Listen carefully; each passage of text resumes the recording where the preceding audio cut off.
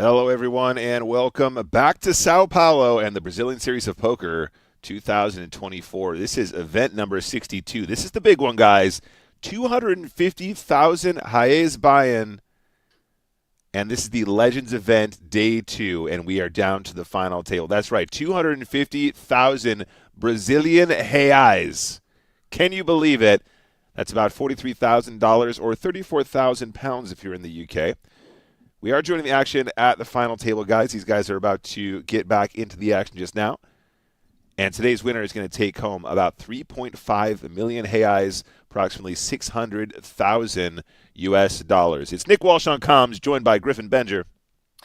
Hey, everyone. How you doing this morning, this afternoon, wherever you are tonight? Yeah, and actually, while we're on that topic, Griff, this is actually the event that concluded just a few hours ago, I have to say. The original plan, you guys, was to cover BSOP on a 30-minute delay on Monday, Tuesday, and Thursday. However, as we were about to jump into the coverage each day, it became glaringly obvious that that was going to be an impossibility on any sort of reasonable scope. Yesterday's event, had we have kicked off at the recommended time of 5:30, which was the original plan, would have gone on for something in the region of 13 hours, something like that. It was absurd. So we would have been well into the morning. So we decided instead to record it, and we're bringing it to you live as though it was live here at 1 p.m. UK time. And it's also what time? You're in your time zone, Griff? It's now 8 a.m. Eastern time. I think this might be the earliest I've ever done a stream. So There you go. Coffee's still getting through my system. It was nice to wake up with my girlfriend, who's a school teacher and is up at this hour. So, I was able to whine and be like, oh, yeah, gotta get up for work. Another day, another dollar. Am I right, hon? Yeah. Another day at the office. So it's nice to have a little breakfast with her and coffee. And now we're getting to work. Nice. Let's get to work, Griff. Yeah, so guys, welcome back. We will have some table audio in just a moment. I know it's a bit quiet in here, but they're going to fade that up for us in just a mo. And yeah, we're going to get down to the final 9 here, guys. In fact, I believe we're joining at final 8, which of course is the official final. Here we go. There's the table talk. And I actually watched a little bit of this back just before we went live here, Griff. And no spoilers, dude. Okay, no spoilers. In fact, okay, there's the reveal. Our first dealer today is Giselle, the Storm Tempestade. And she is a well-known dealer here in Brazil because of her fast and cruel eliminations. If you need to cut the field fast, call Tempestade. She'll get it done. Excited to see Naza back on the table here. I regretted that I didn't let him have his exit interview the other day and talked over it. So I'm going to be completely silent. But he's not going to bust. I'm going to be completely silent in his winner's interview. Okay, good. And you guys might also recognize a couple other individuals at the table. I believe seat 1, 2, 3, 4 is Rafa Moraes. There he is, member of Team Pro. Yeah, classic Rafa. There's some real talent. The cream does rise to the $43,000 top, which is the approximate U.S. buy-in of this massive event. Right, you are, Griff.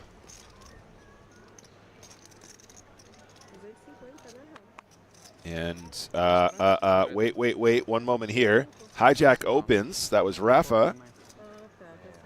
Are we going to see a collision right out of the gate here, gang?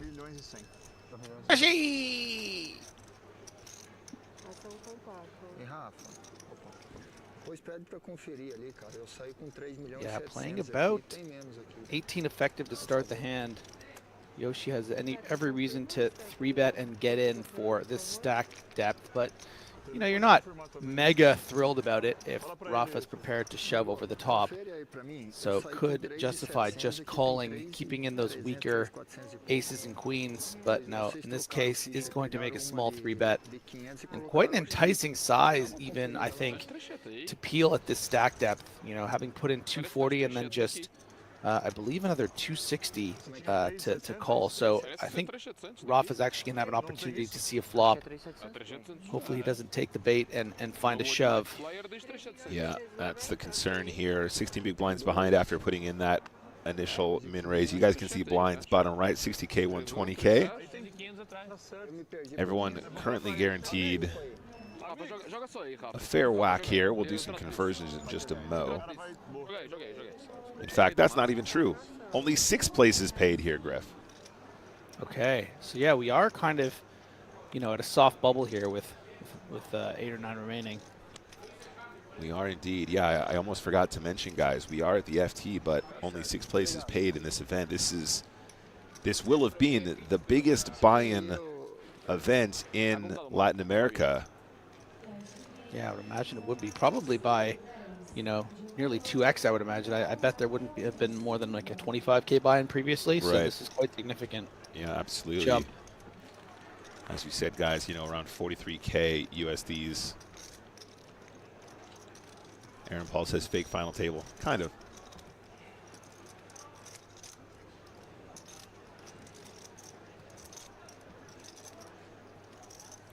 Rafa definitely going to be considering all the options here. Griff, as you said, hopefully our friend and Team Pro will not be tempted to take the bait here. Yeah, I mean, I just think he I mean, even if you're up against kings here, the price you're getting is so good. Ace 10 off, I think you would fold, but suited, I think I like just a call here. We don't want to be making a habit of raise calling off 18 big blinds, but when you're given a price like this with a hand that can outdraw some of those big hands, I think appeal makes most sense. Yep, starts with a call here, gang. 13 big blinds behind. You will notice already 1.3 million in the middle. And we go to a flop of hello, royal flush draw. Griff, you remember that smart thing you said about having a suited hand being better? This is why they pay me the big bucks. Why they pay him the big bucks. We know that he can't make the royal because the Queen of Hearts is in Yoshi's hand here. However, doesn't need the Queen of Hearts to make the best hand here. Lots of options. Yeah, it's a bit of a weird spot now for Yoshi.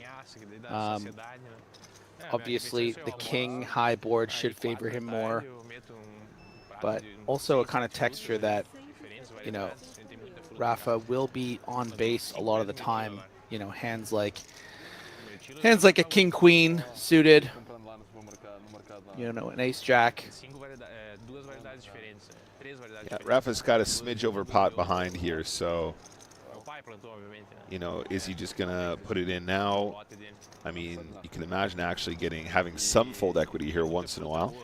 Yeah, I think a shove would make sense. It obviously deeper stacked, you might just want to be calling, but you also don't want your opponent. Let's say your opponent was bluffing pre-flop with something like, ace 5 of spades. You would hate for just to call here and then a shove on a spade turn or something like that. You can just clear out some equity here.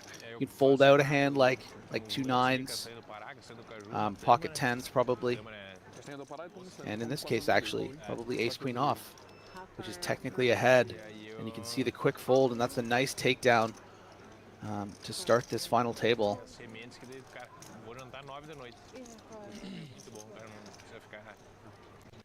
All right, that will do the job. Rafa pickup.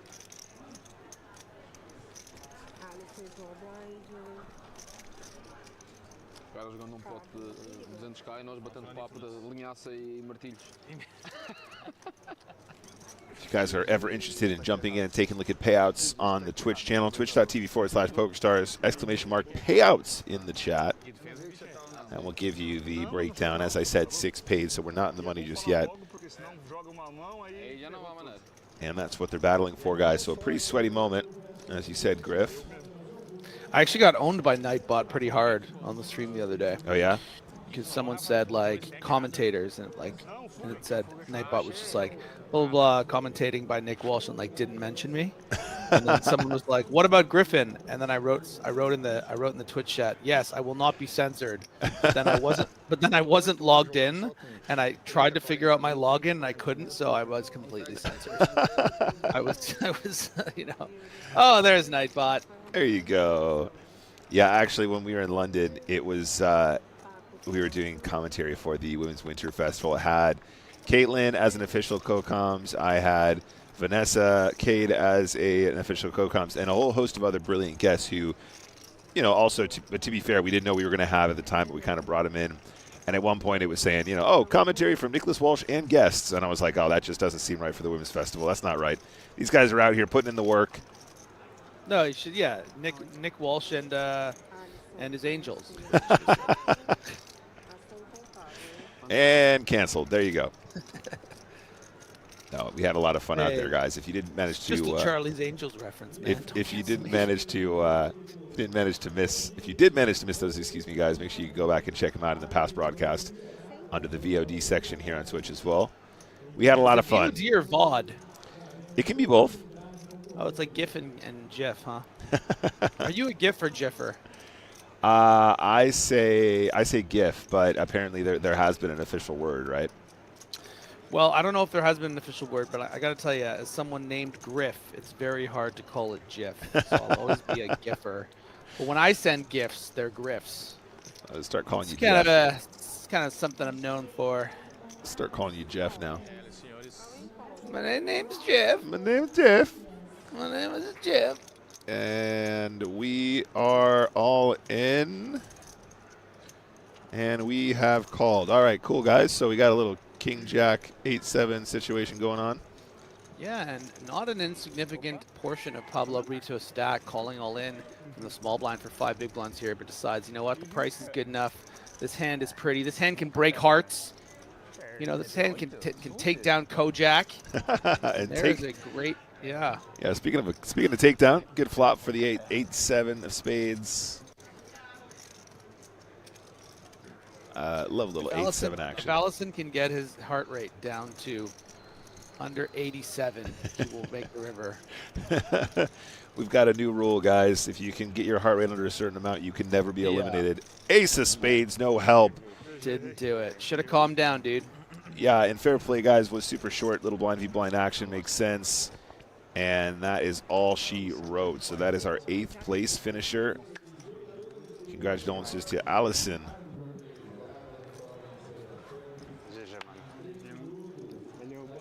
8th place finish. No cash on this occasion, guys, but we are getting closer to that buble. In fact, this is the official hard bubble. The next player to be eliminated from this tournament field will win nothing. 6th place is the min.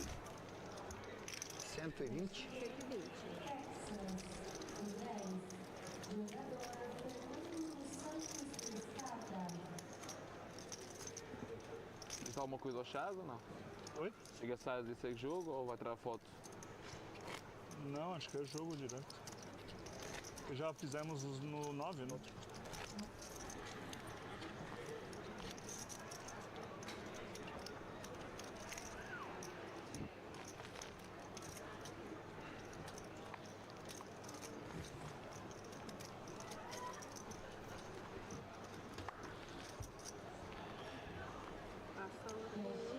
Robert Tronic in the chat says, congratulations. What's the congratulation part for? Bubbling seems a bit needly. Yeah, you know, to be fair, I retract the congratulations on this occasion, Robin. I think you got a point. I think Unlucky. It's a fair, listen, I think your instincts are on par there. It's fine. Usually we're at a final table, people get paid. But it is pretty unprofessional to throw the congratulations when only 6 pay. I was going to say something. I didn't want to call you out in front of the hundreds of people tuning in. But that's why Robin Tronic, that's why we keep you around. Yeah. Good job, pal. Keep us honest. Keep us honest, and that's okay. You know, we all get it wrong sometimes. I appreciate you, Robin. I mean, Nick more than most will get it wrong, so keep an eye on him in particular. But, yeah. Exactly.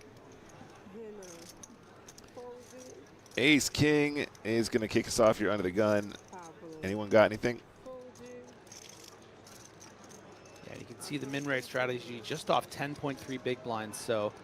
Yeah, some of these top Sharky pros aren't just sort of doing these balanced shoves anymore. They're finding raises with these kind of hands so that they can also raise hands like, for instance, ace-10 off, which is what we saw Naza do on the previous final table we covered on this exact stack depth. Balance in the force, in the Brazilian force. I'm a bit sad that we don't have a Sith Lord to join us this time, Griff. That was a lot of fun on Monday night. I guess Naza's Portuguese. That's technically a mistake, but we are talking about Martins in this case. Yeah, I mean, Naza's got the hood up, but giving me more like tropical lord.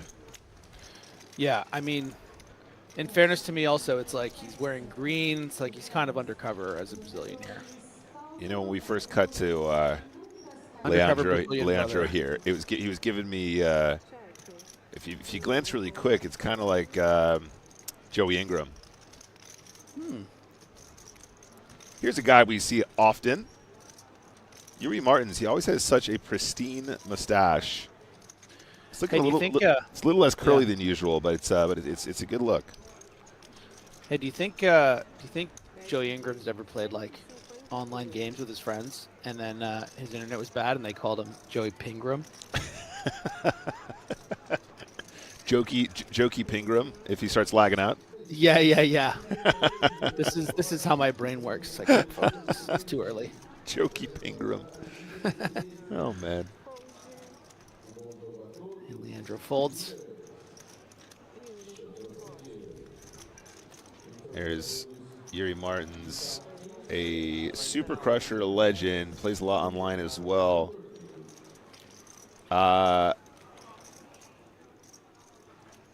Do you know Yuri Martin's online handle, Griffin?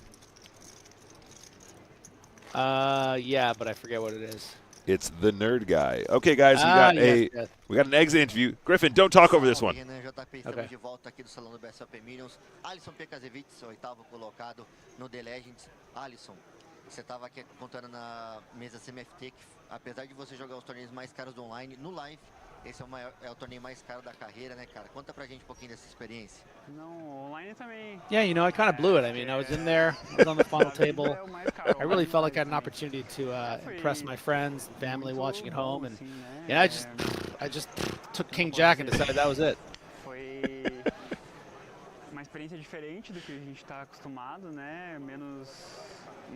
Torneio com mais prestígio, assim, mais atenção, né? E também um field mais curto. Mas, que nem eu comentei, assim, apesar de tudo, eu não senti tanto a pressão como talvez em outros momentos, assim, né? Acho que por estar o ano inteiro focado em jogar e tentar só tomar minhas melhores decisões ali, foi tranquilo, assim, eu não me senti pressionado, nervoso por estar jogando esse torneio. Cara, e agora, pô, você estava jogando o torneio mais caro já realizado no Brasil. Como é resetar a cabeça? E, bom, tem outros high rollers. Como é que funciona, né, a cabeça do profissional nesse momento? Eu acho que... Não vou dizer que você não vai ficar triste, né? Porque eu sou um ser humano e eu tenho sentimentos. E claro que eu gostaria de, pelo menos, fazer TM, né? Quem sabe ganhar, mas... Não vai ser a primeira vez, não vai ser a última vez, né? Acho que faz 10 anos que eu jogo poker e eu já passei por essa sensação várias vezes, né? E aí é isso, é só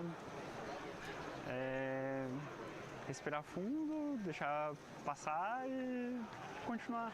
Acho que é isso, né? Não tem muito. É isso, Renan JP. Voltamos com vocês aí do estúdio. Beleza? All right, so 8th place finisher, GG's.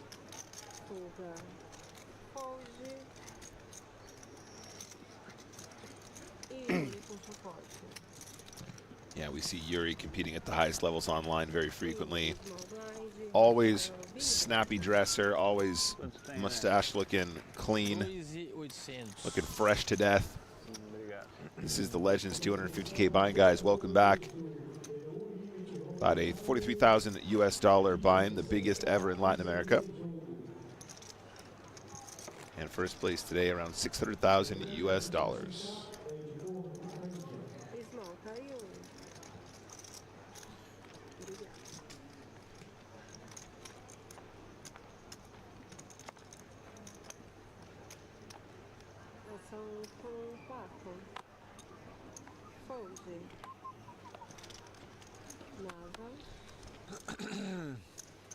Tropical Naza.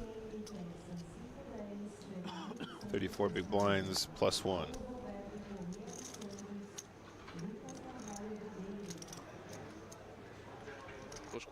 Yeah, all indications right now, it's a relatively shallow final table, so 34 big blinds would sound more like a you know, sort of even under average at your standard EPT final table, but in this case, it appears as though maybe he's even one of the bigger stacks in the room. Yeah.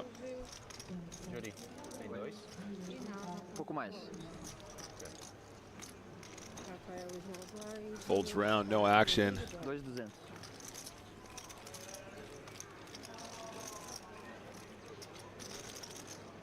Tem quanto, Yoshi? Quanto tem? 3.5. 3.5? Deixa eu ver. Por 2,5, 3, 4 e 200. Obrigada. É que tá bonitinho. Ah, que aí pra, Sim, até pra vocês conseguirem contar, entendeu? Ah, sério, então. Eu preciso fichas agora. Nossa, você tem muita ficha. Não, não é suficiente. Sempre quer mais, né? É. Sempre. Você não? Sim. Ai, ai, viu? All right, who wants the fichas? Renan.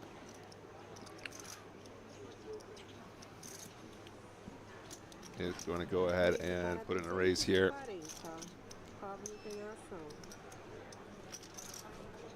I feel like we've definitely seen Renan on the EPT circuit before, Griffin.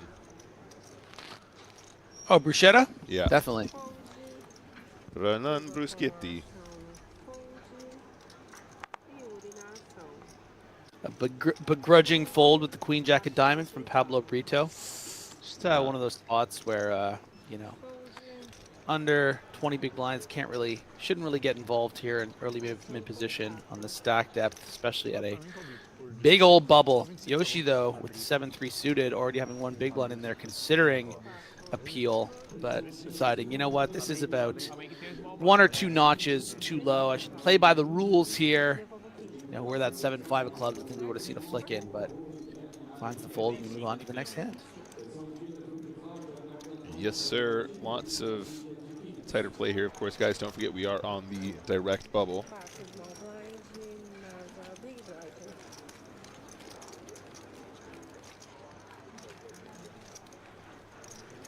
And therefore, play needs to be tighter. We need to be more concerned about getting in the money first.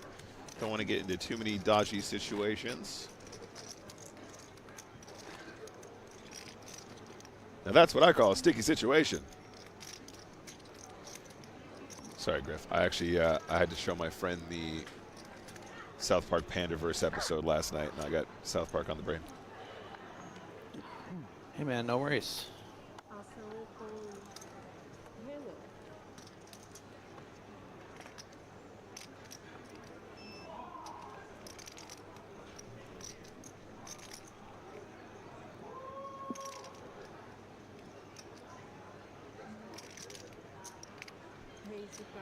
Renan trying to go for 2 in a row and raising what is likely one of, if not the worst hand he would, 8-handed here.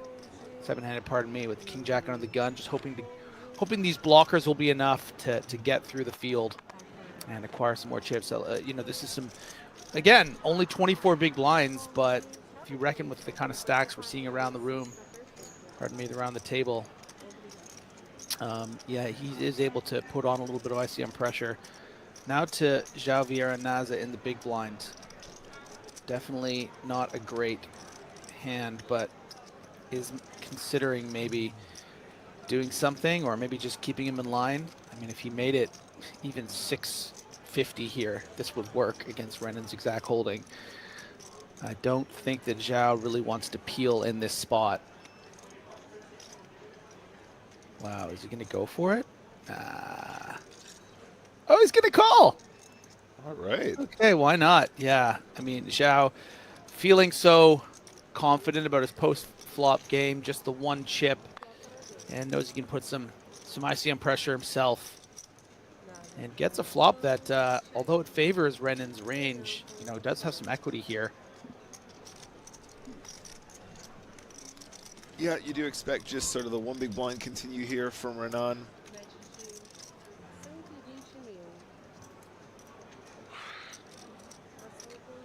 And I think that's what we're going to see. Yeah, there it is.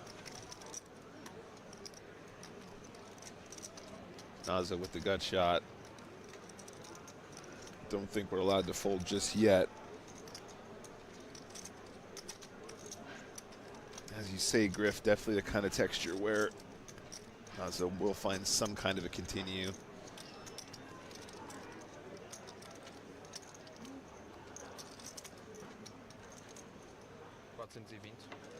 And it looks like that is a check raise.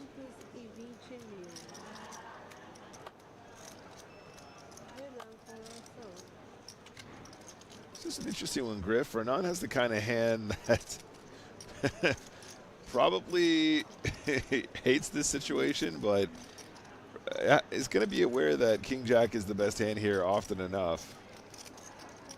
Yeah, being put in a very difficult spot because, you know, Ace-X would be doing that. I mean, you know, Zhao is obviously representing a very thin range, but it's just so hard to proceed without, you know, at least something like pocket eights. And even then, you're just concerned going down the streets. Yeah, absolutely. And look, the pressure applied there on the direct bubble as well is going to be another consideration for the check raise. I think under different circumstances, we'd see these guys kind of go to war, take a turn, and see what happens. King Jack obviously getting check raise bluff there by some flush draws and some gut shots and that kind of thing. Maybe some other straight draws. But yeah, nice work. And Renan knows and Nazda knows they can't really do anything too crazy at this stage. One off the money. The bubble pressure is real, Smeagol. That's right.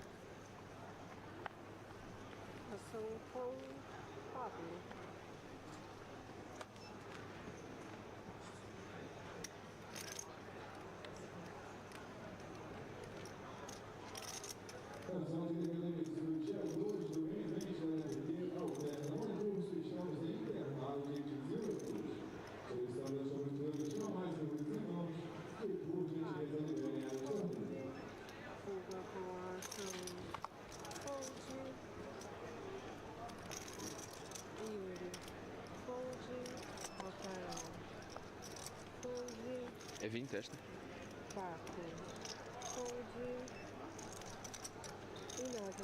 Okay, folds round to the blinds. Obrigado. Zhao, I think, asking for a count here.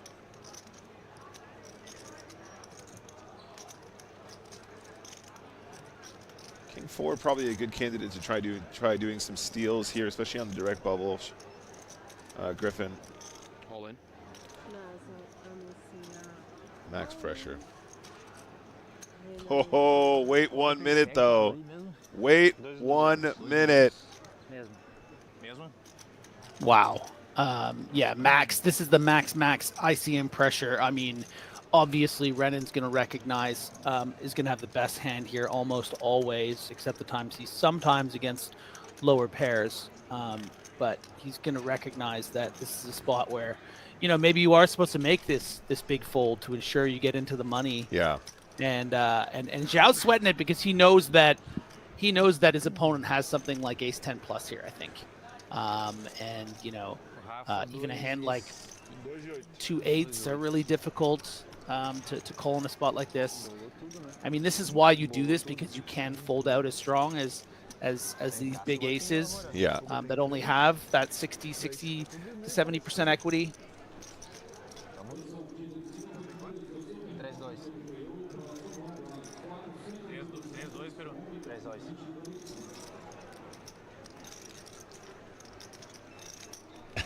He knows that we know, and he knows that Zhao knows, and Zhao knows that he knows. I mean, really, Griffin, this isn't him deciding whether or not he has the best hand and if he has a potential to call. He knows this is a calling hand.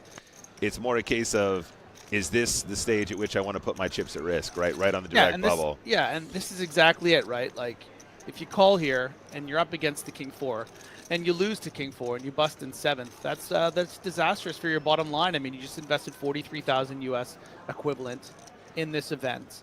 You know, you're a huge favorite to make the money and, you know, back for yourself and potentially your investors. So this is yeah, he does make the fold. That's why they call him Old Naza, because he knows all the tricks. And man, the power of that move. Hands, Nick, back to back, that like you know, I don't think, I don't know if either of us necessarily, or even if people in the watching the stream at home would win that 5-3. I Right. think a lot of us would have just folded that pre-flop, found a way Yeah. to do something tricky, and then because Renan lost that pot, because his stack was down to 21 big blinds, was able to shove the king 4 and get ace jack to fold. So just top class stuff from old Naza. Old Naza, yeah, that's right. Just bleeding edge stuff and very impressive. You know, when we get a chance, guys, we will cut to the graphic where we see all the payouts here. But obviously, these two guys, as you already pointed out as well, Griff, you know, they're both stacked in a way where they seem on the shorter side, but in relation to the table are actually sort of middling to bigger stacks. And therefore, they're going to be sweating the shorter stacks busting first and hopefully getting a sweat-free payday in the min cash. Okay, let's fold it around now again. On the button with a real hand.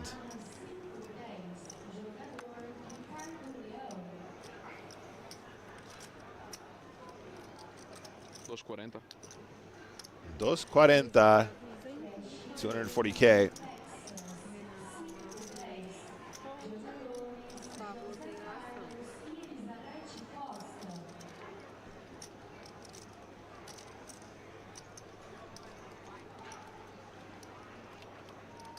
Pablo Brito, one of our shorter stacks, 17 bigs.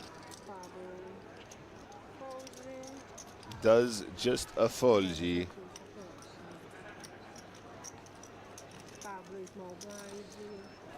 Oh man, Naza too good, dude. Way too good. You know, like watching Naza play like this, Griff. Is this what it was like watching you play Counter-Strike back in the day? No, I was more impressive. But he's, you know, just give him some time on this final table, see how he does, see how he finishes. What's your favorite shooter right now? I know you said you were playing some CS2 again recently. Yeah, not even close. CS2 is actually, it's crazy nostalgic for me, but it's my favorite shooter right now. I just got back into it about in the last year. Even been watching most of the majors, to be honest. That's really good production value. I'm really getting into the different players, getting some of my favorite players, really understanding the teams and stuff. And yeah, usually just sort of have a PlayStation 5 game on the go these days when my girlfriend's working in my office on my PC, and then during the day while she's at work, I sometimes play a little Counter-Strike. So yeah, it's been a lot of fun. Been getting better and better. But mostly Fantasia at the moment. Yeah. I'm about 25 hours into Fantasia. I just started it the last few weeks. It's been really, really fun. So let's see how this one goes. I have another question on that front. And actually, never had a chance to talk too much to you about CS:GO before, or CS in general, not CS:GO. Open from the ace-9 suited. Leandro 24 bigs in the big blind. Versus +1 Griff, I think I'm calling here. Especially on the bubble, but that could just be me. I mean, is there an argument perhaps when we're covering to just turn this into a shove sometimes because we want to max fold these scenarios? Yeah, I don't think so. It's just too high risk. It's too high risk, shove yeah. Here and be up against queens or kings and Sure. bubble and seventh. I mean, he does technically cover Rafa, but you need to be a bit cautious here. And we're both going to play pretty honestly. You get the dream flop with the ace jack, ace of hearts. I mean, I guess the other alternative is maybe just maybe a small 3-bet not all in looks quite scary as well. Might have the same effect, I just think the problem with the small 3-bet is, a hand like this, you want to keep in those, it's that principle of keeping in the dominated ace of the dominated jacks. And exactly for a situation like this, I mean, had the board come even ace high, that would be even more value. But you're going to get the C-bet here from Maurice and make a little bit more money. So 3-betting pre-flop would effectively turn your hand into a bluff at times your opponent does have it. So I'm with you, mate. I'm with you. So a small continuation. And Leandro is jumping for joy right now. This is pretty much going to be the best of it a lot of the time. And if it's not, you got the nut redraw to go with it. I think there's a chance we just flat here, Griff. I don't see any real value in check raising.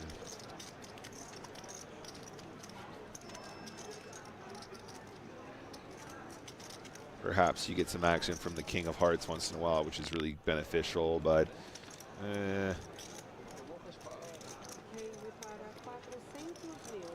okay. Seems like we have a difference in opinions here. There is a check raise to 400K. How do you feel about the check raise here, Griff?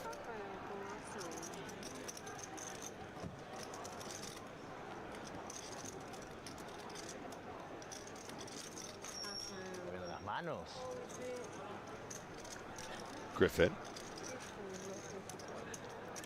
Griffin. Griffin. Es horrible, ¿no? ¿Cuánto tenemos de RP? 12, 13, 14. All right, appears we've lost Griffin, guys. Hasta leche, sí, me imaginaba. 2.2 antes de postar. Might have to get some tech support in. 2 com isso. Lost to the Ethernet indeed, Aaron, that's right.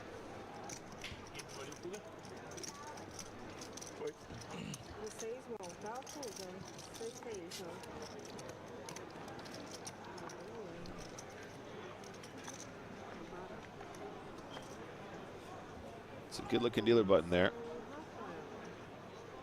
Hello, John Edwards in the chat, welcome. There he is, Griff. Oh, never mind. Thought we had him for a moment.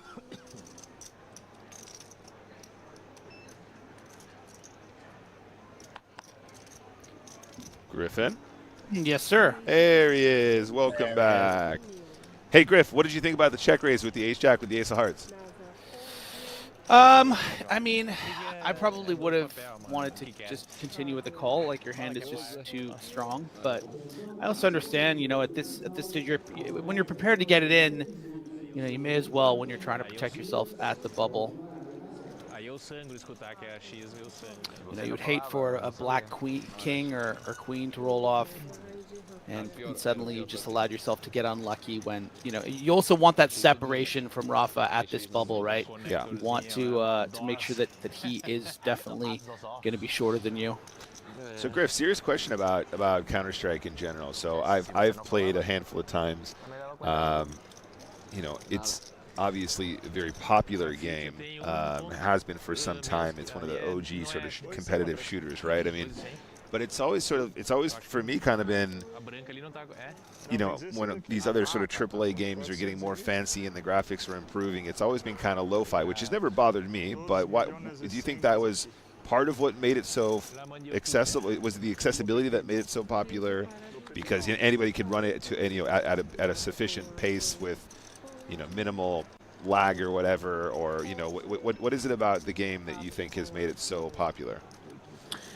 Yeah, I mean, I think that accessibility certainly helps when it comes to Counter-Strike. I mean, the you know, graphics were never really the big. It was more about just the gameplay, the quality of the mechanics that was really the selling point of a game like Counter-Strike. You know, it wasn't like these you know, Far Cries or whatever that were coming out at the time. So yeah, I think it's nice to have a game that feels like universal, that you can kind of like anyone can really run. It's not always about having the nicest PC, and, you know, any old LAN cafe could run Counter-Strike.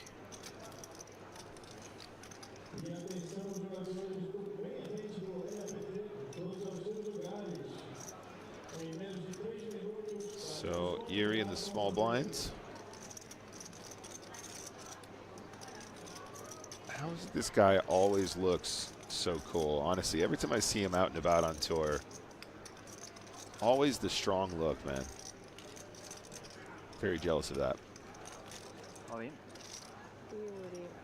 Always the outplay.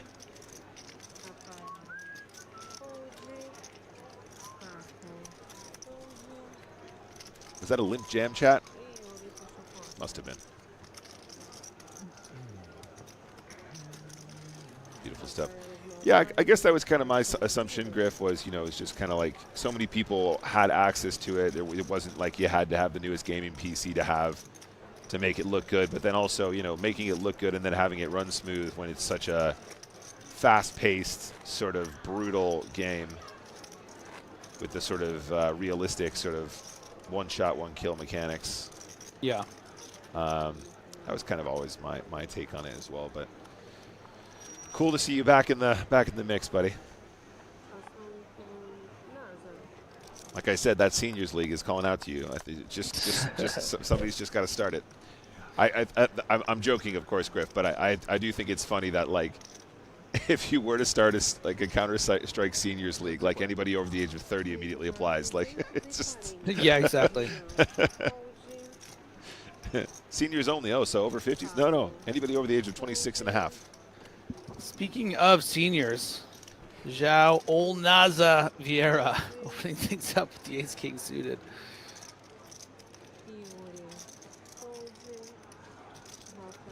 Folded all the way to the big blind. Yoshi with the king 10. Bit of a tricky spot here at the bubble. You know, you're a top 3 or 4 stack with these 28 blinds. King 10 not playing particularly well against an under the gun range, but Zhao's range should be a little wider given that he's putting on this ICM bubble pressure. Yeah, it's going to be too strong to just fold pre, so is going to flick it in. Unfortunately for him, is dominated and should really hope that he doesn't get a king high flop.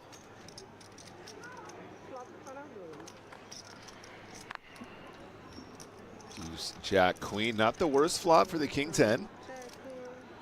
Does have significant equity with the straight draw. Yeah, and the backdoor royal draw for João Vieira. Should be starting proceedings with a little bit of a c-bet here. Going to expect Yoshi's on base some of the time, but does have the option to really blast off if he wants to and put max pressure on perceived Jack X type hands.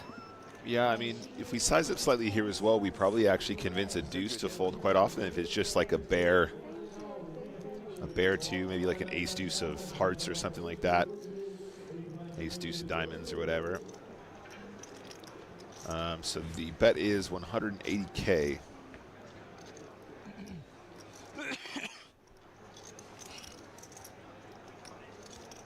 King 10 with a beautiful hand to continue with, especially on this rainbow texture.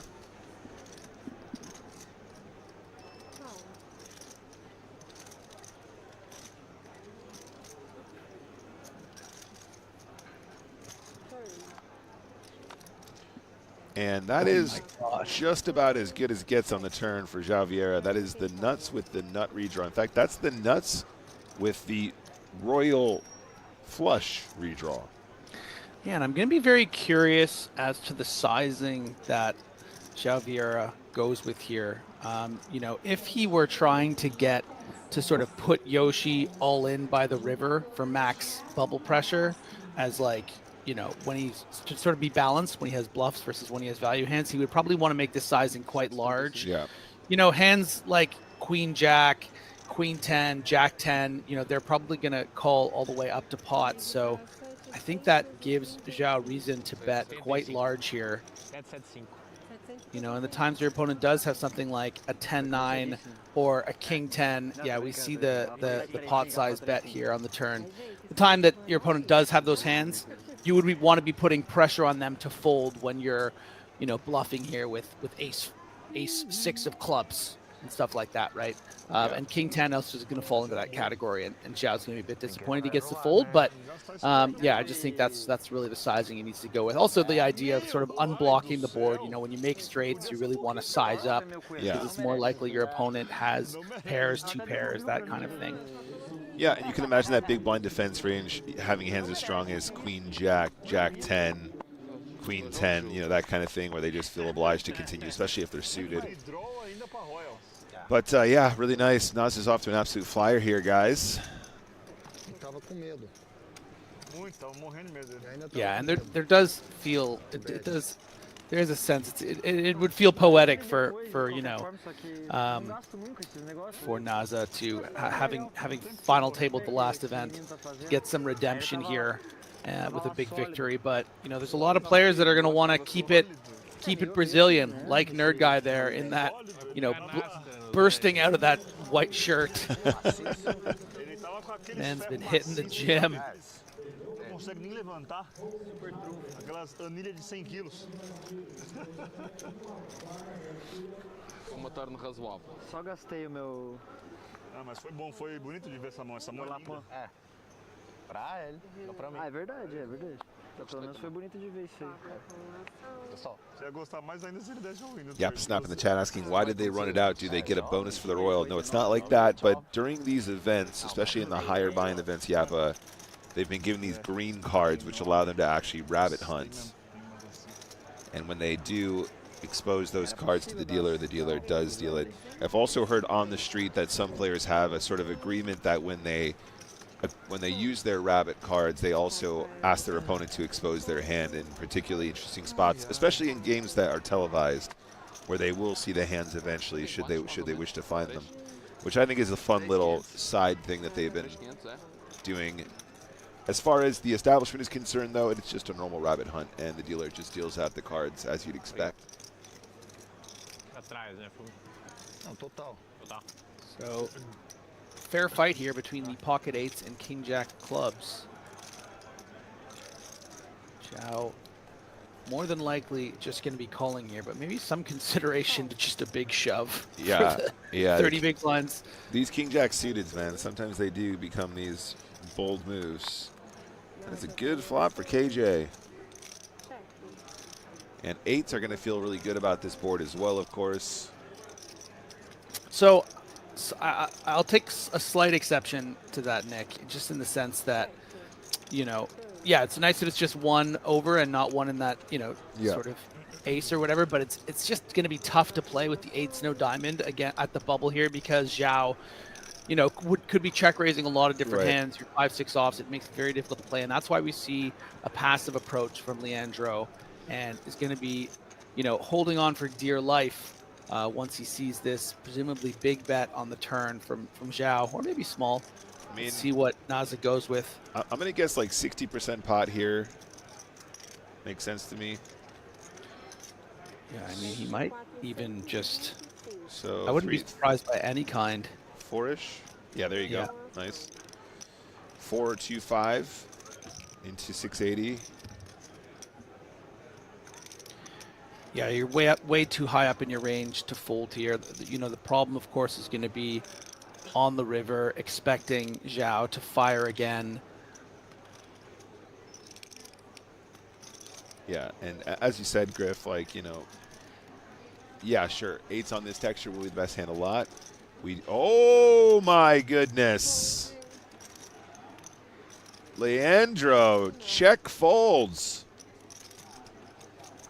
Yeah, and that is just a great deal of respect for Javier, recognizing that, you know, not only could you be bluffing, but be up against a bluff, but that you're against the kind of opponent that would honestly 2x shove river and put you in a complete coffin. And if you know you're not prepared to call, you know you have to hit an 8 on the river. Sure. Yeah, like this is sort of a correction within the context of a stone bubble where you really need to make sure you make the money. Let's not get into a guessing game with one of the best players in the world and probably the best player on this final table. Yeah, absolutely. Yeah, we do need to be careful. Obviously, that 27 big blind stack, very confident that they're going to be able to sneak into the bubble if they sneak into the money, excuse me, if they are careful. And that is definitely careful poker right there. Okay, Ocho's this time for the nerd guy, a.k.a. Yuri Martins. Crystal in the chat asking, did the Sith Lord win? That's right, Monday during our Champions event, our Sith Lord did indeed win. That was Kana.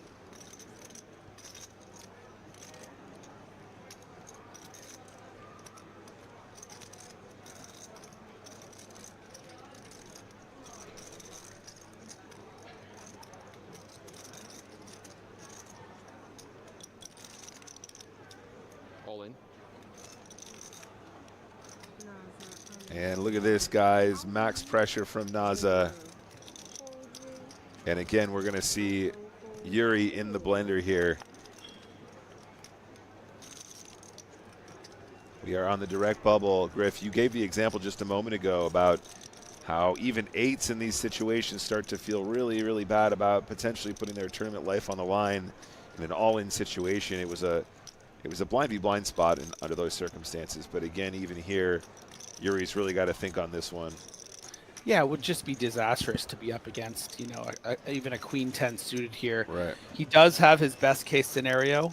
Certainly going to be considering that hands like deuces through 7s will be shoving here. But, you know, even ace 5 suited, you know, king queen off. These are hands where, you know, your equity is just really not enough of an edge when you have a good opportunity to get at least that min cash. I feel like Yuri would make a stand with 10s plus maybe, but even then it's just tough, like, to then find yourself up against the queen jack suited, for instance. Yeah, 8s is definitely a real marginal one, right? Because if you go, I've seen Naza do this with lots of like weak suited aces. I've seen Naza do this with all of his small pocket pairs. All of a sudden your equity just leaps, right? And you're feeling really good out of it. But like you said as well, if he just has jack 10 of hearts here, and he's just doing Naza things, it becomes a really, really sad story when you just lose a flip for your tournament life right before the cash. Yuri has not relinquished yet, really considering, perhaps telling himself, if I would make a stand here with 9s, maybe I want to just go for it with 8s, but I doubt it. It's just tough because 7s is just, you know, almost a snap fold. 8s just creeping towards that mid-premium range. Yeah, and Yappa Snap 38 says on Twitch, I hope they use the rabbit card here if he folds. Yeah, you're quite right. Yeah, I wonder if that's sort of a bit of a meta thing as well, where, you know, when you know players have the cards, Zhao, you know, might want to shove in this spot because he knows that Yuri's going to be able to make a big fold and then see it. So it's not just a fun thing. I think there are ways that you can kind of... Tom asking, what is the bottom of the definite call range here? Jacks, queens, probably? Yeah, I'd probably start there too. Yeah. I think 10s might be a side call, but definitely an argument to even just fold that.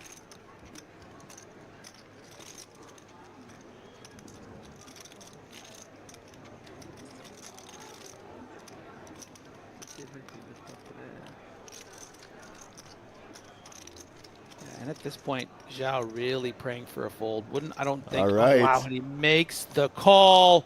And it's a really good spot for him too. 80-20 pre-flop. This is really, really cute. And Naza even looks a bit befuddled, surprised. Like, I think they both know he's probably supposed to fold that, but decides to go for it and is in excellent, excellent shape. Wow. And it's not looking good for old Naza. Needs to improve. It's not going to cost him his tournament life, however. The all-in is on the right side, so Yuri Martin's at risk. So let's go to a flop. Flop is Jack 6, 5, 2 spades.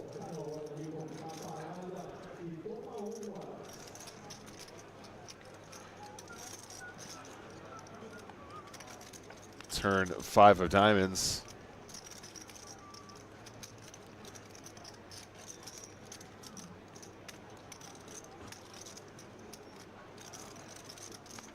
River 9 of diamonds. 8 sold. Very good call there by Yuri.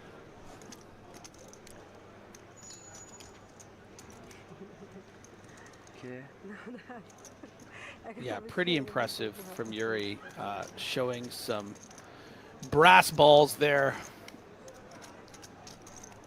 Yeah, big moment, guys. Imagine just getting that one wrong right on the bubble. But after that exchange, let's take a look at some chip counts here. Yuri Martin's now our chip leader, 5.1 million, 43 big blinds. Zhao Vieira only second in chips, and you can see, I'm sure Zhao was well aware of the fact if he gets caught there, it's not going to cost him a particularly huge drop in the standings. Leandro third place. Brito and Rafa are going to need to do some work, but not danger zone territory just yet. And Griffin, to your point, buddy, these stacks not particularly deep. The average here you know, what do you think? It's got to be around the 30 big blind mark, something like that? Yeah, something like that. I mean, pretty shallow. Only a 25 big blinds separating the bottom stack in Pablo Brito and the new chip leader in Yuri Martin. So, yeah, something's going to have to give at some point. But we've seen in the past in these BSOP events so many talented, Latin American players that find a way to sort of stay around. They won't go away. And we saw that in the last event we covered. So this could go long. We'll see. Maybe once the bubble bursts and the blinds have gone up, things will change. But until that time, I don't really think any of these players are going to make many mistakes. Pouco menos, né? Pouco menos de 4. 3.6, 7. Acho que tem mais. 3.8. That's what we've seen so far, guys. If you go back and watch our coverage on Monday, it was a stream that went the distance, to say the least. It's about a 9.5-hour stream, and it was just a whole lot of very good players knowing exactly what to do, wielding those short stacks, and then also probably a lot of short stack double ups as well.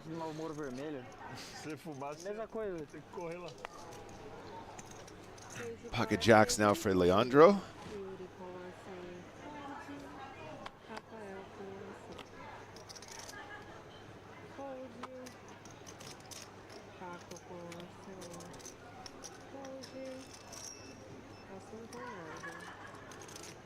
Zhao over here, ace 10.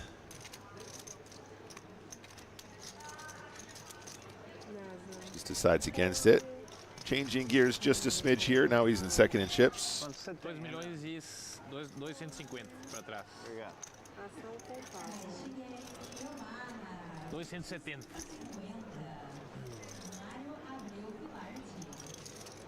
Você, Pablo, tá com? And this is going to be a raise and a take it. Tom in the chat asking, did I unpack everything yesterday from all that traveling? Absolutely not. It is still all in my suitcase. Every item of clothing that I own is in that suitcase, as I've been traveling since the 5th of November. Finally got back to Brighton on Monday, went straight into BSOP. Did a bunch of admin on Tuesday in preparation for an evening stream, which obviously didn't happen. Straight into a daytime stream today. I can guarantee you, though, Tom, after BSOP, I'm going to take a little bit of time and start the mountain of laundry and everything else that needs unpacking from that bag.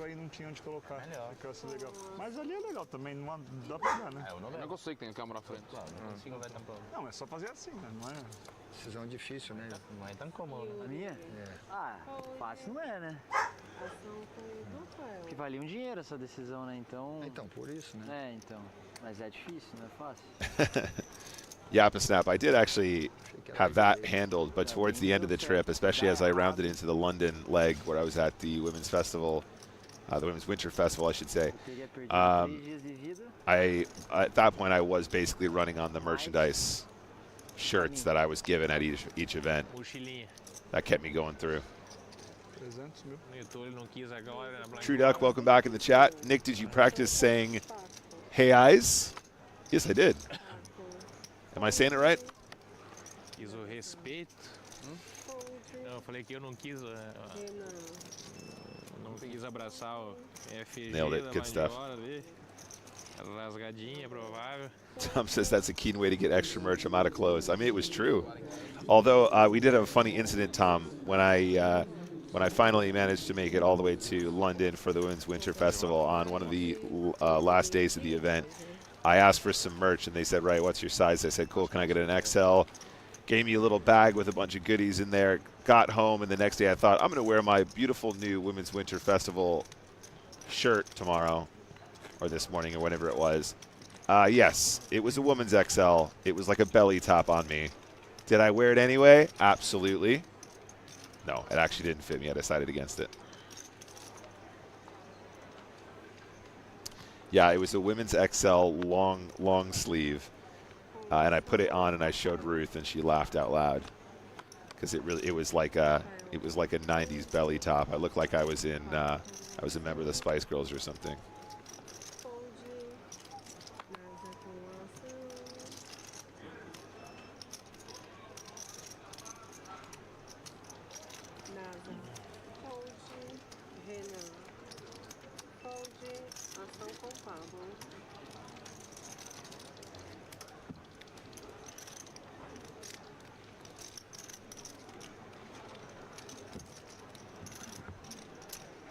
It was snug like the Grand Tour jersey. Yeah, something like that. It was probably more snug than that. Burrito with kind of an annoying spot here on the button with 14 big blinds and ace-3 suited. Just an easy shove in any ordinary scenario, but at the stone bubble, you would hate to get called here.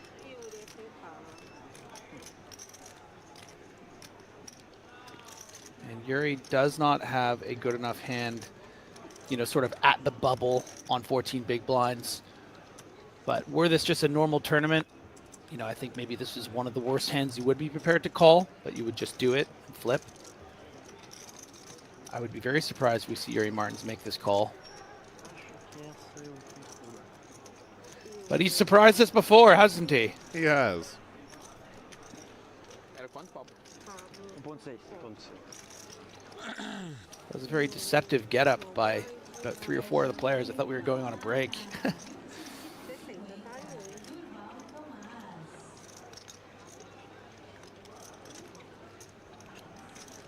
Zicat is asking which Spice Girl I would have been. Good question. Definitely not sporty. I don't know if I'd be scary. I definitely wouldn't be Ginger.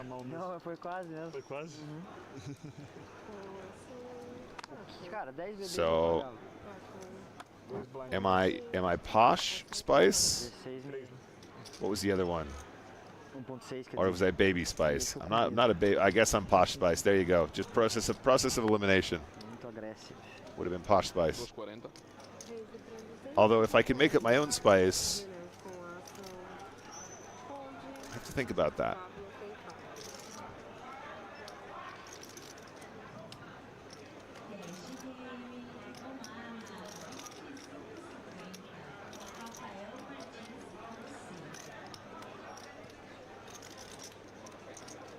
Spin Spice. There you go. Thank you, Sacramento.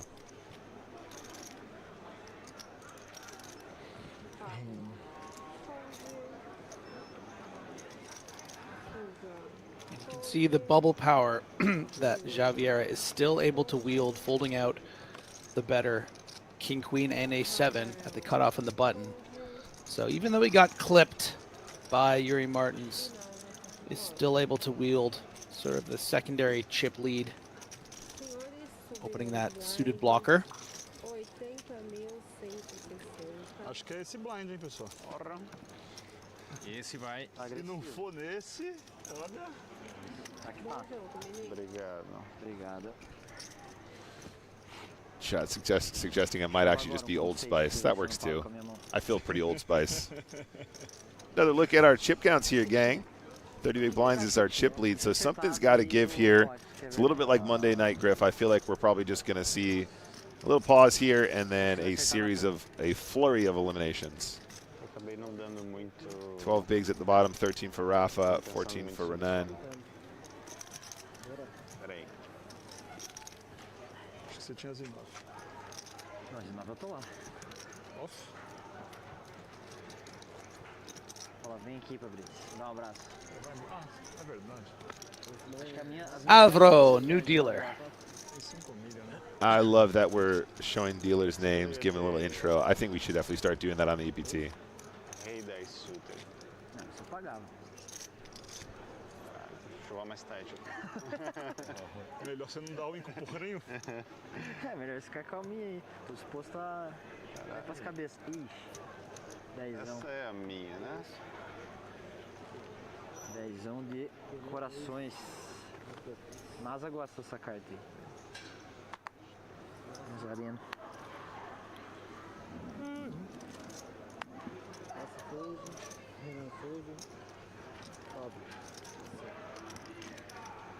All right, folding round here in the final 7 players. Ace, King of Spades in the cutoff, though. 20 big blinds for Leandro. Yeah, I think this might be just a nice, clean, open shove, actually. Given the ICM implications, you know, the way that Yuri could just shove on you. You don't really want to be calling all in with ace highs at the bubble here. But it's just going to start with a 2.5x raise.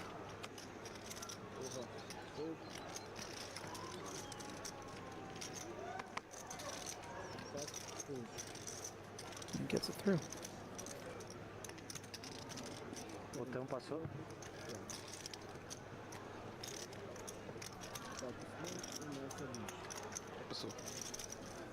It really is that easy, chat. So from the field of 43, 7 remain. Let's see if our new dealer can work some magic. The people demand action, dealer. Smeeble, that's correct. The big blind posts 1 big blind and then 1 big blind for the ante as well. That's how we handle live antes these days. Small blind is half of the big blind as always. Although in some cash games, in other circumstances, we might start at like 100-100 in a tournament, or you know, we might have a 1-1 or 5-5 game or something like that in cash. But for the most part, that's how it works. Under these circumstances, we have the chips to do half. Is there a mystery bounty? No, Osmo. We are playing just for $. If you've just joined us, guys, this is the 250K Reais buy-in. That's about 43,000 US dollars. This is the Legends event at BSOP. Event number 62. First place around 600,000 US dollars.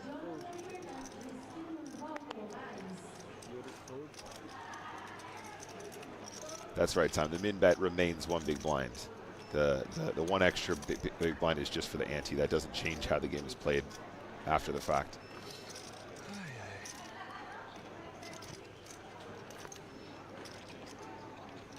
Hey, Griff, do you know somebody called Wasserman?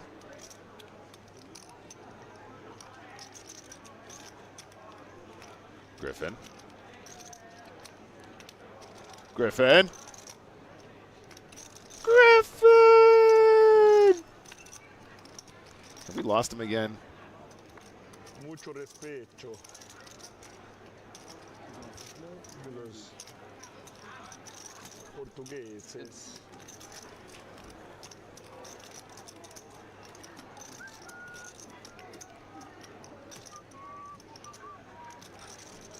Just standing on the mountain alone. That's right. That's right, Blue Pash.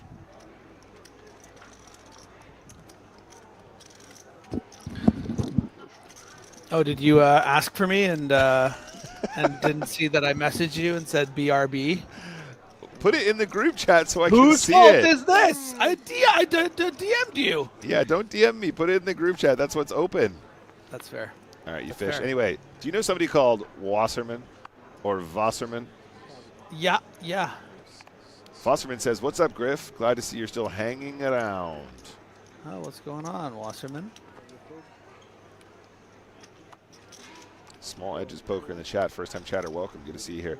Sacramento says, Nick and Griff, what are your thoughts on Maria Ho taking down the celeb poker to a crown? Sometimes playing against people that don't know what they're doing can be difficult, especially in that fast blind structure.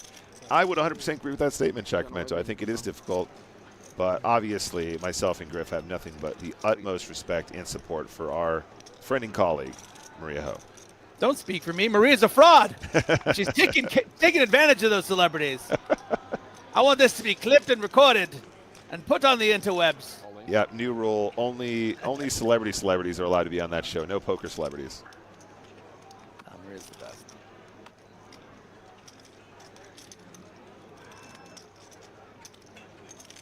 Actually, I only said that because my PokerStars shot caller went off. She's not the best. She didn't deserve to win.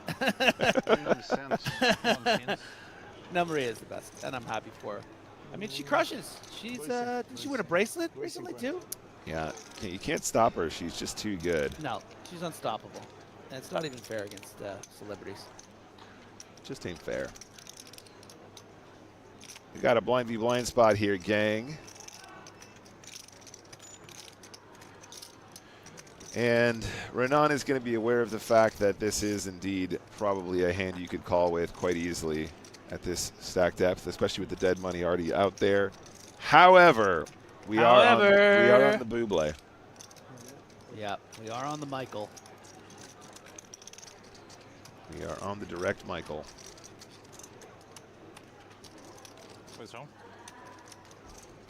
Yeah, and I'm sure part of the narrative going through poor Brennan's head is, if I fold that ace-jack off, I should probably fold ace-4 suited.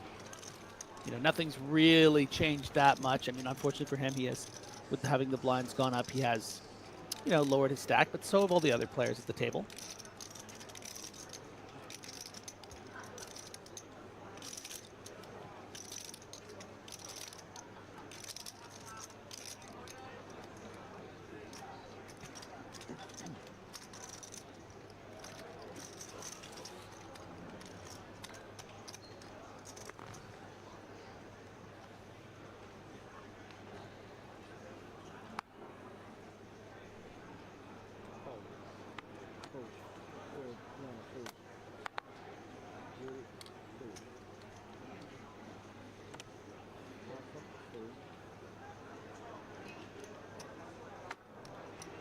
Pablo, posso ver as vermelhas, por favor? Vermelhas? As umas atrás, não é? Ah, obrigado.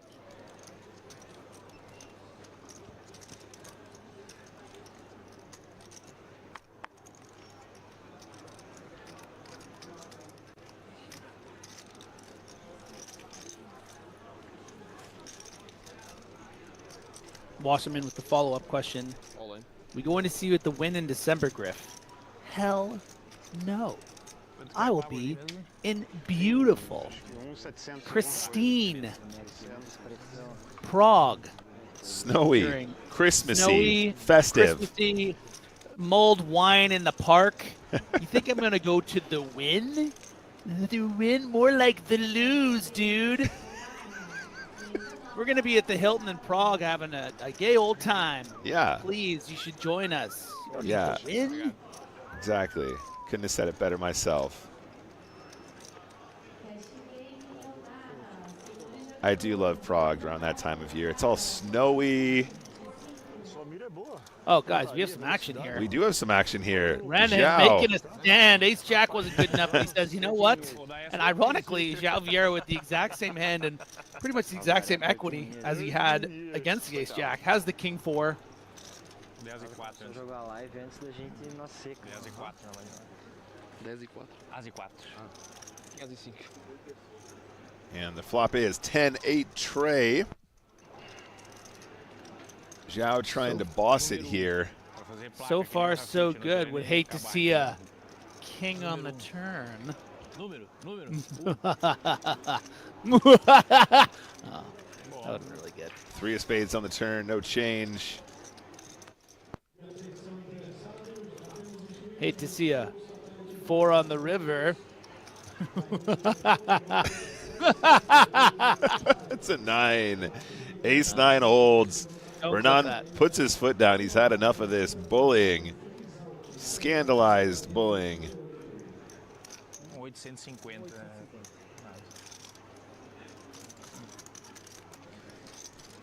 And that will be a double for Renan, making him feel a lot more comfortable. We'll take a look at the breakdown in just a moment.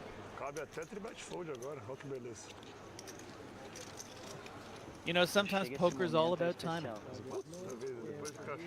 And, you know, had he called with the ace-jack, would have been in the exact same scenario, but maybe that 35%er would have come in, and he would have been our 7th place finisher. Instead, he is now second in chips by just behind Yuri Martins, and our boy Naza is going to have to dial it back a little bit.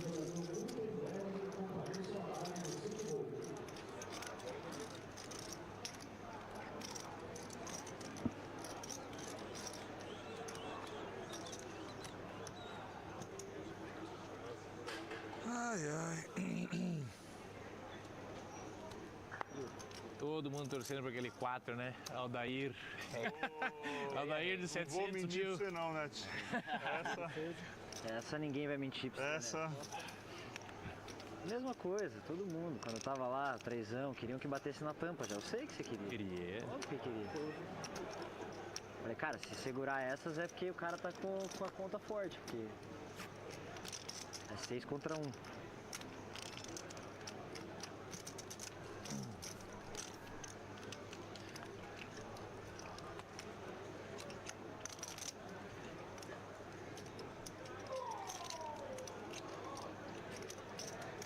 What does Yoshi have in mind here in the hijack? Yeah, very tricky. 16 big blinds here. Okay. It doesn't really serve as much of a sort of, you know, blocker open. You're not going to be a lot of post flop play here, but does decide to play it as a min and is gonna. This is exactly why it's difficult to play this as a raise, because Xavier is just going to be shoving this in most likely, and you're going to have to fold a hand that, you know, had 55% equity. Yeah, never a good thing. And I think probably for me the 5s is just a bin. Yeah, I think it's a snap fold. I mean, the principle of playing a hand like this at 16 big blinds in mid-late position would be to just shove. And if you can't do that, you know, you just need to fold. And, you know, 2 big blinds doesn't sound like a lot, but, you know, we can see how, as they're going up as well, how a lot of players have around this stack, it can really flip-flop where you can be on the bottom and then you're really in trouble with the blinds eating away. So I think this was a slight mistake from Paco, who hasn't had the greatest time at this final table. I mean, we started the final table with that unfortunate hand with ace queen, where he got effectively outflopped by the royal draw against Rafa, and now it feels like hasn't really played many other hands other than this. And maybe that comes into it as well. Finally has a spot to open. You think Naza's going to be chilling out a little bit, having, you know, been put down to 17 big blinds. But listen, Xavier just got dealt a big hand and shoved it in. That's right. Ah, não tem desconto essa vez? Pode esperar, né? Tem quanto mais? 3-4. Caraca, agora embolou. De verdade. Embolou. Que isso? Conhece essa palavra? Embolou é quando... Embolou, misturou tudo. Tá tudo... É, todo mundo parecido. Ah, sou eu. Desculpa.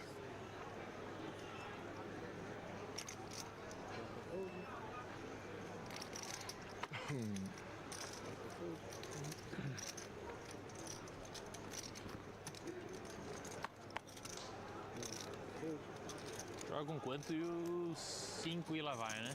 Não chega assim. 4,400, 4,5.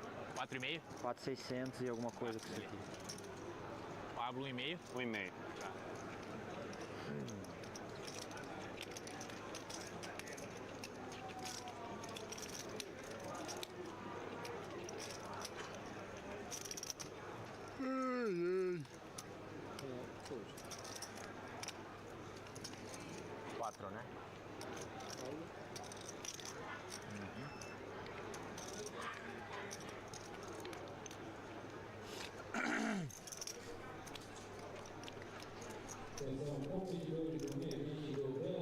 On the shorter side here, Pablo ace deuce offsuit.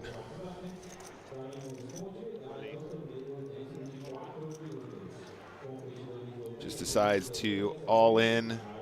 Again, it seems very standard to stack depth, but still a lot of considerations as we're on the bubble. I think probably if we're giving this one up, though, Griff, we might be giving up on too many opportunities to accumulate chips, or at least to remain, you know, with chips so that we can pay blinds. I honestly don't know where the line is, personally. There's a good chance that maybe even ace deuce might be too risky. How do you feel about that one, bud? So are we at, we're still at 120 or are we at 160? We're at 160, I think. Let me just, sorry, 1 sec. Let me just double check for you. I believe we're still at 160, but I could be wrong. I mean, still at 160. I mean, it was just under 10 big blinds, excuse me. Yeah, I mean, look, at this point, I think that him being the bottom stack, presumably, yeah, you need to find some ways to acquire, and an ace on the button, you know, it's obviously scary, but fold there. I mean, these guys aren't going to give an inch. They're, you know, no one else is going to like blow up, really. Yeah, right. So I think it's okay. I mean, the blind's going to be calling really tight. It's not like a big chip, a guy with a big chip lead is going to call with queen 10 in the big blind. Right. You know, it's like you're folding out a lot of hands that have a lot of equity. You just got to kind of dodge the better aces and the pairs, which are hard hands to get. Yeah, I'm with you, mate.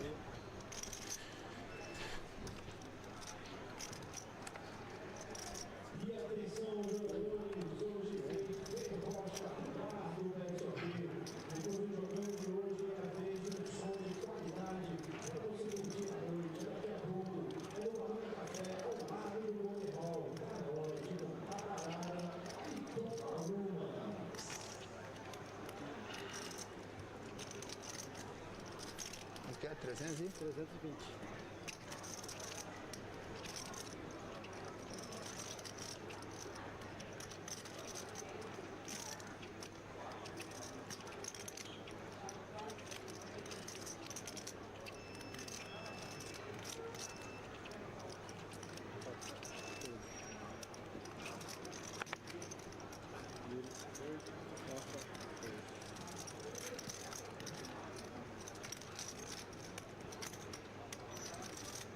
Botão.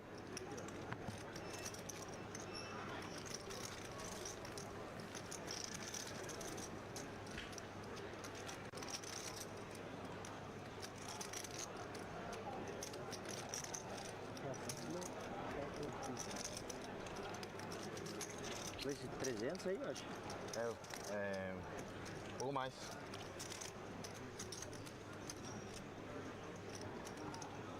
Dois, três. Beleza, aham. Fechou, valeu. Tô 5. Obrigado.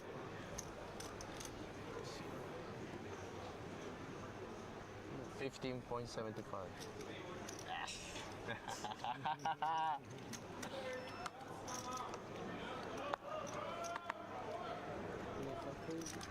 Pocket four is in the bin, folding round to the queen five folds.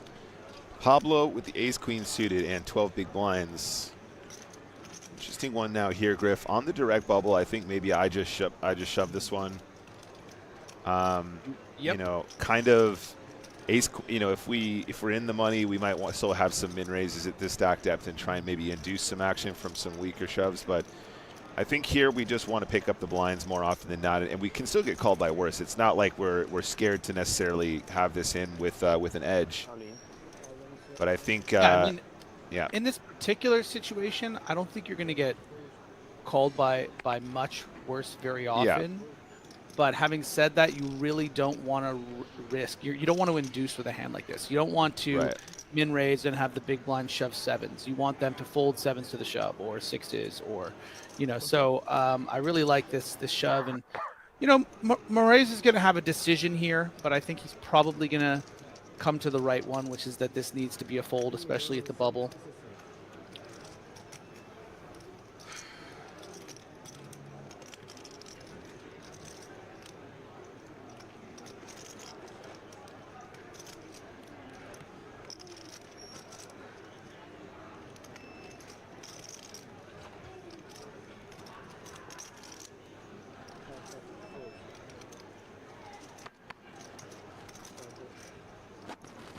And does take it down. So going to be in the 15 big blind region now. A little bit more comfortable for the hands to come now. A little bit less pressure. It was always going to go this way, Griff. We're always going to get to the bubble and have a big slowdown. Yeah, definitely. I mean, you know, like we've talked about, been very impressed over the coverage of this series of how well these Brazilians play, and it's really reflective of what we've come to expect from, you know, our World Championship and Spring Championship series. I mean, these are some of the best players in the world, and there's so many of them, and this is a over $40,000 US buy-in. So this is the cream of the crop. This is the best of the best. So that's why we're not seeing very many mistakes. It was really cool to see Yuri's kind of maybe like draw a little outside the lines there and just like go for it against, you know, someone he's probably played hundreds of thousands of hands with online in NASA. But other than that, everyone's been playing, you know, near perfect and not really doing anything out of the ordinary, as Yuri, with that quote-unquote chip lead with just 4.4 million, is going to find the raise at the cutoff and hope to get this through. Yeah.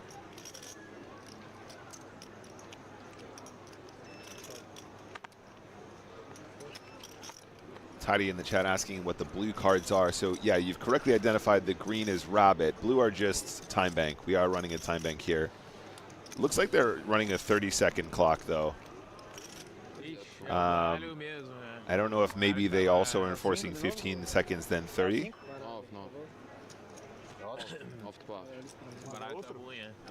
We might be able to take a glance at what the clock says when the dealer starts, but we do have a time bank card on the table. Tentar esconder a carta e o caralho. Andar, pô, dá para ver do. Flor! Flor! Ah, já falou? Para ver do Rio de Janeiro aquela carta. Que porra, não sabe isso. Aquela. Dá para ver muito alguém trazer água? Muito, dá mesmo. Você consegue pedir para alguém trazer água? Por favor. Você só percebeu depois? Logo que veio, porra, logo que ela veio a voar, fico. Então ela vem com aquela porra no ar, não Mas na hora que você recebeu, você tem que falar, pô. Eu não posso falar na hora que receber, porque se a carta está marcada, eu vou estar a. É. É misdeal. Não estou a dizer que ninguém está marcado, como é óbvio. Ah, é misdeal? É misdeal, pô.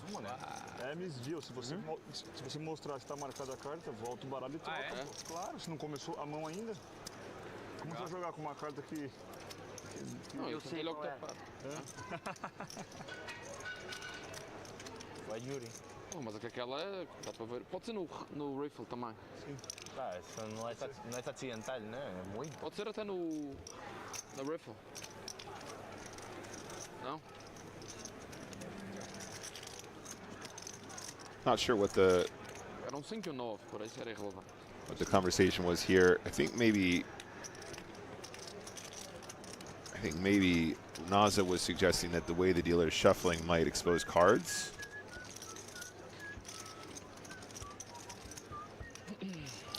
Or perhaps the dealing style, I'm not sure. Could be wrong. That's just me guessing.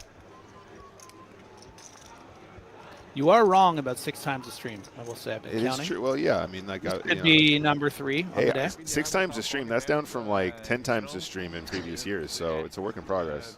True. Distribui a carta muito alta, entendeu? Muito obrigado.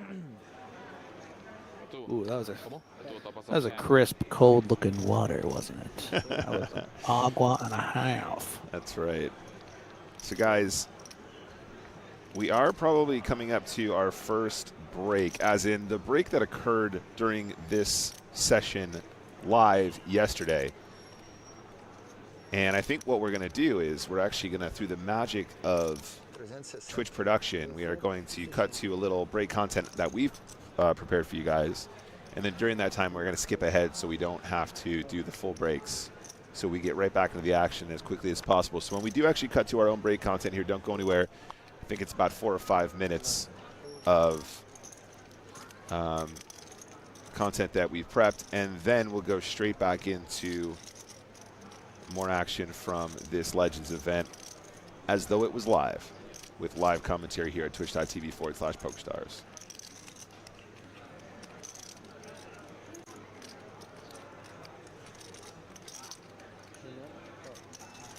So raising a call, +1 versus big blind. Leandro is the covered stack.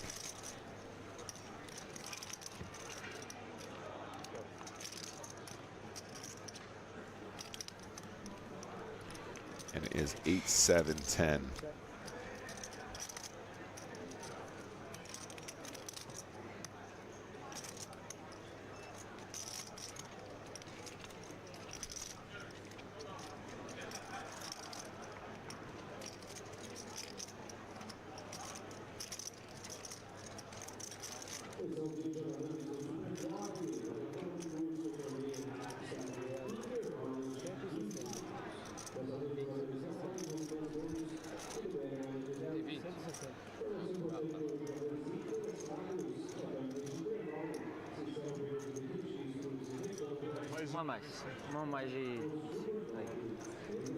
What do you think Renan does here, Griff? Facing that small bet. We've got a really strong hand on a very wet texture, but we are on the bubble. Yeah, I think we're just going to see a call here. It would be a complete disaster to run into the top of Leandro's range. Obviously, we're well ahead of a hand like ace-5 as we see the nervous cough from the Brazilian, who hates to see it continue on this texture and is probably completely done with it.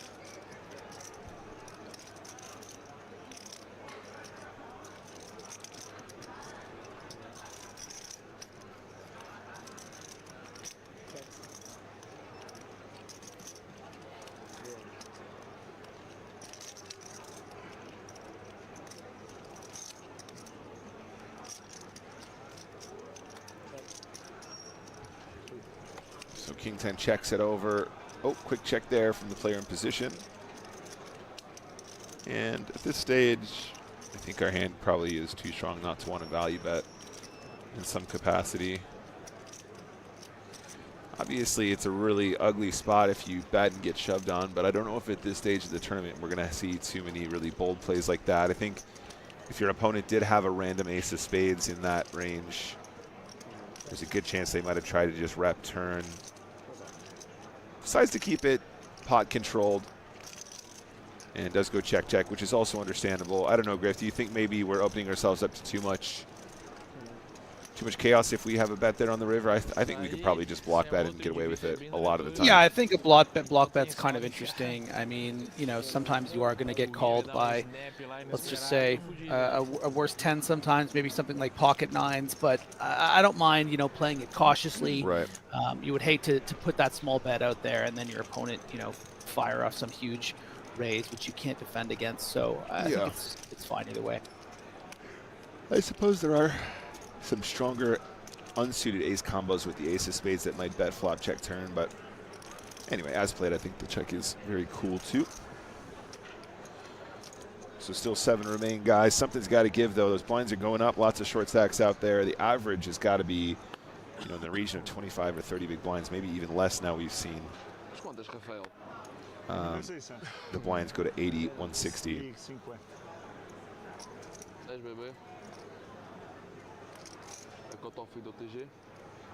Ace king, 17 blinds. He's just going to play it as a raise. 2.5x.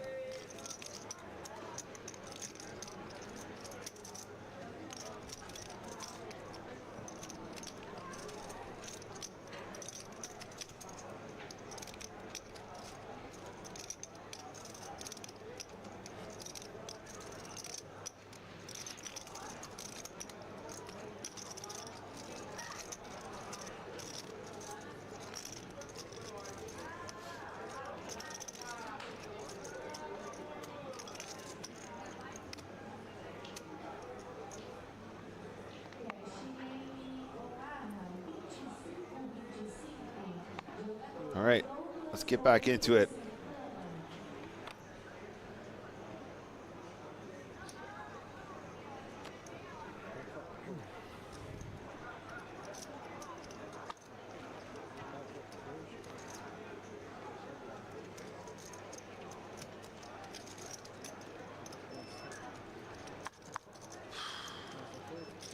Quanto fuga lá?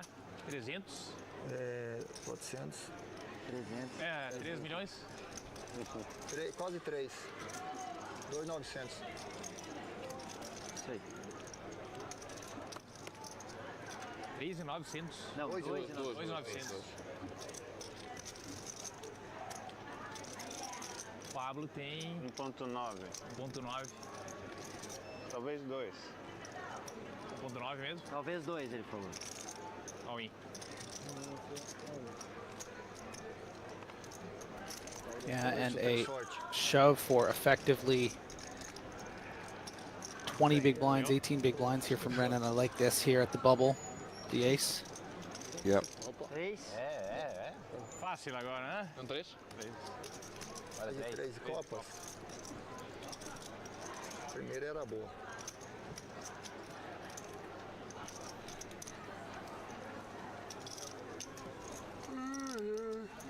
Dos 4, Yuri. Eu tenho 4.300, 4.400, 4.500, 4.600. Dos 4.600, hijo. Que é? Jogo doido, cara. Para entender, dos 4.600. 4.600. Todo mundo dobrou. Tem quanto aí, Nasa? 2, 3. 3. Ele só tem volume das pequenas ali agora. É, então. Tá machão ele. Uns 5 aqui. Cuidado, viu? Essas verde e branca hoje o Palmeiras se fudeu. Tem muitas aí. Não falei nada. Só falei que eu tô com 5. Ficou quanto o jogo? Rafa, just the 10 bigs. Under the gun with queen 10 off on the bubble. I'm assuming we're just going to see a fold here.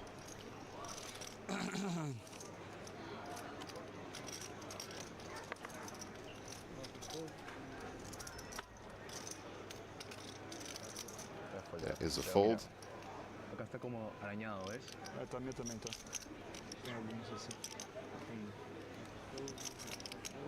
Minha carta da mão passada Sujo, né? Tipo uma craca na carta. Olha que sujeira da nossa mão. Não é sociedade.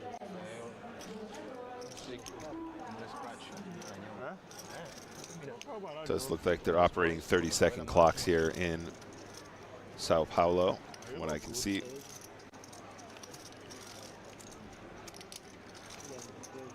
Pode ver rapidinho? Era el 8 de tréboles. Não é possível. 8 de tréboles. A carta tá meio suja. Essa tá meio Isso não é suja. funcionar. Isso não é funcionar. Tem aqui baralho que tá meio assim. Ese 8 de tréboles, ¿puedes abrirlo? No, no, pero el mío es Just 8 de lost tréboles. one player so far here. Tá meio marcado, né? About just over an hour and a half into coverage. Might be coming up on our first break, I would expect.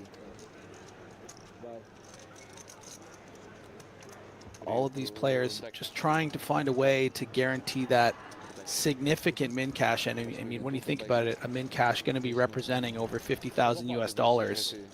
It's nothing to scoff at.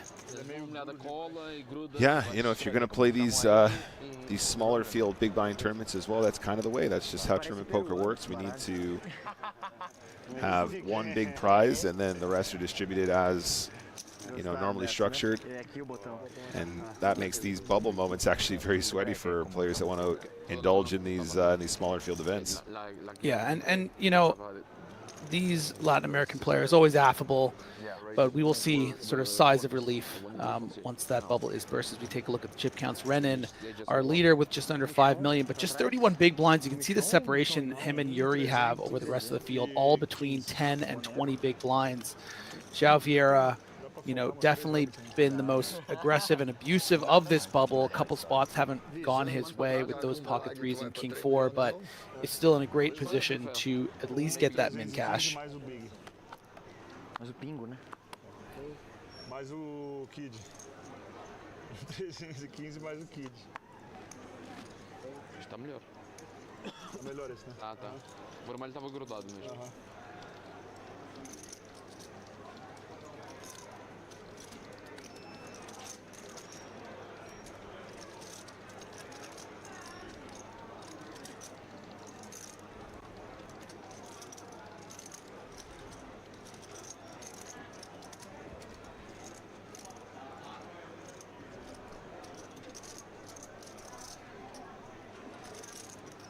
Pablo, 12 big blinds, king, queen. I think we just want to be all in here.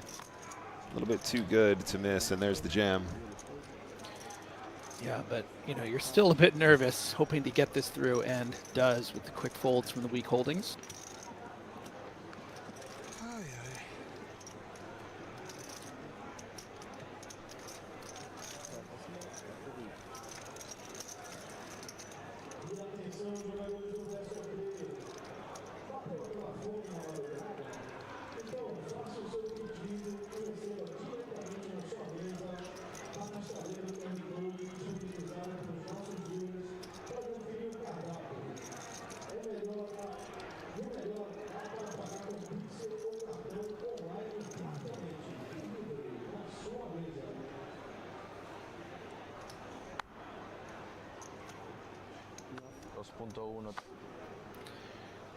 Xiao thinking about it with the fives, but he knows better. Under the gun here, seven-handed.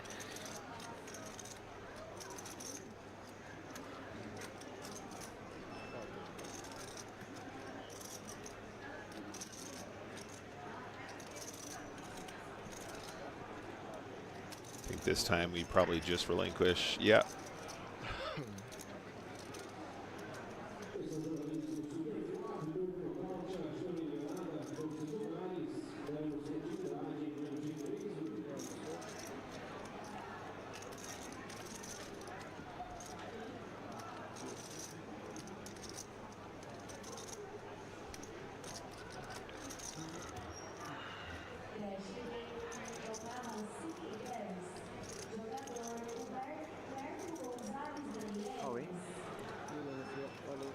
Yuri is going to apply the pressure now, our quote-unquote chip leader.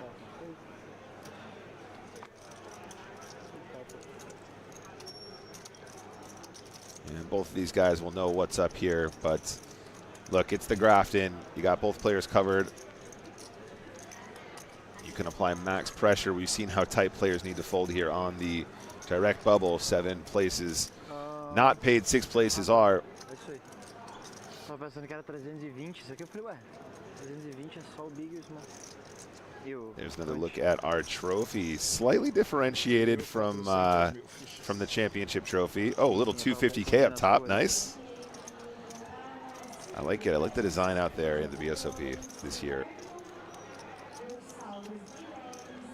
Yeah, very cool trophies for these winners. ¿Cuánto dijo que tenía Rafa, equipo? ¿Cuánto tenías? Yo tengo 1.235.000. 1.235. Vale.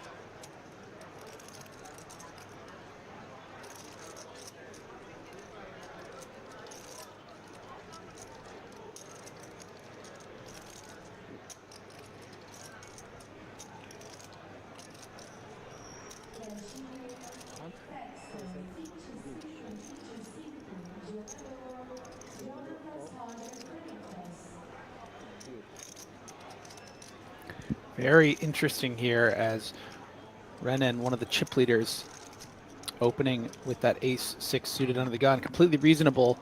And then Leandro thinking these 9s are too good to fold, but maybe too high risk to shove when I'm like 4th, 5th in chips.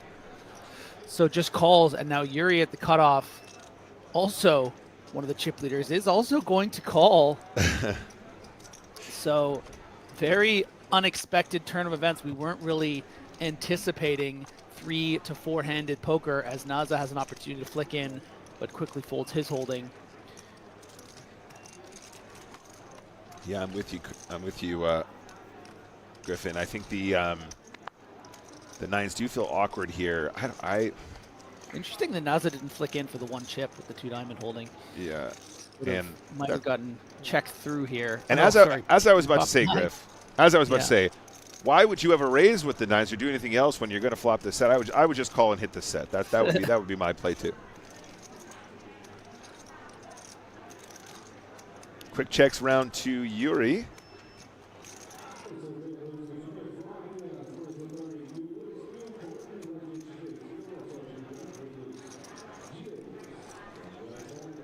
Seriously, guys, if you've never done it before, just search Yuri Martin's Poker. Go in the image section. This man has so many looks.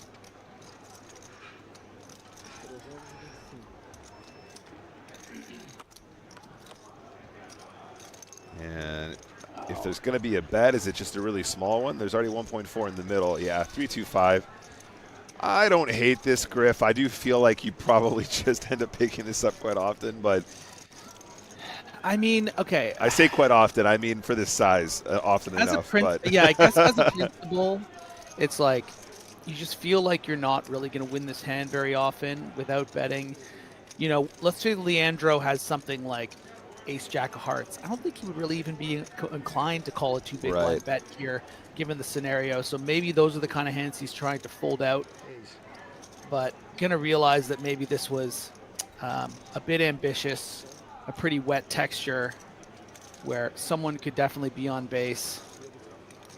And obviously gets the quick fold from the nerd guy.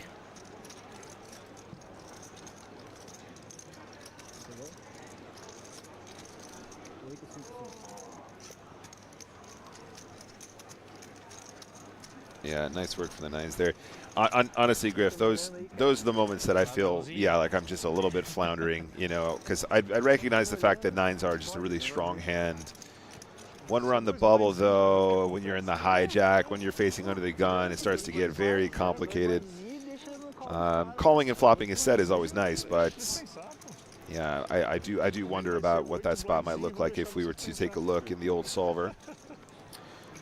Yeah, and let's give a little credit to Leandro finding an extra 2 big blinds with that check. I mean, there's going to be a huge temptation to be betting on that board, but because you have such a strong range, like we talked about, you know, really I'd say the bottom of Leandro's range there would be something like Ace Jack suited. So to find that check and to get Yuri to take the bait and get a little more money, that's going to create some separation for Leandro, and I believe that makes him third in chips by quite a large margin. We saw those chip counts just before the last couple of hands. We saw that, you know, all those players were between 10 and 20 big blinds, except for our 2 chip leaders. So he's now in contention here, and an opportunity to put some pressure on those shorter stacks and not worry so much about being in that, you know, in that glob, as it were.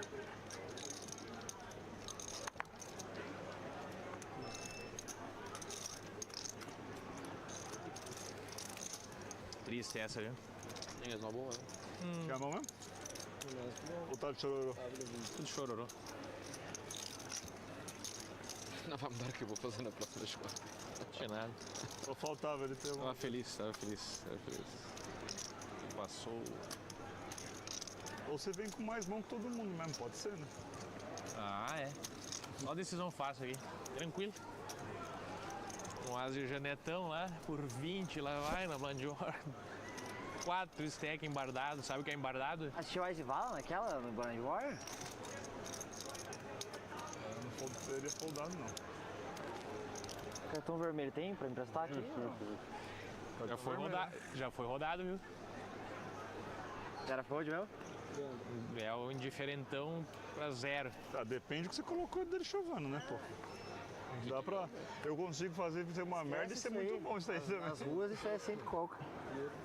Nas ruas do WTC? Tá brincando, né? Tá de brincadeira. A gente vê. Como foldar de bala, né? Quê? A gente vê que eu ias fazer call.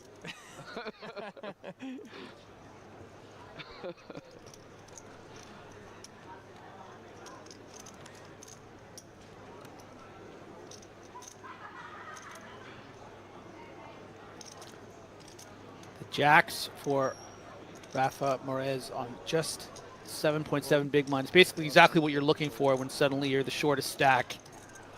Can stuff it in there. Suerte, amigo.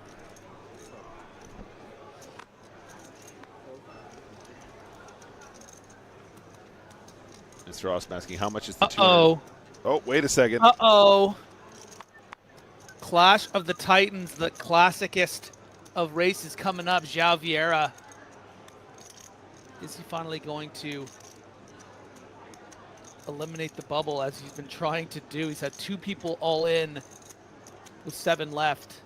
This time is going to be getting it slightly behind, but in that big, big flip. All in. Yeah. You would assume this is just a shove now. And I think, as we were talking about where the lines are earlier, Griff, it is quite a different situation than that spot that we were discussing then, because at that point it was Vieira with the bigger chip lead. In fact, was chip leading the tournament overall. But it is a classic flip, as you said. And it is Rafa Moraes at risk, Team Pro, and PokerStars ambassador. Flop is ace-6, Trey, top pair, good kicker. The best kicker you can have for João Vieira, for old Naza. The supremacy of João, old Naza Vieira. Can he eliminate Rafa Moraes just one card away. Jack and only a jack will save him, and if not, our bubble will have burst. And a nice friendly smile from the Team Stars Pro. That's right. No help on the turn. 5 of hearts. Anything exciting on the river for Team Pro and PokerStars. It's another ace. So tick mark for old Naza, and I think that will see Rafa Moraes eliminated and is in fact our bubble boy, unfortunately. All remaining 6 players now officially in the money and guaranteed at least 121,000 US dollars, about 704,800 reais. Yeah, and it's real tough out here on this, $250,000 buy-in, and right. I mean, it's just like pulling teeth trying to get a ladder. I mean, these guys are all so good, and I'm sure we'll have some thoughts from the PokerStars Pro in a second. The unfortunate 7th place finish, but yeah, that's a tough one. Yeah, let's take a look at some chip counts really quick, guys. So that is our final 6 there. Shortest stack, 12 big blinds, is Yoshi Pacau. Renan Brucci is going to be up at the top, sharing the top spot with Yuri Martins, about the same chip count there. And a whole bunch of other players around the 25 big blind mark. Burrito not too far ahead of Yoshi as well. So just need to double check, guys. We are getting close to a break. I'm not sure if we're going to be able to fit any more hands in. What we're going to do during the break, if you guys missed it, is we're going to cut to some content we've prepared, and then we will rejoin the action about 5 minutes time. So we're not taking the full 15. Let's hear from Rafa before we go anywhere.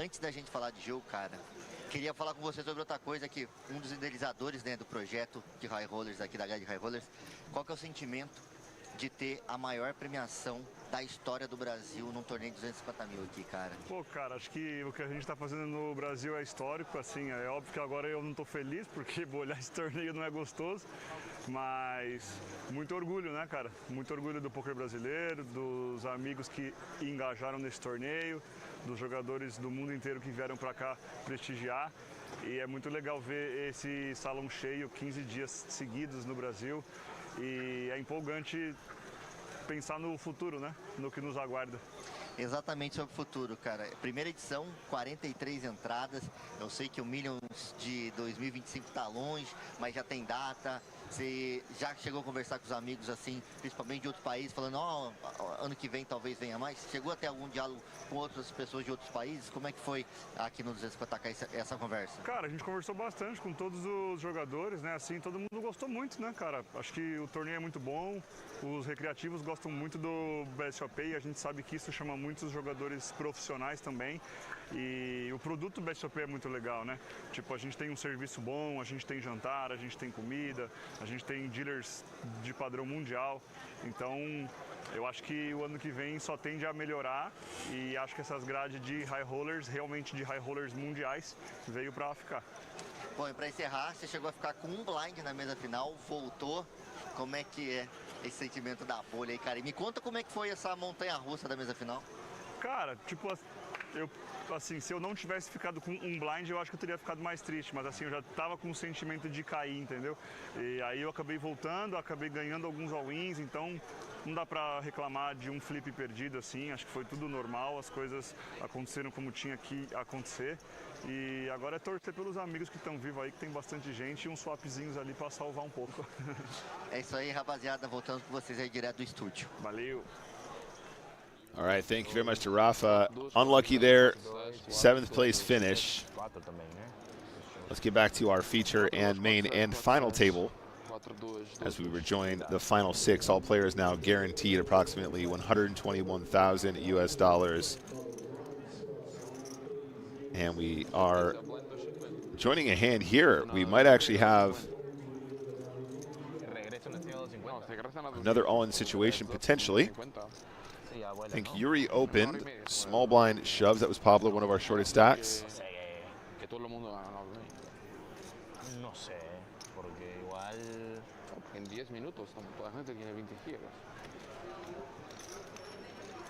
And the king 10 folds, so another pickup for our shorty. mucha mano que van a... Sí, ya. Tiene que pochear, tiene que hacer call y a ver quién tiene suerte. Eso es. Sí. Torneo, ¿eh? Bueno. Todo es search.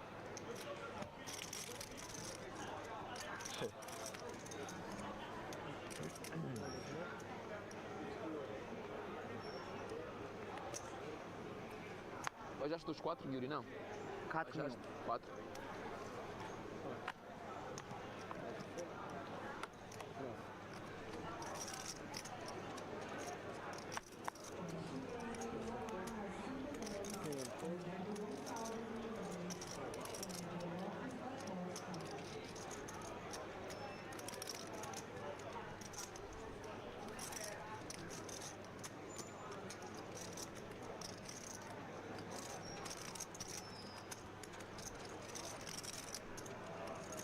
On the button, Jack 8 suited.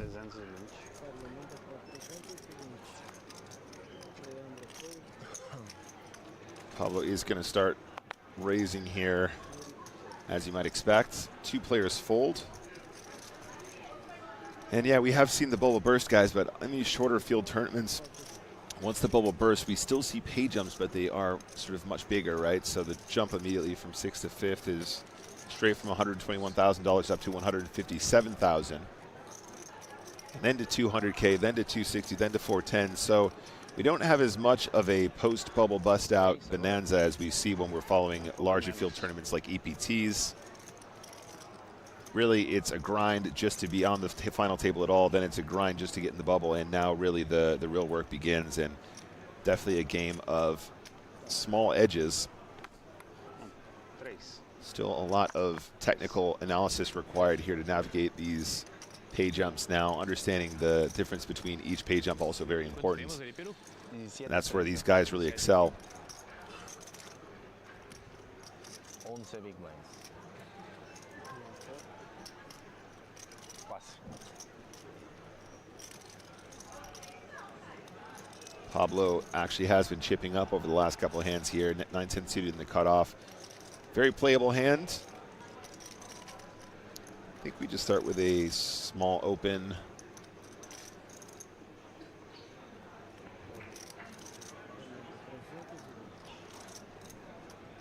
Yeah, does go for it here with the little min raise. So far, so good. Some pause from Yoshi on 10 big blinds, but it's going to know, I think, that this is, you know, 2 notches not good enough to consider a shove.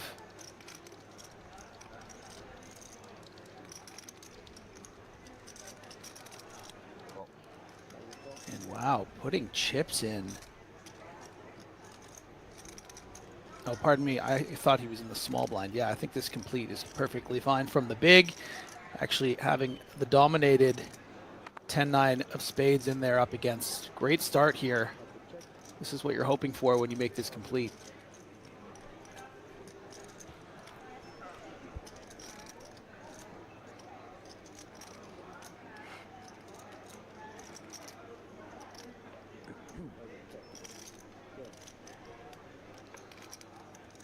And Queen of Clubs on the turn. 9-10, Jack, Queen, King. I think it's a straight, Griff. Yeah, wow. What a climactic turn card here. You can see Yoshi just 8.8 big blinds behind. About, you know, near 2x pot. Don't think he has a lot of reason to bet. I mean, you're going to get value from hands like Ace Jack, Ace Queen, especially if they contain a club. So putting out a little protection here.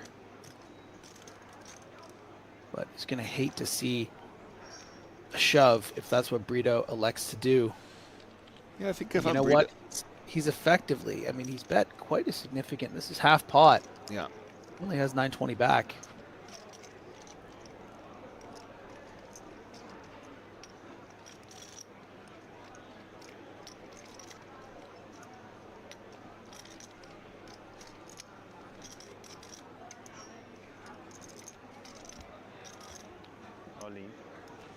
Announces all in.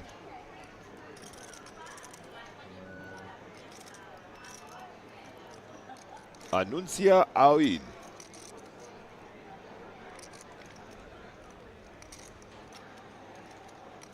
And Yoshi has top pair, a straight draw. In fact, it's a royal draw and a club blocker as well.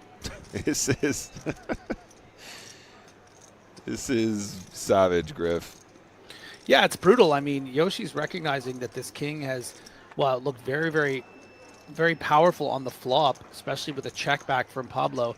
This queen does change things a lot. You know, your opponent can have 10-9 suited, can have ace-10, you know, can have pocket queens, queen-jack, hands you're behind against. But, you know, you do have a straight flush draw, and Yoshi makes the big fold. Yeah. Very, very measured fold and leaves himself just 6.1 big blinds, recognizes how bad that turn card is, that worse hands aren't going to be shoving, that he's going to have to outdraw some hands, and that's just too bad. Yeah, you have to wonder, Griff, as well, how that hand plays if the king 10 checks the turn. I mean, obviously, just probably in check call mode in that case. Obviously gives himself the opportunity to improve into the royal potentially or whatever. You know, might even get some perceived value bets from a strong second pair, strong third pair even. But there you have it. And our short stack no more. That's a series of hands that we'll see Brito there collecting. Que foi, Peru? Gostei. Gostou do francês? É.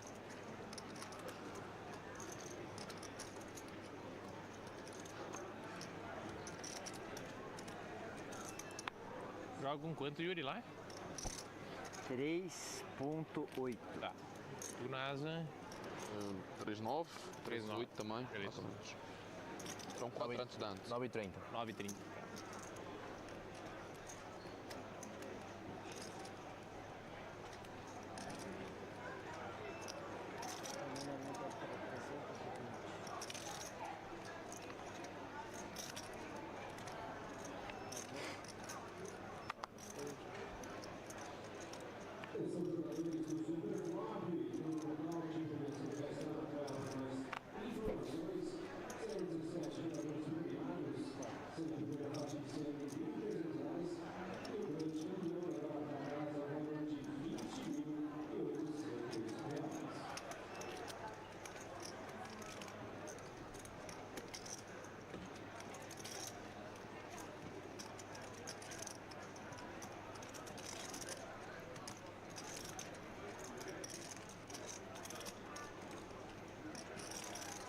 Jack 10 suited has opened the action here.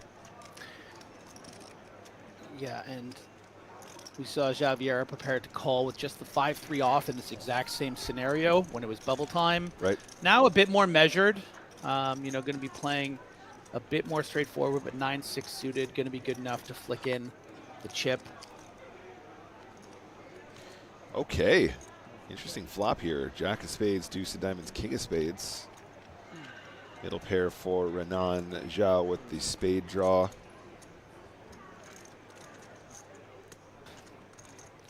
Yeah, but nice to see both players with a piece. Flush draw for Vieira. We should expect to see a turn.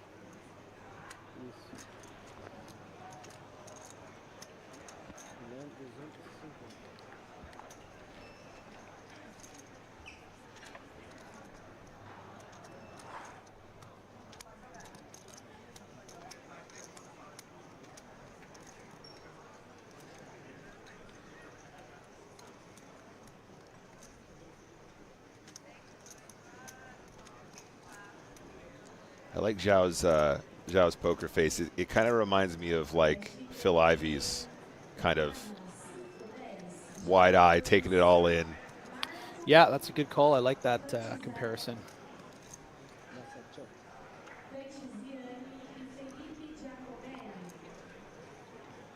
That is just the call on the flop. Picks up equity on the turn with the 9.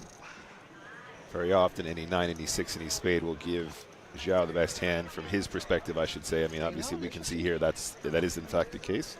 O cara cara, cresceu aqui do meu lado direito, hein? 4,5 milhões. Chat calling for the 10 of spades. You scoundrels. Ooh, check on the turn. And now Zhao ends up having a hand that is beating some ace combos that might have opened from the under the gun position here. Again, if we say under the gun, guys, we are six-handed, so adjust your ranges for that. Adjust your expectations for the shorter-handed table. I think Zhao should just checks again.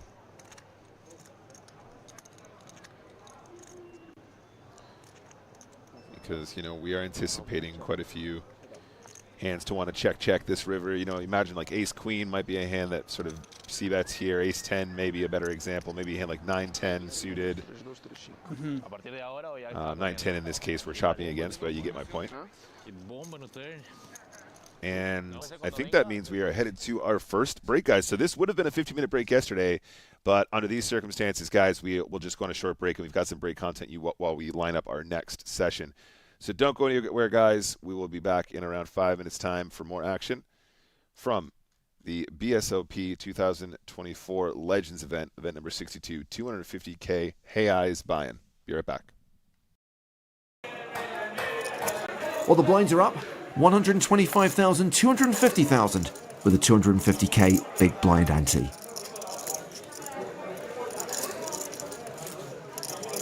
Action folded around to Kyle Mockery. Jack 4 of spades, and he raises from the hijack to 500,000. Pocket nines for Jimmy Guerrero.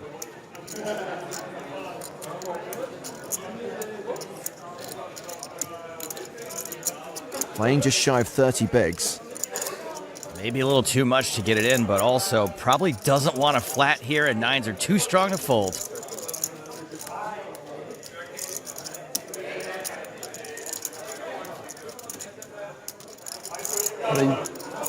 All in. Guerrero shoves. Patrick Jarosz folds the button. Fabiano Kowalski in the small blind. Has ace-king of diamonds. How much is it? You cover 7 minutes. 7.4. 7.4. Wow. There is the prospect of a huge flip here. And that would give Michael Pinto the opportunity to ladder. Because your flip is on my list. Now, this has to affect Kowalski's decision, right? Yeah, he has some things to think about. Jimmy should not be shoving super wide from the cutoff. It's really hard to be far behind with ace-king suited, but it's also not hard to lose a flip. He's got to think about Pinto being the short stack. He's got to think about the fact that Mockery's still to act behind. Correct.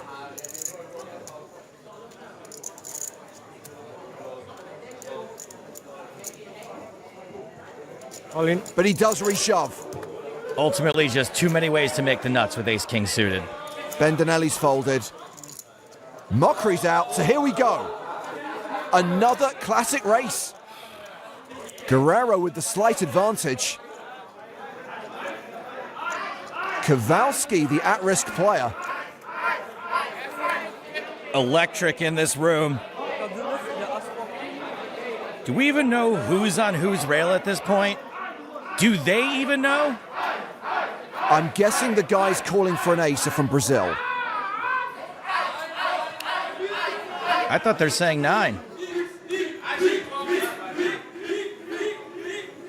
The flop is 10-6-4. That's good for Guerrero's nines.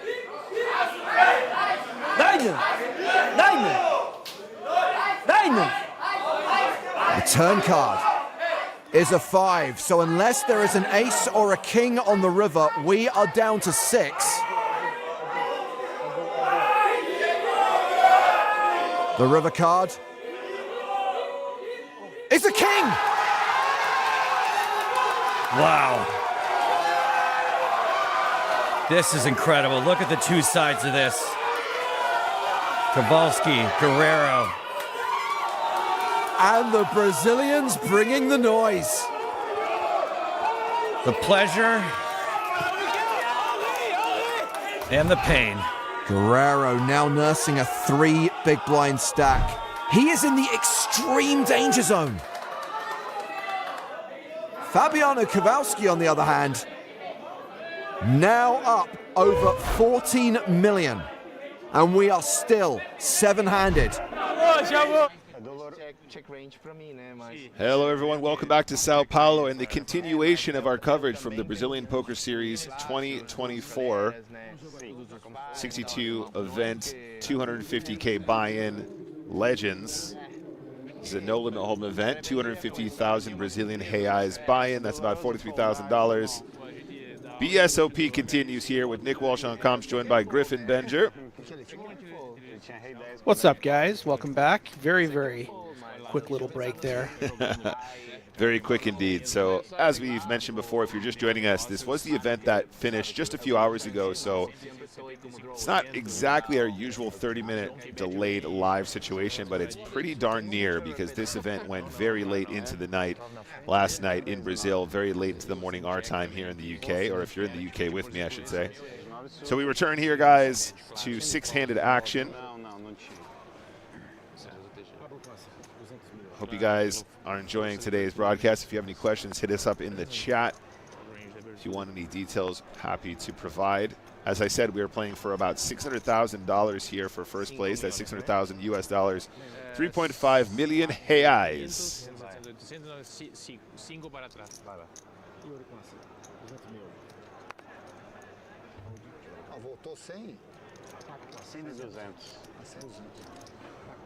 Before we get into the action, guys, also I wanted to mention we have the Stars season finale on December the 1st coming up, 1.25 million guaranteed on PokerStars.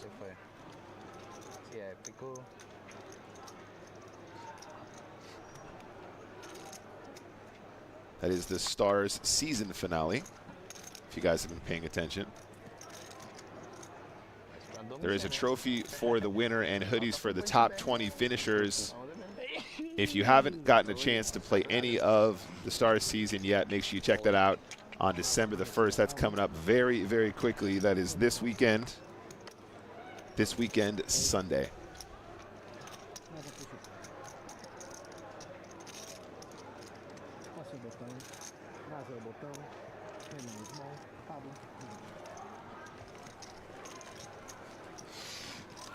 Great question for you here, Griff.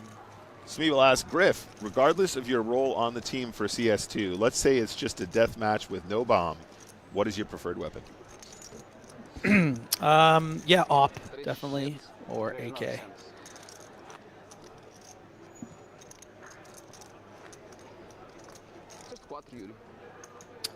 Yeah, it was always op was always my thing. The only times I ever feel the soft brush of my former glory are when I have a nice little, you know, ace with an op or 4-kill with an op when I'm playing on Face It. But that's really the only times.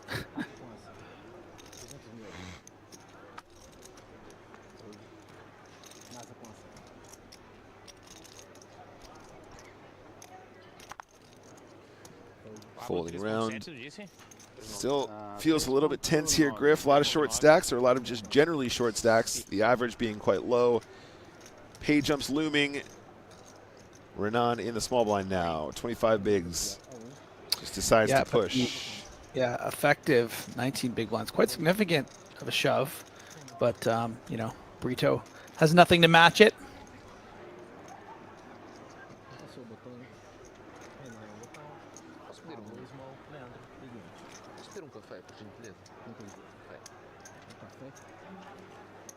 Cafecito? Não quer dormir mesmo hoje, né, tu? Vai ficar até tarde. Tá cheirando um negócio. Cheirando um negócio estranho. Meu Deus. Esse Tuga.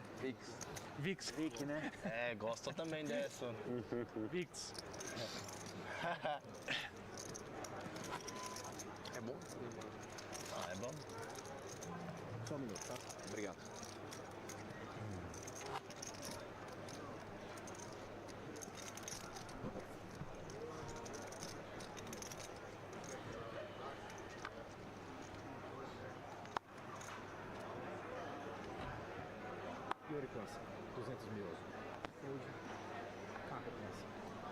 So blinds there bottom right, guys. Just a reminder, 100K, 200K with a 200K ante.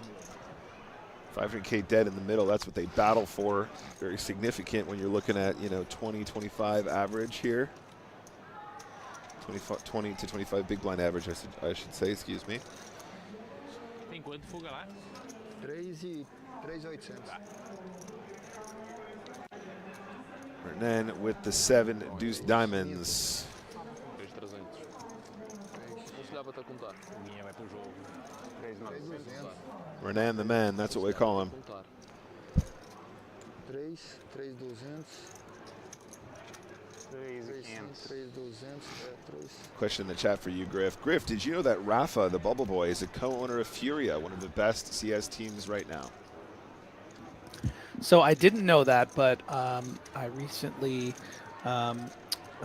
played the big game with Andre Akari, and I can't, of course, talk about the action, but I'm sure I can say that I had a conversation with Andre about the fact that he was a co-owner of Furia, and we had a little chat about that process. So I guess he's in partnership with him. I guess it's a PokerStars Team Pro operation. I guess so. I actually was in the same camp, Griff. I knew that Akari had a slice of Furia. I didn't know that Rafa was also in the mix. I actually have only briefly, very briefly, ever met Rafa face to face, despite being a member of Team Pro since 2019 now, where he's usually in tournaments and I'm usually talking about him is part of the problem.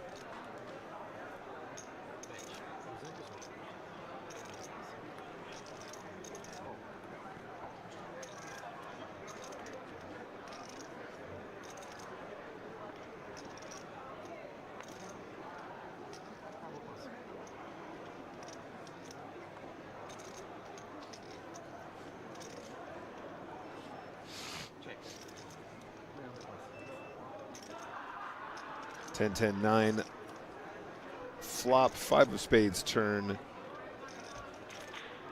Leandro deciding what to do. I think we probably do lead here a fair amount. Plenty of hands we can get value from here, and also, some protection elements to this as well. Somehow Queen 4 off just doesn't feel like the hand.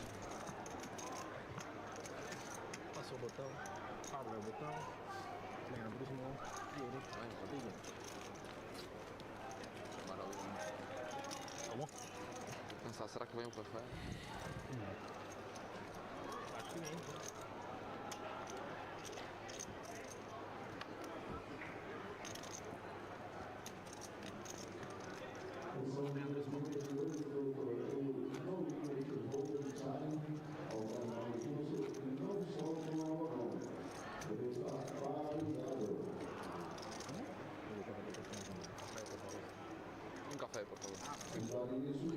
Good question here from Smeeble in the chat. With ICM in place and there only being 6 people left, do you expect a wider range of all-ins than normal, or do you think it will be closed up because of the pay jump? So you've kind of answered your own question there, Smeeble. It really depends. It's completely dependent on each situation.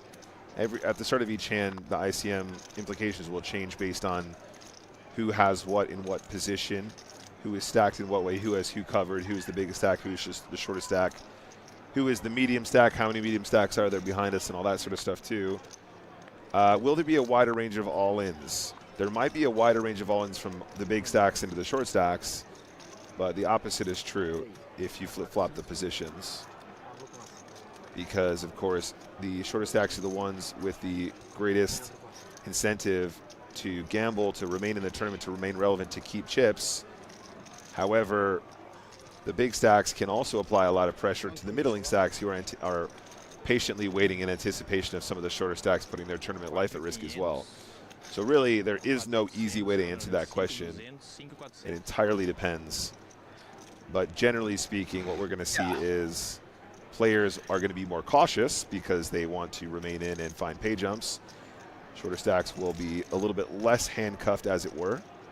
And the big stacks will be more incentivized to apply pressure to both the short stacks and the mid stacks. The mid stacks in particular do need to be extra tight. Would you agree with that assessment, Griff? Yeah, I mean, I think it's pretty clear from seeing the way that the remaining 6 players in this field play.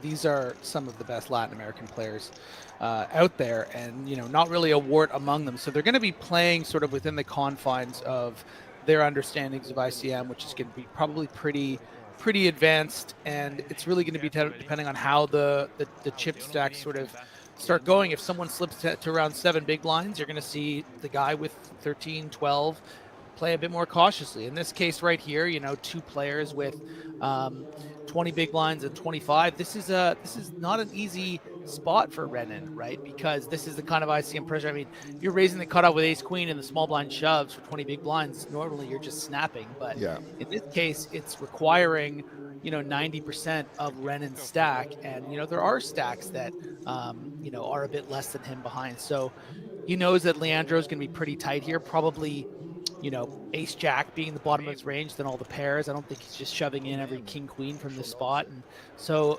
Brucey knows this is not going to be easy, and I probably expect him to make the call, but he's not happy about it. Still thinking about it.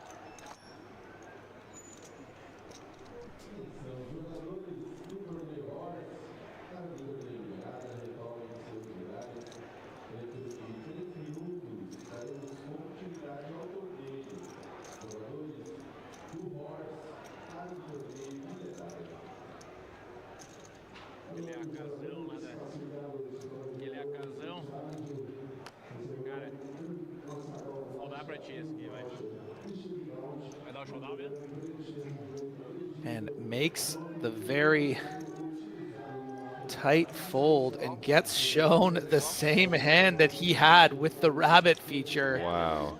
So that's tough, but you know, better than being shown ace jack or king queen or ace 10 suited or something of that ilk.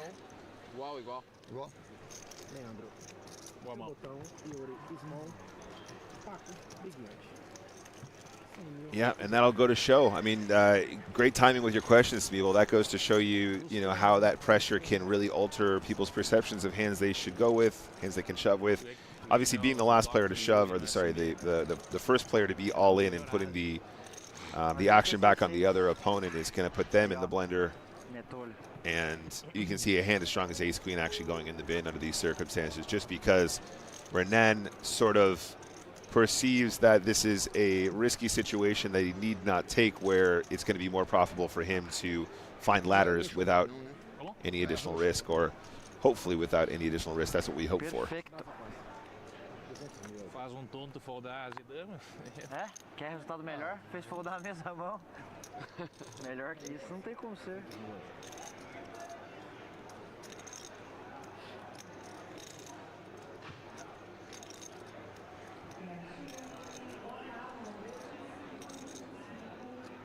So Renan is not going to be discouraged. Renan is going to open, in fact, raise to 400K. Just the min raise.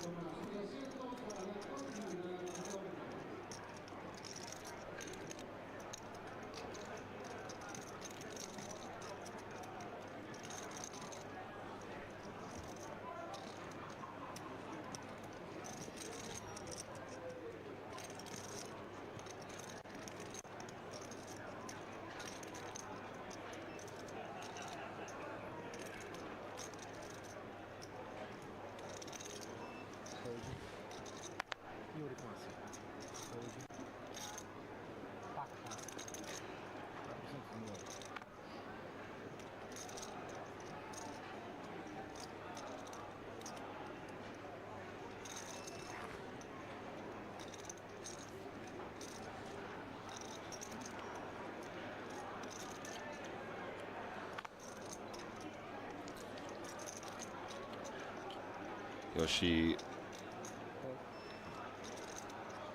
very, very short stack, does call. It's just 1.3 big blinds behind. Trying to flop some equity here, pretty reasonable. Yeah. And that's not really the board you're looking for with King 4 of Hearts. Yeah, you're not thrilled by it, but you know, the times you're up against Queen Jack, pocket tens, you know, you still kind of would have the equity with that backdoor hearts and potential king to maybe just call it off here. Let's see what Yoshi decides.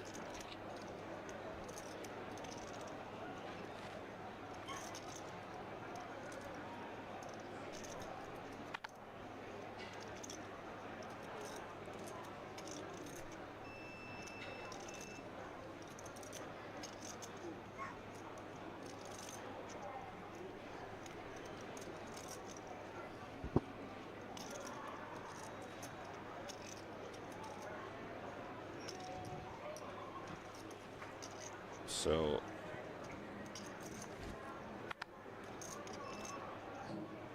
I think action is still on Yoshi here.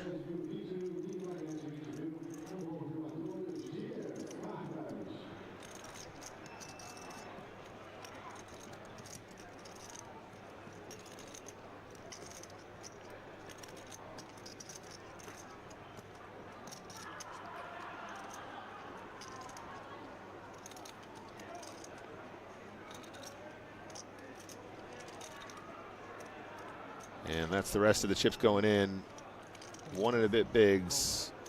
Renan with the quick call and does have the best of it for the time being. Yeah, but certainly some opportunities. That 8 not always going to play by the river, but if it comes, say, 6-3, certainly will. So turn card is going to change a lot. Even a 7 would be great for our short stack. Or an ace. Or an ace of hearts. So now ace, ace, king, jack, 8, technically still in the lead, but a lot of cards can keep Yoshi in the game. Hey, one of them. that's one of them. Does get very lucky here, guys. In Yoshi's defense here, though, you know, had 2 bigs or something after putting in the small blind, the big blind and the big blind ante. So, in reality, I think most players getting it in and finding the lucky river regardless.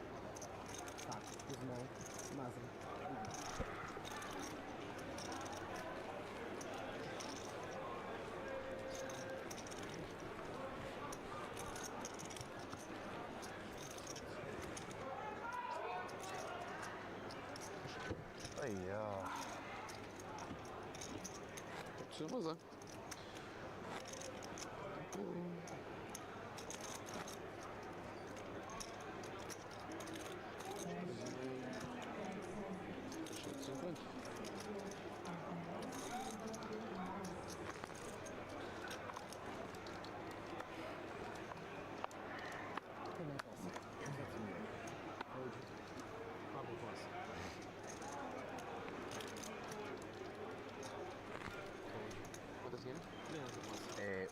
1.6 exacto. 800.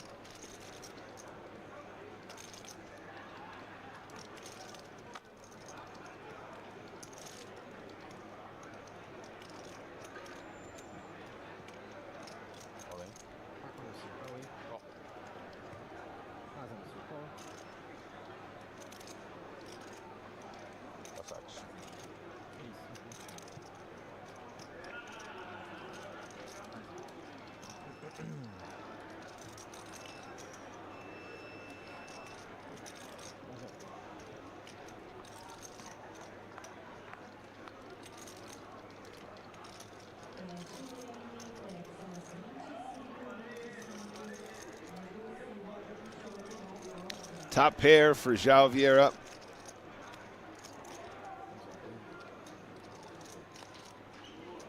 Nine of hearts on the turn. Yeah, pretty standard here. All in for 8 big blinds effective for Yoshi. Needs a 5 or a king on the river. And that is the full boat, and that is GG's for Yoshiaki Pacquiao. GG's indeed, man.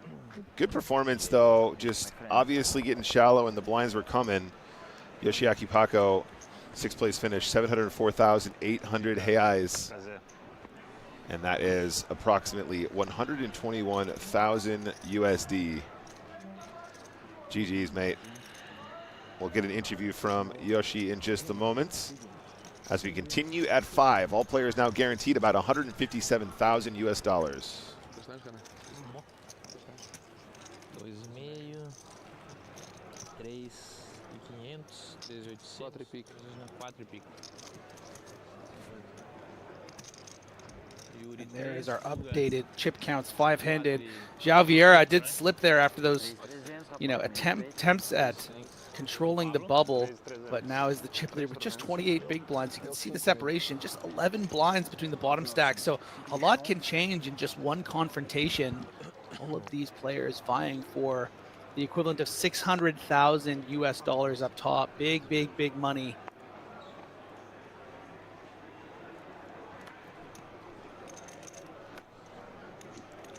Shout out to VIP in the chat. Hello, Hero Value. What's up, Benny? I know. What an FT indeed. It's been an exciting one. And what a hand for Pablo Brito. Pocket aces, just praying someone wakes up with something. So far, no good. A lot of low cards. Just the big blind to get through, and a quick fold from him as well. We saw some 8-4s, 5-3s, 7 deuces, just nothing to speak of.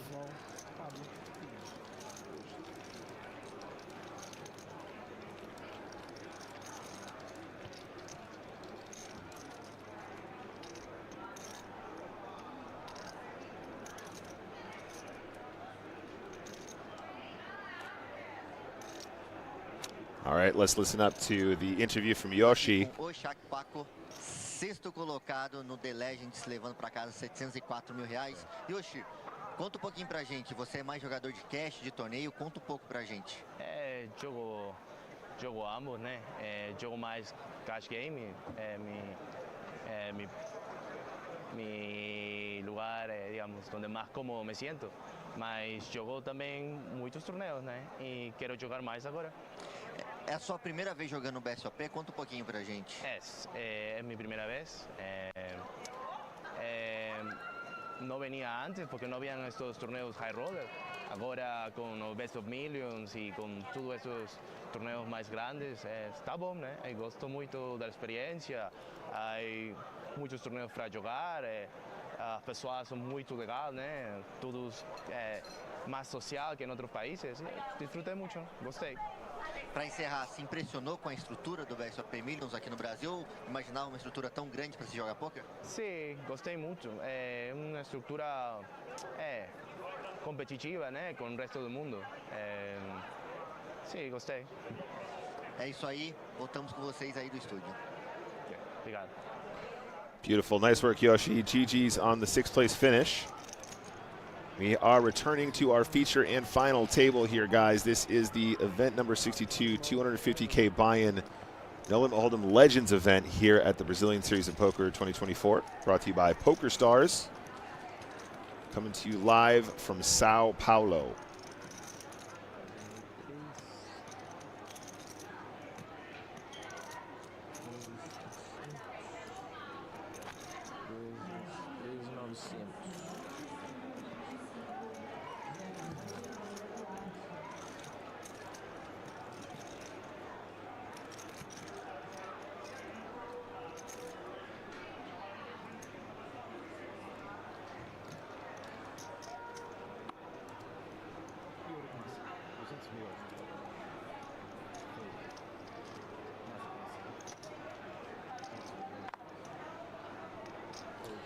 Jose asking what the equivalent dollars is. So the buy-in for this was 250,000 reais, and that works out at approximately 43,000 US dollars as of today's exchange rate.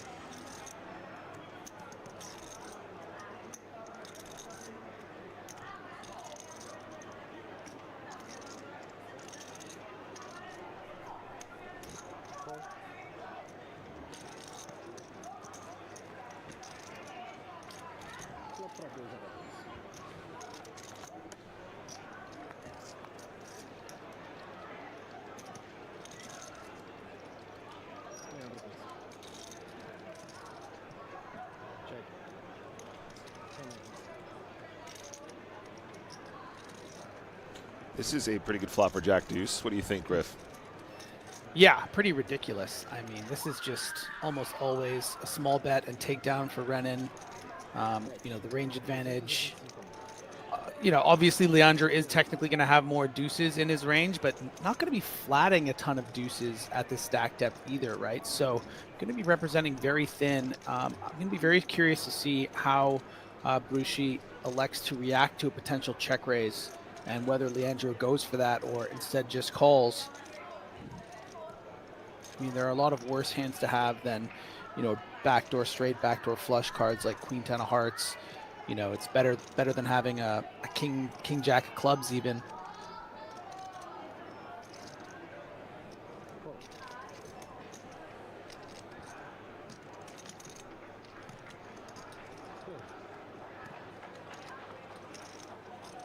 The turn is the 10 of diamonds, which is kind of a nightmare spot for Renan.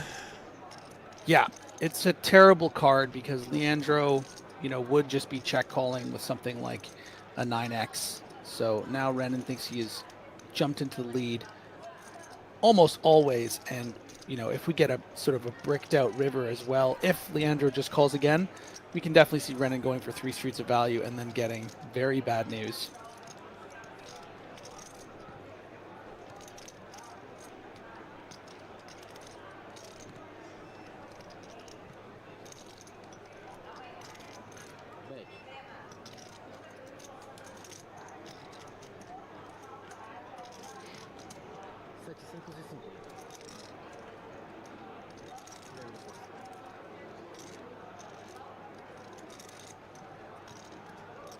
There's a bet of 750K on the turn.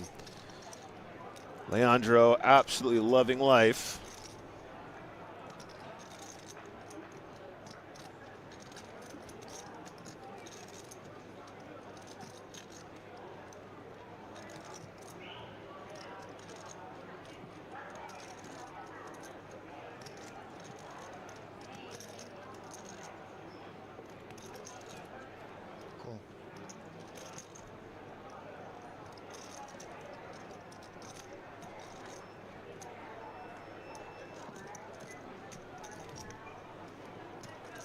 Just keeping it cool with the flat.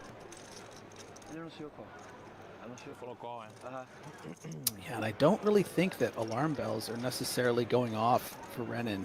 I'm really feeling pretty comfortable. Yeah. Just 5% equity. Just us at home, no. And that is a brutal Oh my gosh. card on the river. Wow. Death by quads incoming. I mean, the pod has 3.1 million. Renan with just 2.5 back is going to want to get max value from that 9x, that perceived 9x. Wow. This just ain't fair. Daily quads in the house for Leandro, and the boat with the 10. Oh man, this is nightmare territory. Quanto tem lá?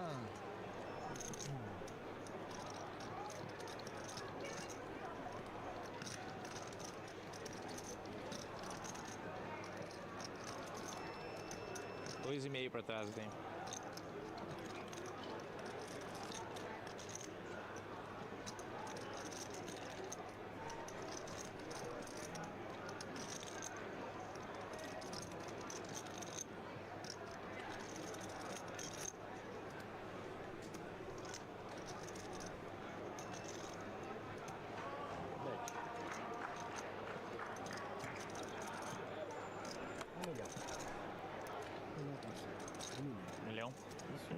And Leandro decides to bet 1 million.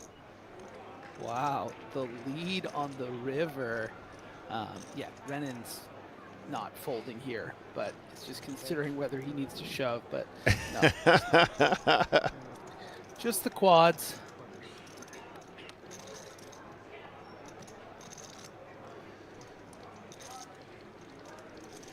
Yeah.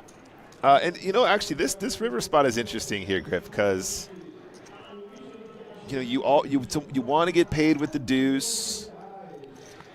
You know, your opponent isn't always going to have a hand as strong as a 10, where it's the boat on the turn, you know, or on the river, you know, having turned the 10. I wonder if that lead is kind of the best way to not only get paid by made hands, but then also, you know, potentially still get some hero calls as well from high cards on that particularly weird run out.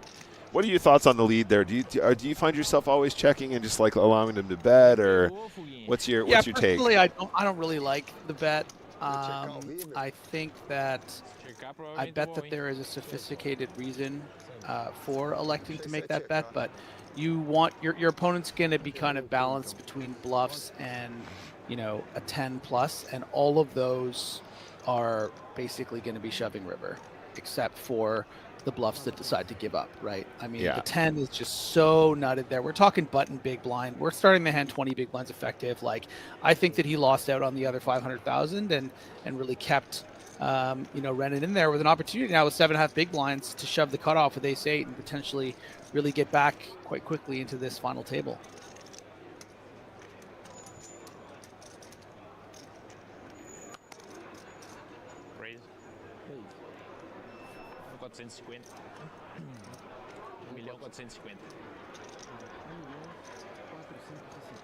Yeah, I'm with you. I think I probably do end up finding a check as well, but I'm always the guy crying that, you know, we didn't get the river bet. Somebody hero checks back ace-10 or there, ace-10 or queen-10 or something, and I'm just like, why didn't I lead? In any case,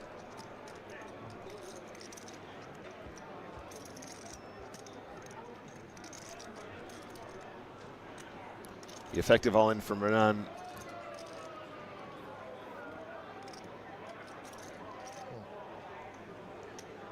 And Leandro is going to call. It is a domination situation, chat. Finish him.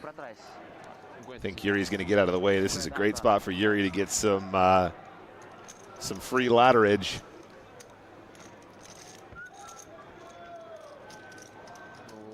Last two tables do main, do championship. Eu fiz isso.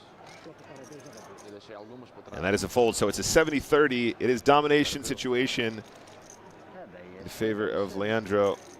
Era tipo uma blind e tal, dava para fazer uns folds ali tranquilos. Not the worst start for Renan. Ace-10 still the best hand for now. Nada que o Roberto Carlos não resolva, né? All in and a call for the rest of it now, guys. It was the effective all in, so it's just the case of getting the other half a big blind in the middle. Yeah, but all things considered, has, you know, flopped an additional 4 outs. Right. Doesn't get much better than that. And the turn, 5 of spades. Okay, chop opportunities as well. Speaking of, I mean, we haven't had any chops so far with this BSOP coverage, Nick. So is this finally the time? It is not. Yeah, and it's GG's to Renan Brucey here. That is a 5th place finish, 918,000 reais here in São Paulo. Approximately 157,000 US dollars. And we are down to just 4 now, gang. Ele fode ali porque eu sei que tu não manda umas coisas. Eu ia pagar mesmo. Tu ia pagar mesmo? Tinha 4-4? Ué, não é cola? Não, tudo bem, eu só dou.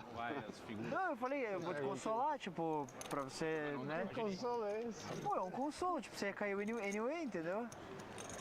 Sei lá, eu achei que seria, não? Não, consolo? Ah, eu achei que seria. Pode ser. Pode ser agora, mas 40. Yeah, nice performance from Renan. Had some pretty tough spots over the course of this final table today. You know, folding that ace-jack at the bubble. You know, a couple other bubble spots that were pretty tough. Making that big fold with ace-queen that was technically wrong because your opponent also had ace-queen. Just was really put in the blender over the course of the day. But, you know, to make the money and to get a nice return of, you know, nearly 4x the buy-in, nothing to scoff at. Should be proud of what he accomplished here today. Talvez se o João chegar pouquinho para cá, fique. Não, é o contrário, eles querem arranjar por causa da televisão. Ou pelas câmaras até. Para. Produção, não fui eu.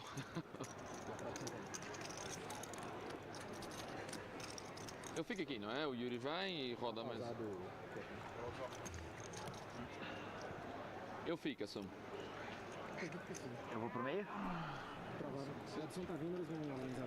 So let's take a look at chip count's final four now, gang. Yuri Martins is our shortest stack now, 15 big blinds. João Vieira and Brito in the middle, and Leandro Zavodini in the top spot, 49 big blinds, 9.8 million chips.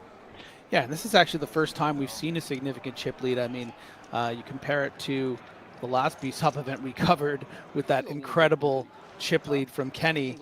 We've had nothing of the sort in this event, so the first time we've seen someone really get even over above 5-6 million, all the way up to 10. So a nice spot here for Leandro. É possível, algum 22, rebuy, AD1. Sei lá, a gente joga há muito tempo. Salve, pessoal, aí ligado nos estúdios. Estamos aqui com Let's hear from our most recent bust out.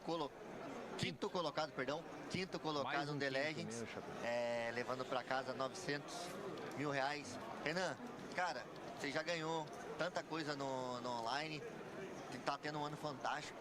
Como é jogar um torneio dessa grandeza, 250 mil reais aqui no Brasil, no quintal de casa? Cara, foi surreal, né?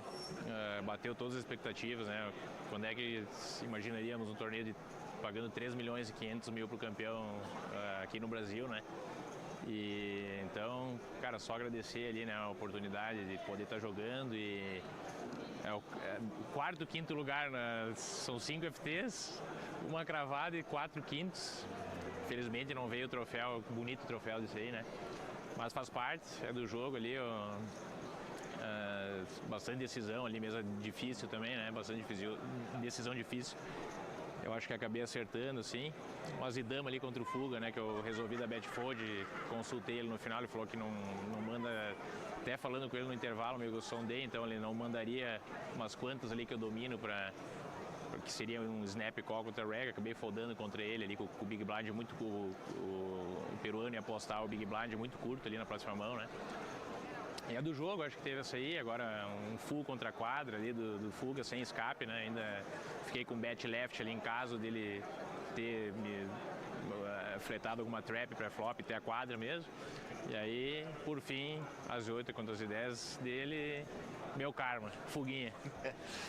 Renan, com tantos resultados já aqui no Millions, inclusive um título, vai ainda tentar buscar o bicampeonato ou chega de jogo? Não, vou jogar, não sei o que tem hoje aí, mas tenho 15k high roller, né? Vou jogar o 15k, vou jogar o 25k PKO da finaleira, e é isso aí. Agora, acompanhar de casa, agradecer a torcida de todos que estavam acompanhando, né? Minha família aí que tá vendo até agora, minha noiva e meus amigos da cidade ali, amigos do time. E é isso aí, vamos pro próximo. É isso aí, Renan, muito obrigado. Volta com vocês aí do estúdio, rapaziada. All right, so GG's to our 5th place finisher there as we return to our featured table, guys, and of course our final table, final 4 as well, final 4 players remaining. This is the Brazilian Series of Poker, brought to you by PokerStars 2024.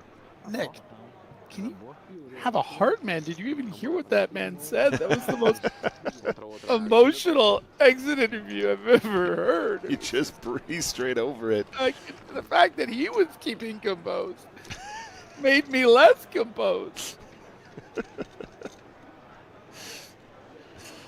Griff. This is the Legends event, guys, number 62, as in the 62nd event here. There's been so much poker played out there in Sao Paulo. I'm very much looking forward to hearing some Joe Stapleton stories when we see him in Prague. He was out there for a spell. This has been going on for some weeks now. This was a $43,000 buy-in. We're down to the final 4. All players guaranteed at least $200,000 US dollars now. Ontem houve um cara no chat que foi no break.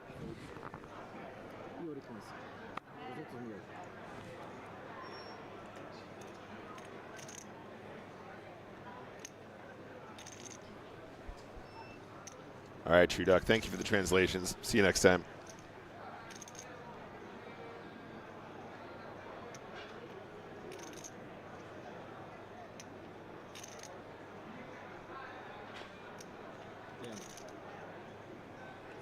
Tô desligando. Good call from Burnstar here. There's going to be some Stapes Brazil stories dropping on this week's PITE episode. What's a PITE, Burnstar? I have no idea what you're talking about. Just kidding. Poker in the Ears, guys. Award-winning podcasts with Stapes and Hardigan, the James and Joe. Eu desliguei. Should be a lot of fun and never to be missed. Can be found on all your usual podcast platforms. Special guest KJ, let's go. Kerry Jane has a lot to say after that fantastic week we spent in London for the Women's Winter Festival. And while we're doing plugs, guys, don't forget the season finale of the Stars Season Series is happening this Sunday, December the 1st. $1.25 million guaranteed. Triple leaderboard points. Trophy for the winner and hoodies for the top 20 finishers. Definitely a must-play episode of the season. If you're going to stream, if you're going to play it, if you're going to consider playing it, if you're going to try and satellite into it, drop me a message. Let me know if you guys are going to be involved. I'll be there, and I'm going to be involved myself, so don't miss it.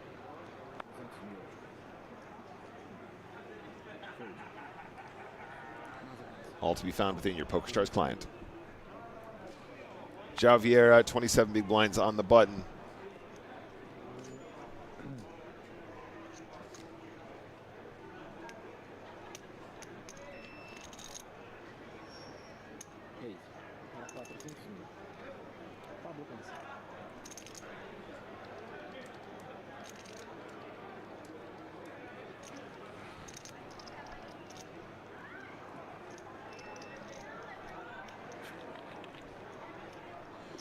Pablo might be tempted to just shove this one, Griff. Yeah, I mean, against a button open that you expect to be pretty wide, I mean, João will just open King-8 offsuit here. You kind of have to shove the fives. The really interesting thing is how João is going to react. But you know what, Leandro, it is his final table. This is his event. Surely it will get João packing with his 25 big blinds and save him the flip. So Pablo going to be in very deep trouble here at 18% to win. Yeah, and then it's an easy fold for the king-queen, and it is an 80-20 spot now, jacks versus fives. Leandro, the covering stack. Pablo, the player at risk. Another big defining moment in this tournament. Fives in really bad shape. I like the shove, though, from Pablo. I think that is correct. Very unfortunate to run into the bigger pair behind.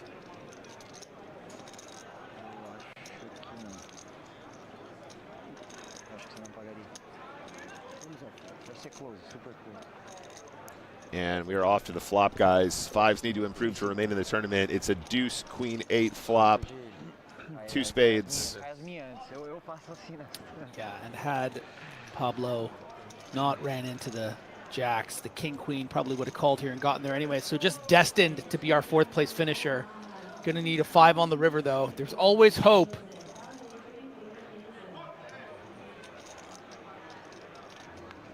And the ocho on the river. That will see Pablo Brito eliminated in 4th position. Great performance, though. Pablo actually did very well to find ladders, was navigating that short stack for some time. Hugs all around. 4th place finisher. That's Brito. 1.164 million reais and a 4th place finish. He's a millionaire. He's a millionaire. He's done it. The conversion on that, conversion on that, guys, is about $200,000 for the 4th place finish. We'll get an interview with him in just a moment for all you Portuguese speakers out there. Nice trophy, 250K. I mean, you know, when I show my trophy, Griff, I want everyone to know it was at least a $250,000 buy-in, so just why not put it right on there? There you go. Which event did you win again, Nick? Oh, just take a look at the trophy, buddy. It's right there. It's written right there on the trophy. Que o quê? É que eu não oferecia mais jogos. Mas tá bom.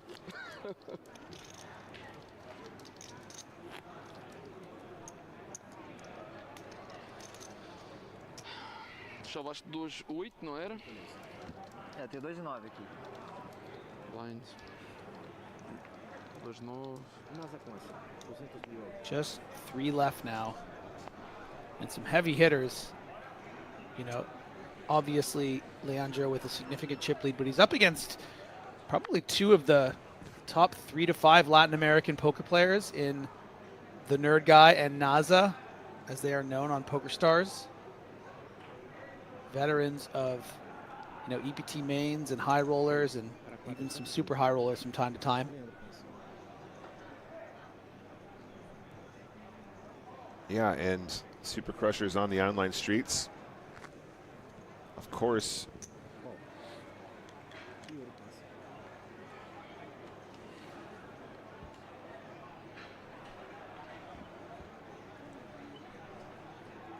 So it went open from Zhao. I think it looks like a call from the 5s in the small blind.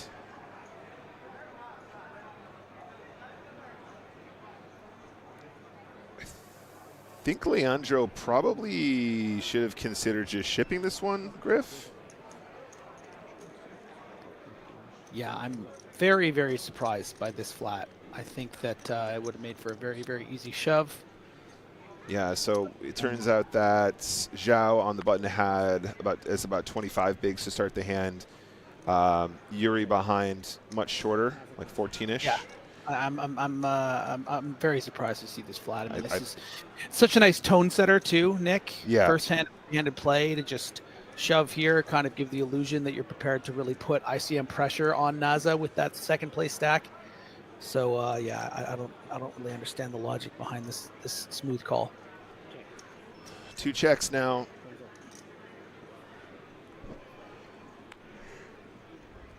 Ten of clubs on the turn. Yeah, and I quite like this check back from Zhao, recognizing ace-9's probably ahead, good percentage of the time, no real reason to bet, and actually would have been betting into the better hand. Leandro checking again on the 10.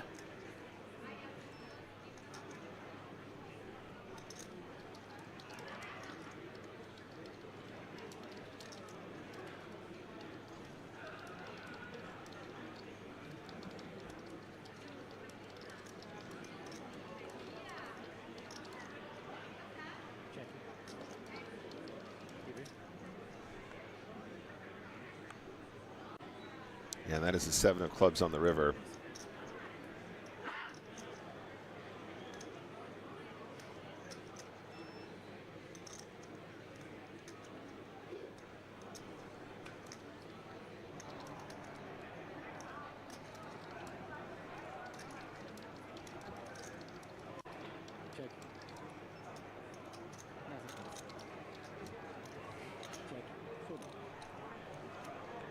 Showdown for the 5s. So winning hand regardless.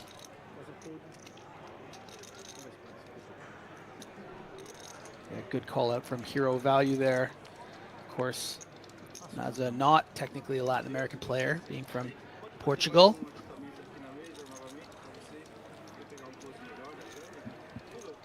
But they're all speaking the same language. The language of poker. And love.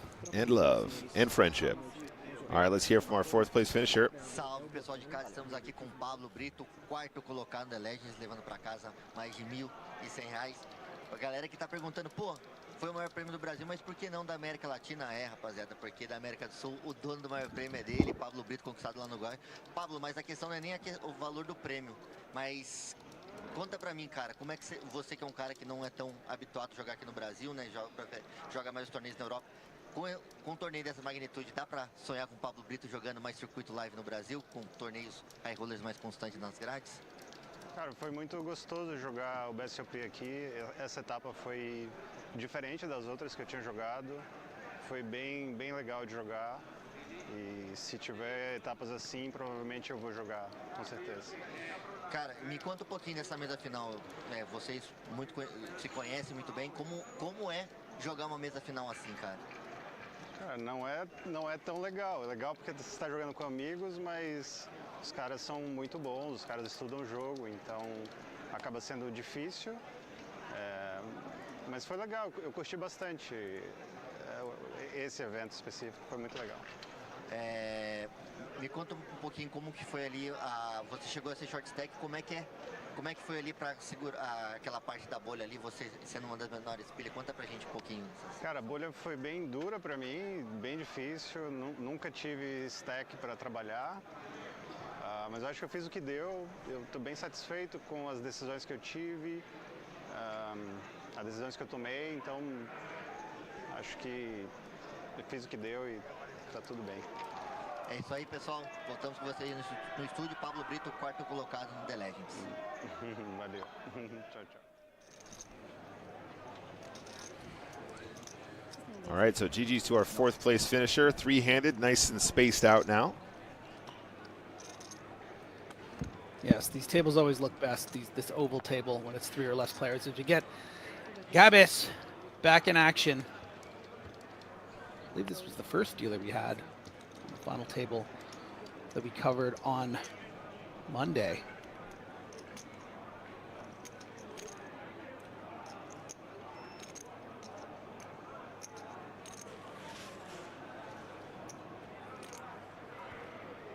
So action in the small blind. Oh, you're using the big blind. Is that right? Oh, there you go. Yeah, so an effective shove of 12 big blinds-ish from Yuri here. Queen 10, probably going to be one of the worst hands you would call, and that's why you see the stress on Javier's face. You know, if this were King 10, I think we would see a call. If it was, you know, Queen Jack, Queen 10 suited, would probably call. Queen 10 going to be right on the line there. You know, Queen 9 would feel like one of the best hands you would fold, but Queen 10 can also fall in that category, so it's right on the line for Zhao.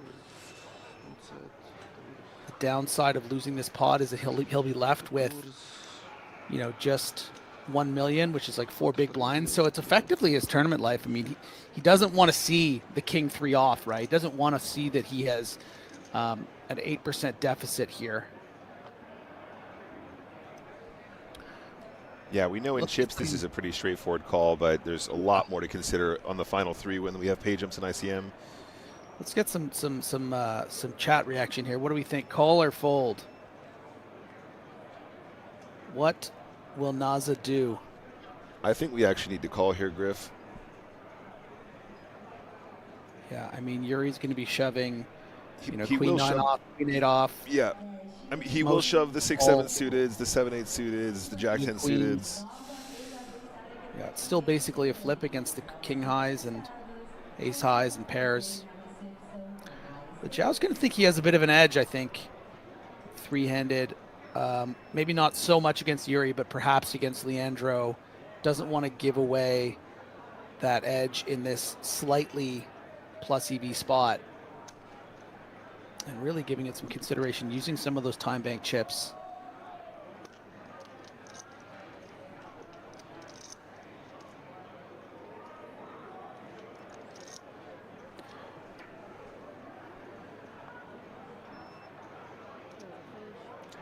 Did decide to let it go here. Yeah, makes the tight fold.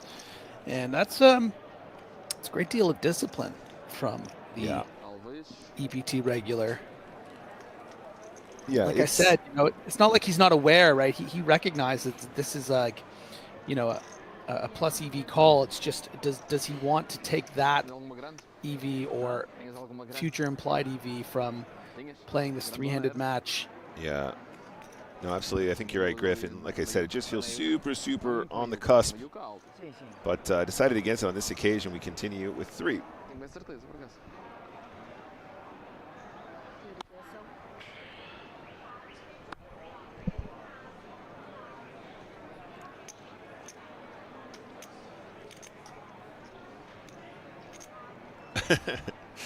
Chat just says, nah, he's just afraid. Naza fears no man.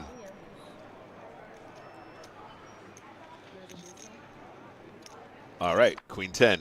Here we go again.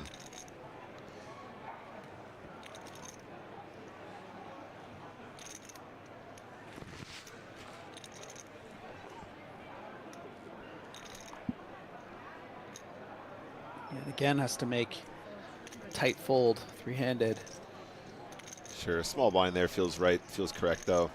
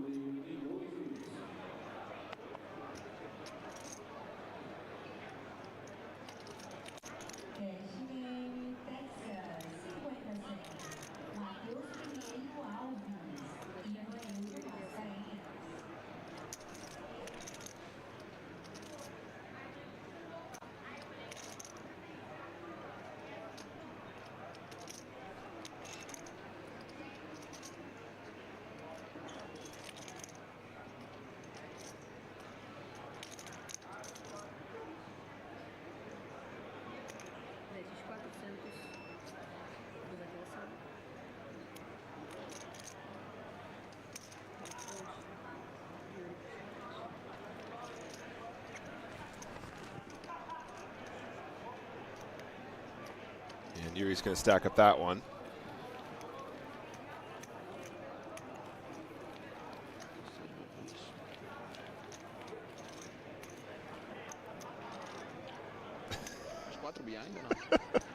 Griffin.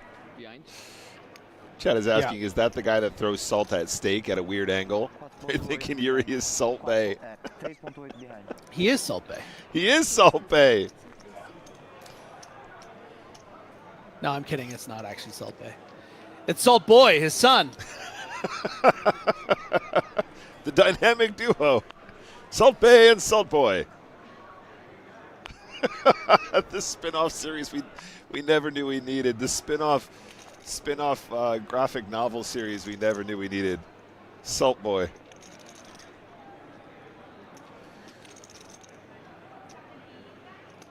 So Griff, chat's asking for us to pick our fave. I'm going with old Naza, man. I just think old Naza is the kind of person I'd expect to take down an event like this. I mean, both Yuri and Leandro playing really well, though, of course. No disrespect to them whatsoever. Yuri also a super crusher. What do you think, I mean, Griff? I think a lot of it is going to be dependent on if Yuri's demise does happen in third, who is the one that, you know, pulls the trigger. Right. If Leandro takes him down and extends his chip lead to 65 big blinds to 20 against Naza, that's a pretty big, you know, chip lead to try to overcome. But in the case of, you know, if Naza were to eliminate Yuri, suddenly Naza's, you know, much closer to Leandro, and I think we'll have the edge pre-flop, heads up. So a lot of different ways this can go. Benny's asking why we're calling him Yuri, though. LFG Salt Boy. Yeah, okay, fair enough. Salt Boy or Nerd Guy are acceptable terms.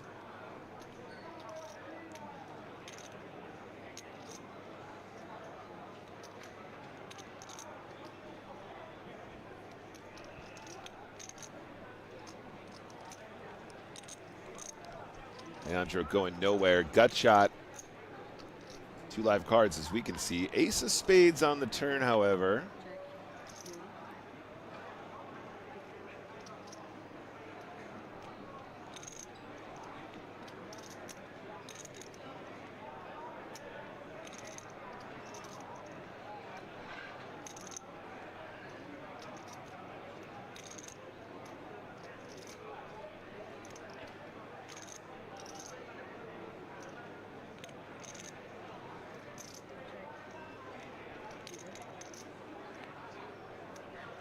Check, check. King high is still the best hand.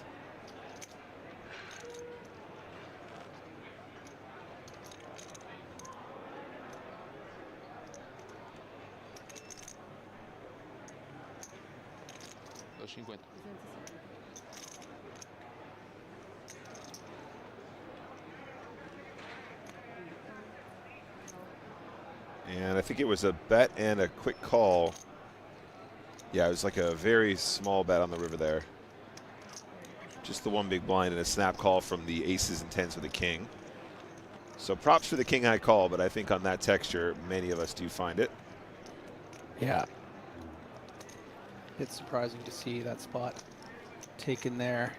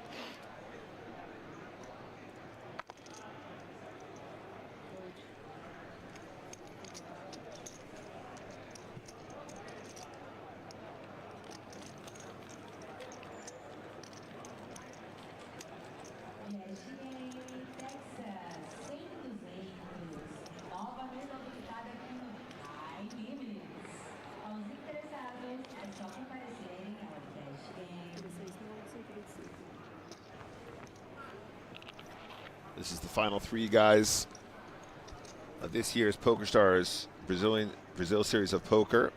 The BSOP. Blinds are 125K to 50K. And this is the Legends, event number 62, the final. Let's see who's going to take it down. Who's your money on today then, Griff? Go on. You got to pick one. Yeah, my money's on Naza. All right. See it.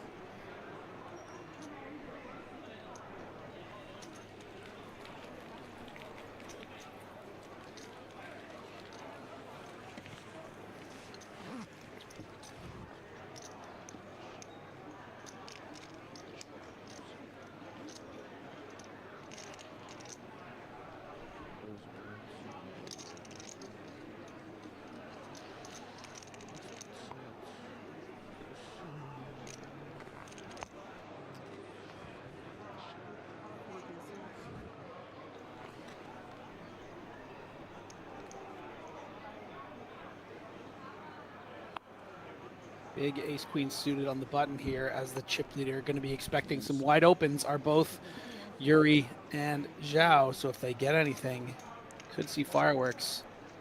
Yuri nothing but the lowly queen to two, and Zhao just as bad, if not worse.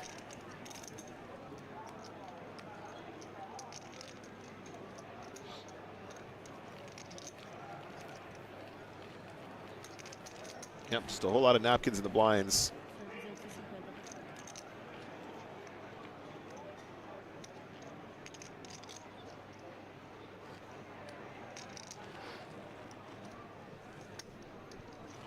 And we move on. This time Yuri on the button. The Adventures of Salt Boy.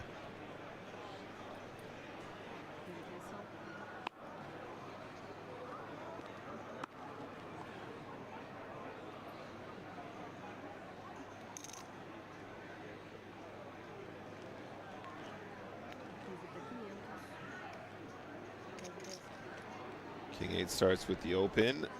This time, Naza might have something to say. Oh yeah. I'm all in. 11 big blinds, happily puts it in.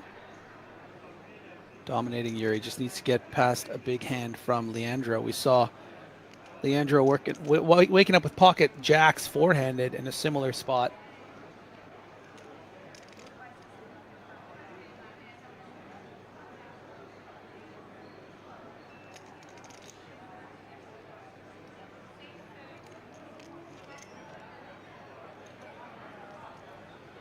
Okay.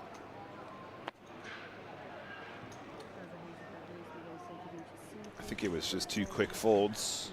What was the size he used here, though? 2.1 mil. Yeah. So 2.1x. Oh, the sizing of the yeah. Yeah. 70% shove. Right.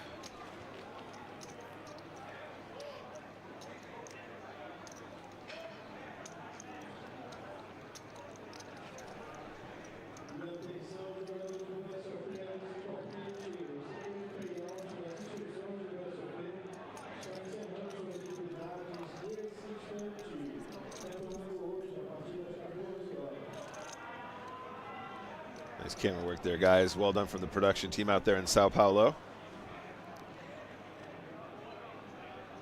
Zhao with an ugly hand on the button. Radar ligado, hein? Tava pronto. Foi pra guerra, Nazaré.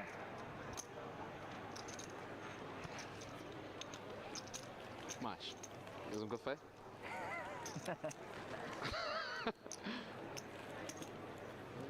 Let's take a better look at those chip counts now, guys. It is Zhao at the bottom with 16 bigs. But really, it's a case of Yuri being just a smidge more. Leandro doing very well to maintain that chip lead. But really, it's going to be who can find the double and get back in this tournament. Nobody quite in the danger zone, though. These guys are going to be experts at navigating these shorter stacks three-handed as well.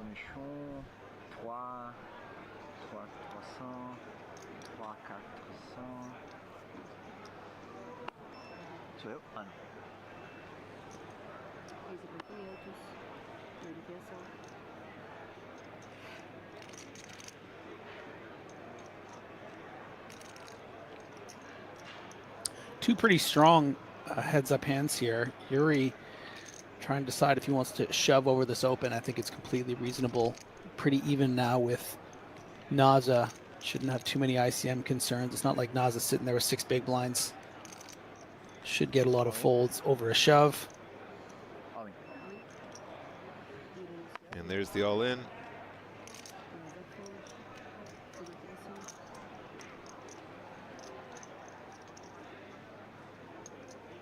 milhão aí? É, 4.200, 4.575.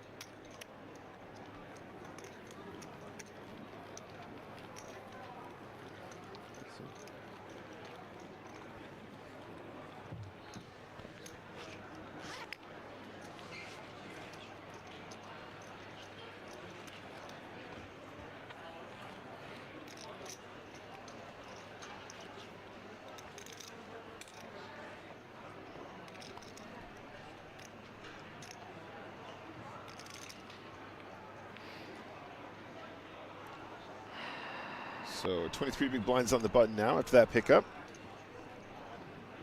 I think we just open here. I don't think we want to do anything wild. Keep it chill with a nice strong hand on the button.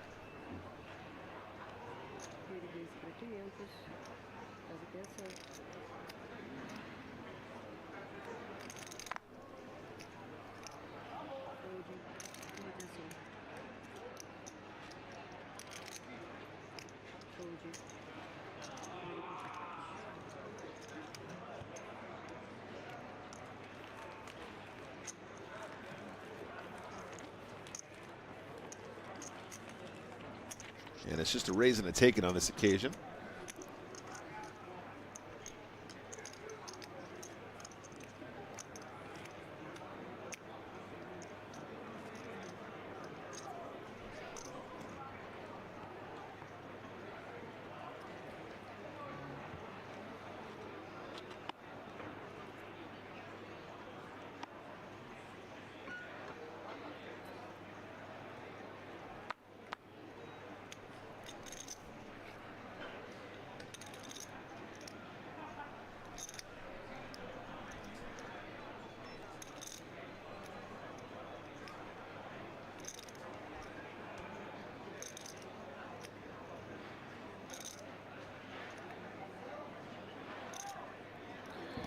Zhao with just 13 big blinds on the button with the raggy ace is just going to come in for a min raise instead of a shove. I think this is nice. You know, if you're in that sort of 7 to 10, 11 big blind range, just shove. He's got the blocker here.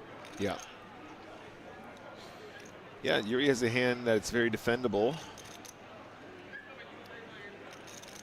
Facing that min open with the, especially with the extra dead money in there from the big blinds. Sorry, from the ante, excuse me. So does call, and we're going to a flop. And it is Jack 8 tray, Yuri flops best.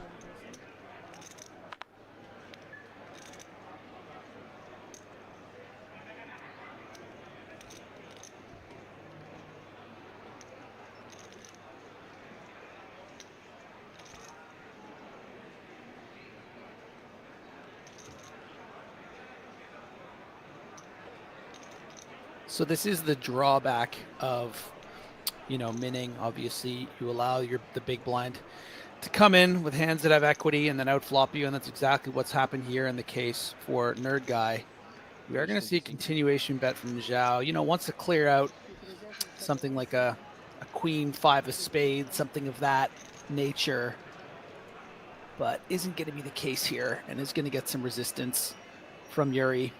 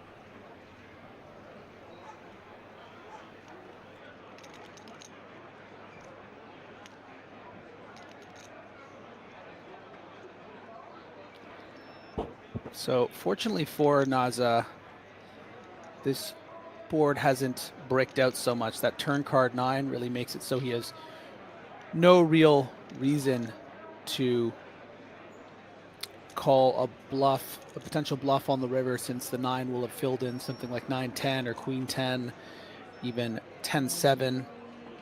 Yuri sometimes going to have some missed hearts here, so that's why he elects to make a bet to polarize himself, thinking this is 8's probably good, but Zhao's just going to quickly fold, of course.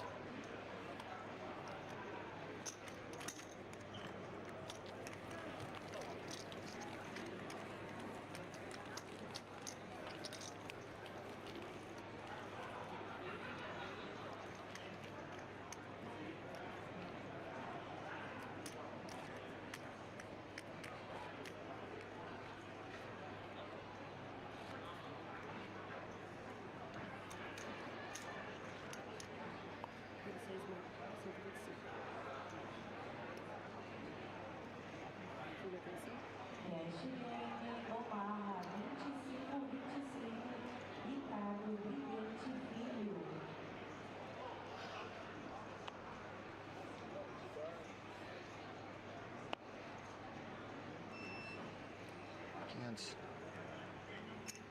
Levei isso para 500. Yuri fold. Nada atenção.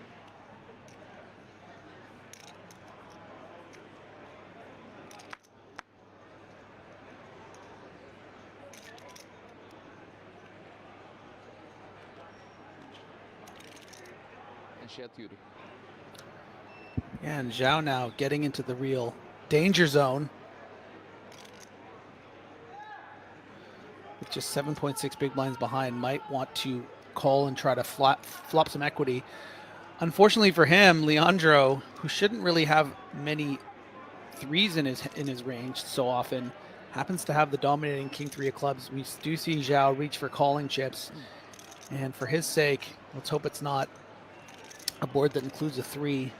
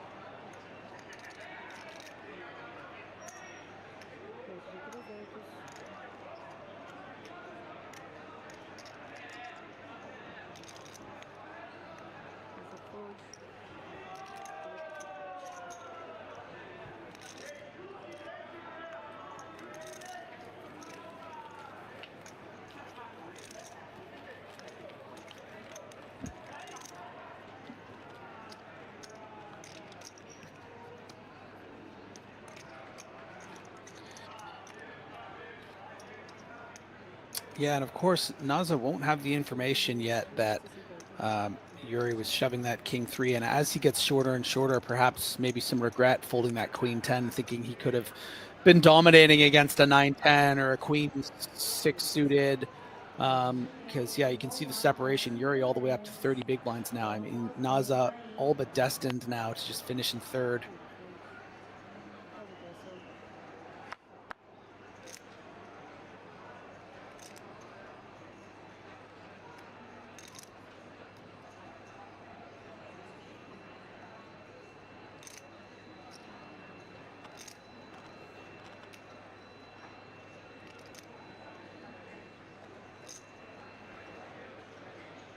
All in.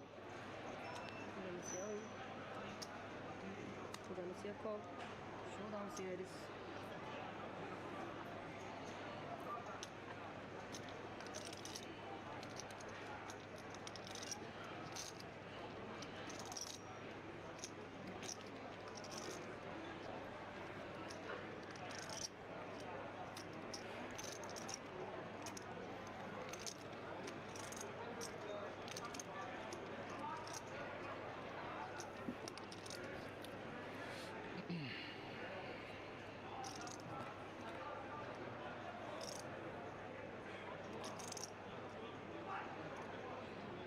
Yeah, gonna need some backdoor straight outs or a lady on the turn or river.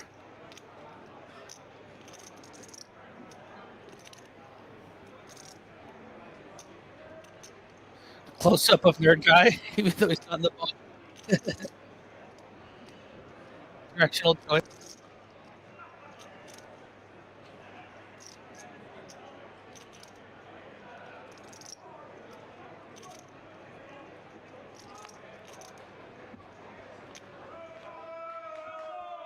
Sorte, menino. Obrigado. Muitos parabéns. Parabéns para Ganho no seu aniversário. Não, muitos parabéns ao teu aniversário. Ah, obrigado.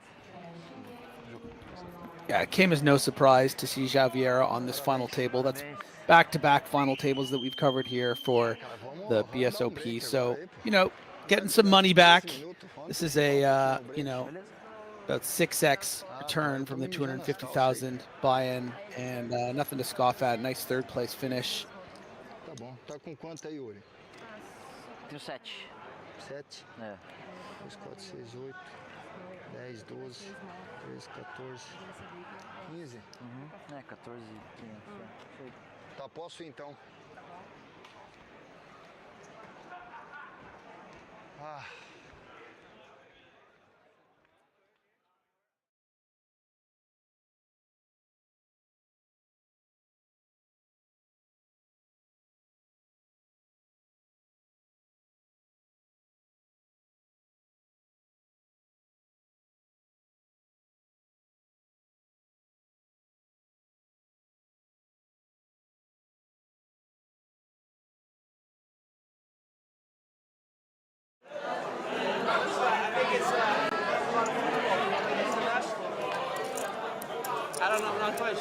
Pinto, how much you play? Like 2.5? 2.5, yeah? 2.8. 2.8?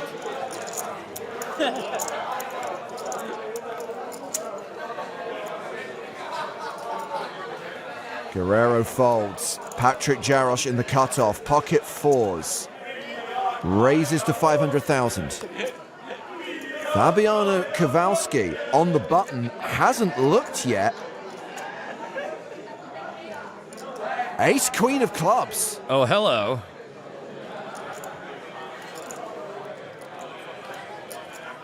Kowalski just calls in position. Can't risk Jarosz jamming on him and having to fold. Bendinelli folds the small blind. Pinto in the big blind has queen jack of diamonds. I'd say Pinto shouldn't even be thinking about this, but it's that pesky big blind again. With all that action, though, I think you gotta tread lighter than a green basilisk. That's the one that runs across the water. Read a science book. Pinto is the shortest stack right now.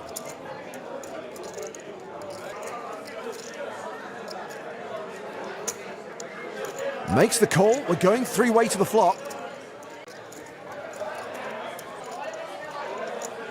And that flop is king 6-3. Pocket four still ahead.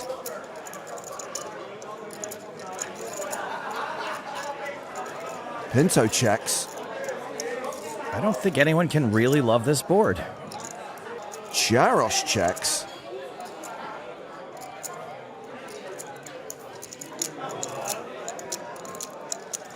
Kowalski's got plenty of showdown value, just no pair. He checks as well. Turn card for free. King of diamonds pairing the board. Fours still good. Oh, Michael. A cheeky lead from Michael Pinto, 350,000. If this somehow works.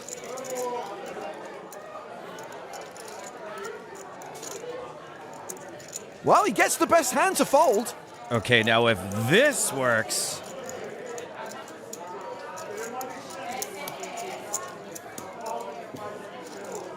Kowalski, now a commanding favorite, 93%, makes the call. We go to the river. Didn't work. It's the 8 of diamonds. Ace high, still good. And Pinto moves all in. Oh, man. Not just that, but there's a slight timing tell there. Huge bluff from the qualifier. How much is it? Luckily for Pinto, Kowalski has one of the worst hands he's ever going to turn up with here. Big decision for Fabiano Kowalski. To hero or not to hero? The flop flush draw missed. All draws missed.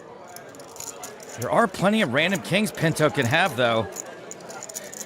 The call here would be incredible, especially because this is the final table bubble. He's seriously thinking about it. Plays a time bank card. Pinto giving away nothing now. Wonder what he's feeling on the inside.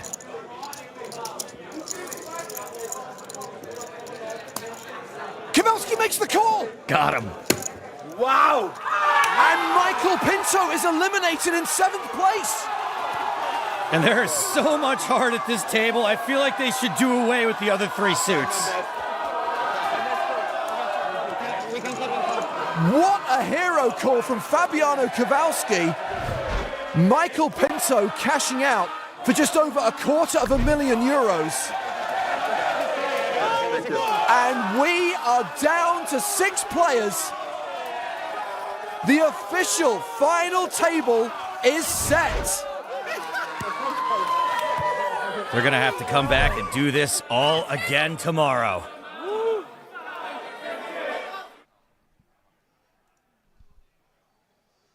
Hello, everyone. Welcome back. This is the São Paulo Brazilian Series of Poker 2024, event number 62, 250K No Limit Hold'em Legends event. And this is day 2. Not only day 2, it is the final table. Not only the final table, it is heads-up play. These individuals bought in yesterday for 250,000 Brazilian reais. That's approximately $43,000. And now they are playing heads up, both guaranteed at least 410,000 US dollars. And first place today, approximately $600,000. That's 3.5 million reais. Welcome back to the action, guys, and welcome back to Sao Paulo. This is Nick Walsh on commentary, joined by Griffin Benger. That's me. We are back, guys. Thank you very much. Just had a word with production. I think there's a chance we might have lost my mic there at the end of the last session. I do apologize. Everything seems to be functioning as expected now. Slight technical glitch there.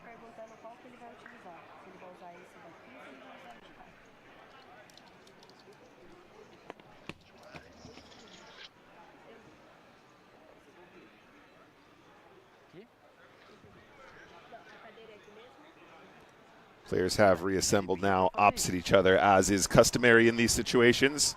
We like when our heads-up players face off, like an old-fashioned duel.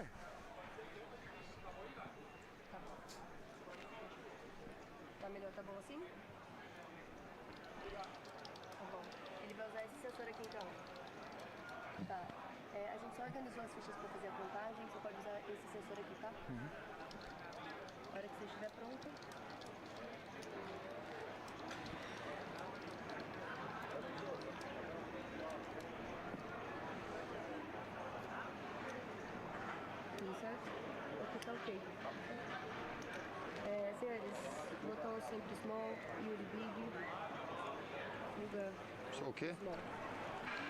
125. Después de este nivel, las planes mudan a 30 minutos. Obrigado. Obrigado. Tem 7, né? Isso, aham.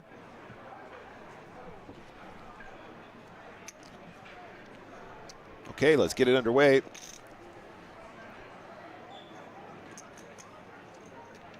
Two players heads up. Only one can be crowned winner of event number 62. Biggest buy-in event in LATAM history. Nice trophy with the 250K right there on the front.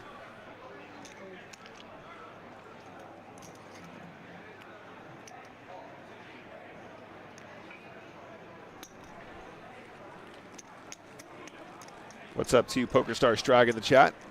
Does look like a nice rail. It's kind of got like a carbon fiber vibe to it.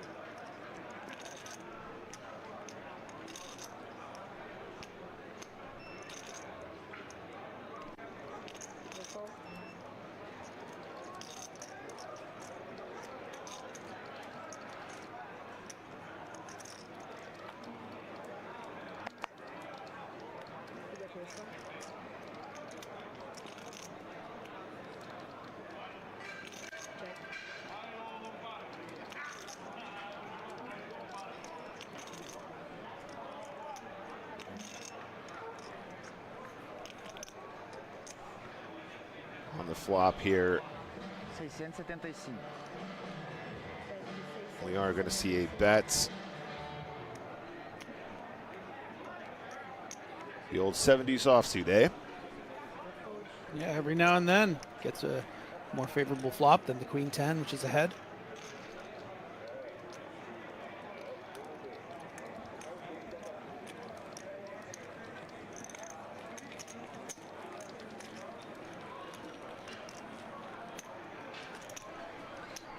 Strike says Martin's bad poker looked like weekend at Bernie's. We have had that in the chat already. Although, I don't know, I feel like that's a bit of a stretch. The other one we had, Strag, was somebody thought he might have been Salt Bay. But Griffin reminded everybody he's not Salt Bay, he's Salt Bay's son, Salt Boy.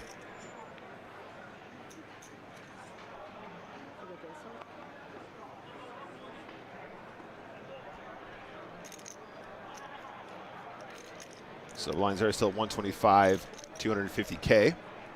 Big blind ante in play heads up. I think it's controversial, personally. Nobody else seems to care. 4 deuce with the fold.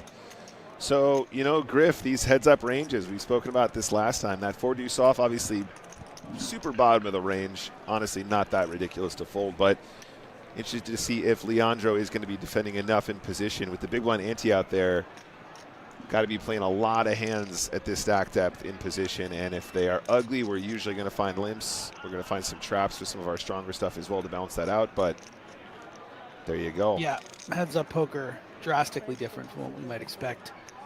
3, 4, 5, 6-handed.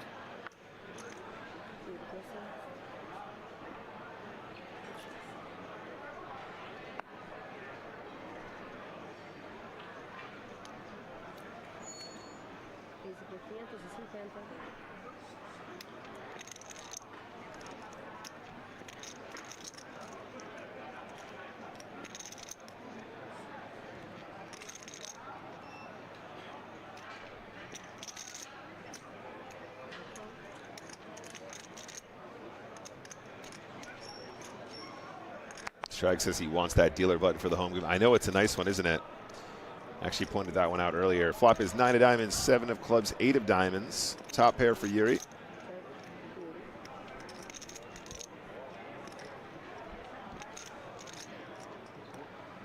I think we're going to start with a bet here. I wouldn't mind a little size up either. 1.4 million in the middle.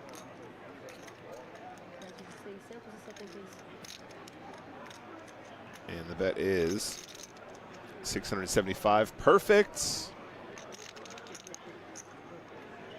Okay, Jack 5 decides to come along. Diamond in hand, gut shot. In fact, it's the double gut shot. It's the weird double gut shot. Nice turn for Yuri here. Definitely a go card for me.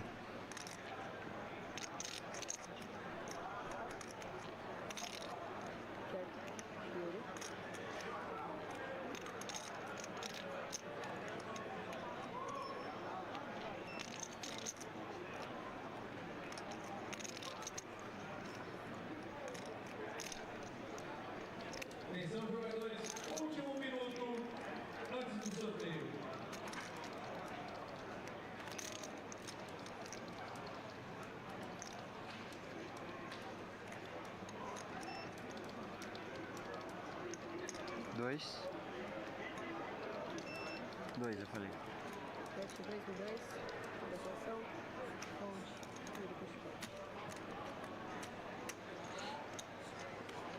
And there you have it. Nice little outcome for Yuri. Nice flop, nice turn.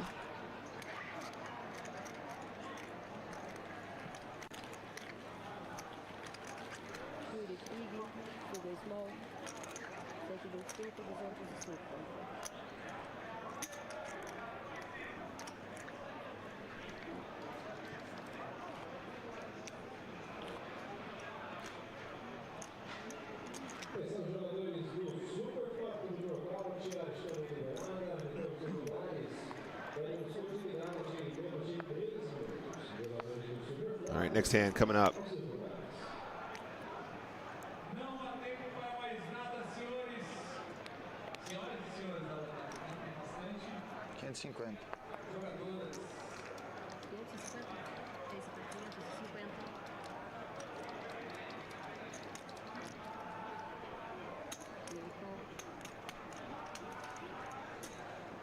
Start with the raise and a call. Yuri's got a nice hand to play out of position here. King 6 suited, definitely not the worst hand to take to a flop here from out of position. 8 of clubs, queen of diamonds, 4 of clubs. And this is a really spicy one, guys. 2 pair against the king high flush draw. Yeah, Action Jackson here, only playing 35 effective with action on Leandro. I don't know if this is the candidate that Yuri would want to necessarily check raise with, but we're definitely going to get some chips in the middle here, whatever the turn card is.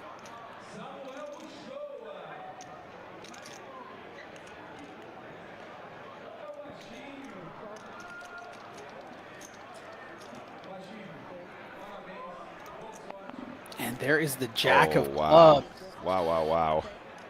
Big action card. You know, actually would have been better for Yuri. It's great. He's made the best hand he's gotten. Jumped out of the 2 pair, but, you know, as far as getting a lot of money, something like the deuce or 3 of clubs might have been a bit better. This jack, of course, completes 9-10 as well.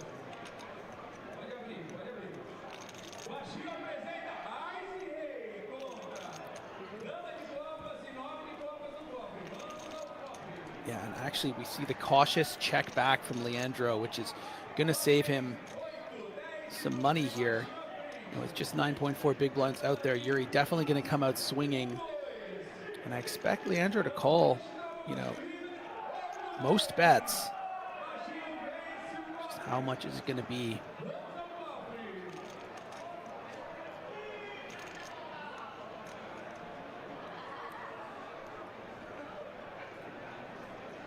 I think he can go pretty chunky here. Yeah, it looks like that was a snap from Leandro. So a big pot. And Yuri going to take the chip lead for the first time on this final table. Been biding his time and has gone more than even now against his opponent. That's right. Significant chip up here and a great start for Yuri. Salt Boy prevails.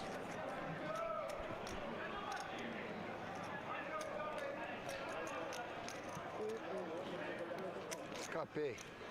Hã? Ficou barato. Ficou mesmo?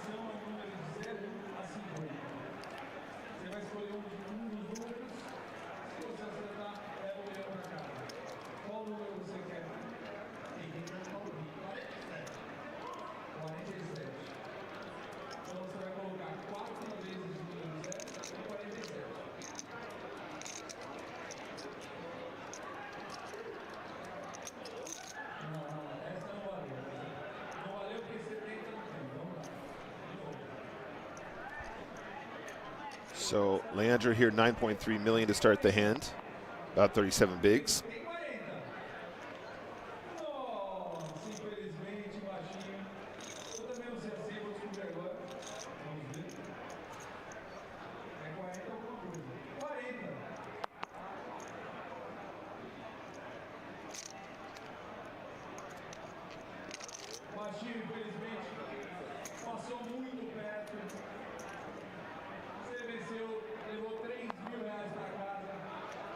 Didn't quite see the action there, guys, but we are on Ace King 4. How much is out there? Yeah, so just a limp in the call. Limp in the check, excuse me.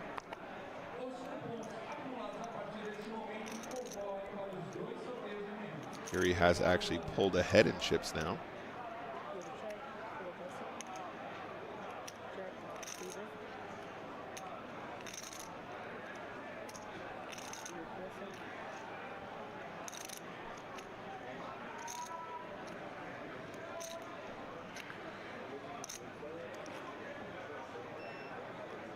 Yuri going for some value, it would seem.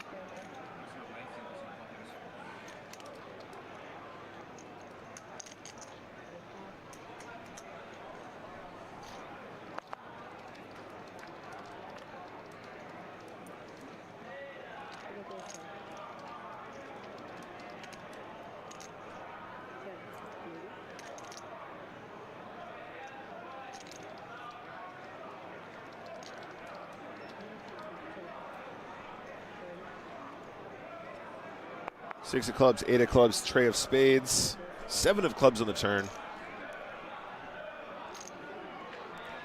And Leandro this time has the flush. Yuri does manage to pick up a hand of some variety, however. It's not going to be super thrilled with it. Chat asking if this is live. This is in fact live, yes. What we're watching is a replay from the event that finished earlier this morning. It was in the early hours of the morning, at least for me here as I'm in the UK. But we are live without a delay doing commentary as if live. So get your questions in the chat. I think Neymar played this, I'm pretty sure. Neymar has played quite a few events out there in São Paulo.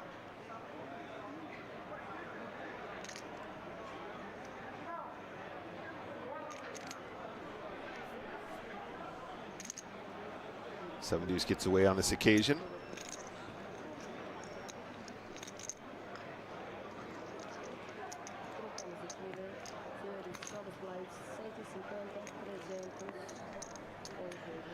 Obrigado.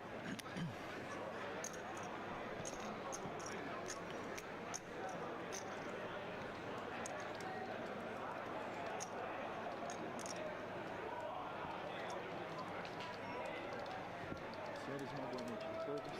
Boa noite. Vamos pelo exato mundo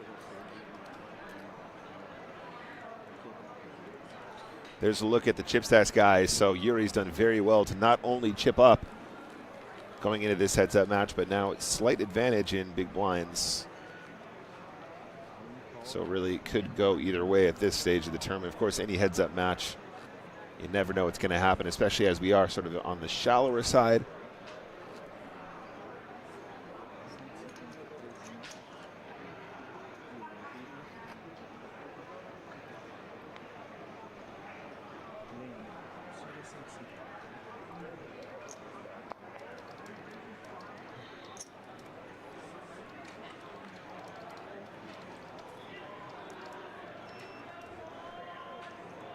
$600 mil a vez do Leandro e Yuri com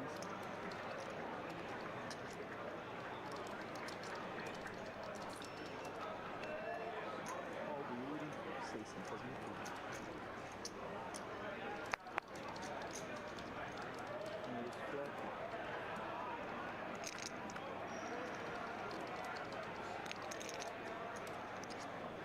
Yuri check.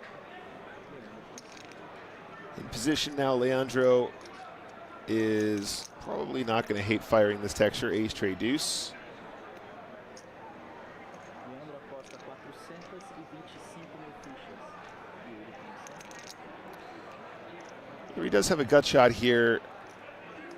You have to imagine that this hand should be good enough to continue under most circumstances. Yeah, You might even the problem for Leandro, though, is, you know, Yuri having flopped equity and not the kind of hand you really want to continue as a call. Might just find a check raise here. That's what I was going to say, put, Zabodini in the coffin. This is exactly the move that I think I'm making here. Nice work there.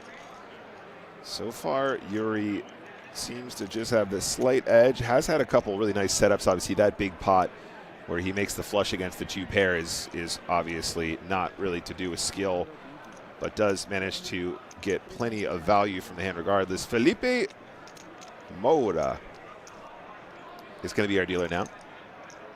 Thank you, Felipe.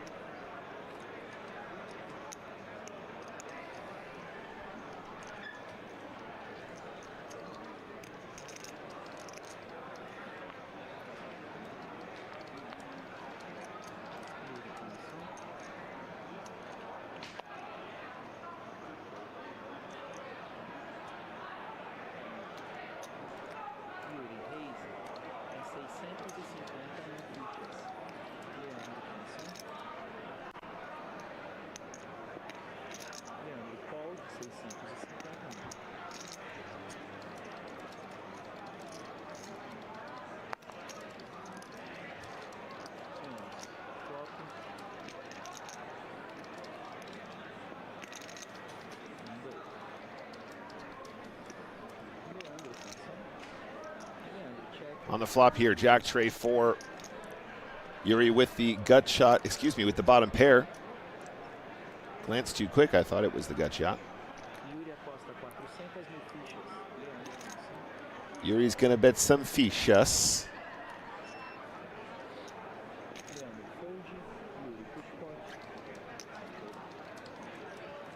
Tá fácil, né, Yuri? Nunca é fácil.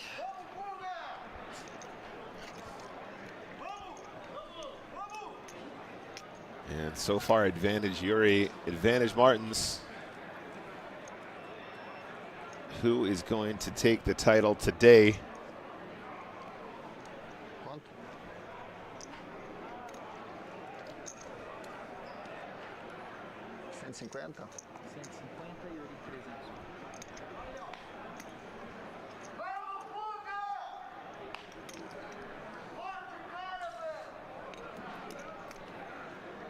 All right, Yuri out of position this time.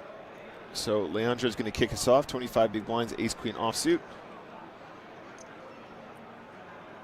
I think you can go either way here. A little bit of limping, a little bit of raising. It's fine. If we're limping, we're chopping, of course. The idea is to try and get chips in the middle. Jack 5 offsuit is going to call the raise. Blinds are now 150K, 30K, 300K, excuse me. 10, 7, 8, 2 hearts.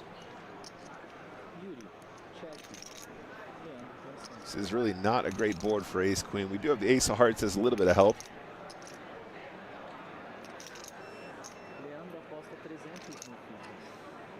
Leandro's going to fire 1.5 million in the middle, makes it 300K to go.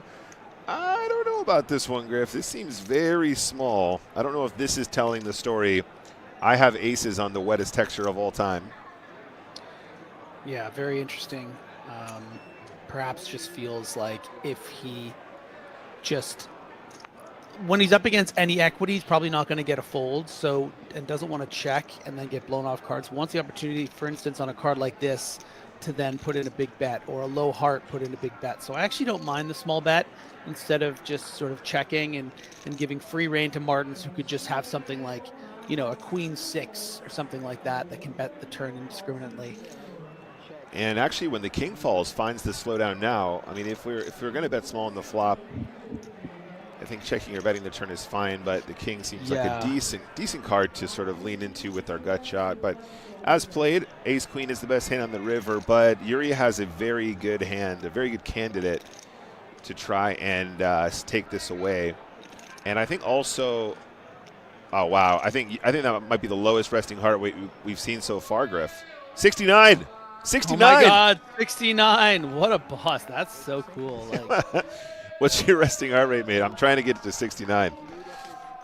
Man, gets a quick call, though, as the hearts and the 9X, 6X, Jack X hands brick out. So Leandro actually playing that almost like a trap with the, you know, not trying to fold out, you know, a pair straight draw on the turn or something of that nature, just hoping for a card that might pair the river and he can call. So nice hand there and extending, getting back in the chip lead. Yeah, absolutely. Just snapped it, man. Whew. I like the line from Yuri, though. I think this is good.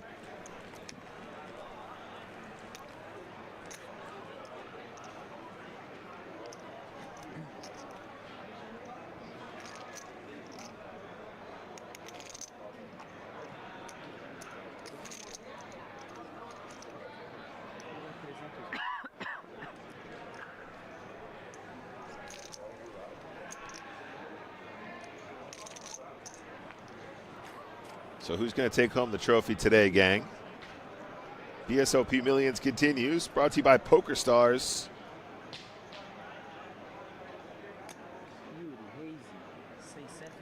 King Queen is going to raise. Okay, where are we at right now? 31-ish bigs effective. Ace 5 suited in the big blind. I think this is a reasonable 3-bet candidate. I think it's a bit tricky actually at 30 big blinds. I think you're going to be better off calling because you really don't want to 3-bet fold this combo. So it would just sort of be a shove or a call, and I think we both probably prefer call. And we do see a flop of ace, 8, 9. Backdoor clubs for the ace 5. King, queen didn't really connect, but probably a board that we want to see bet quite frequently.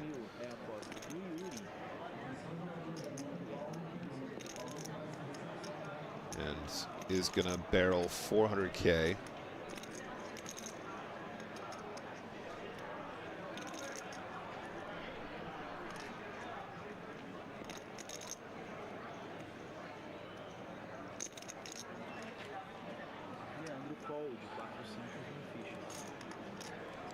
Ace 5 calls.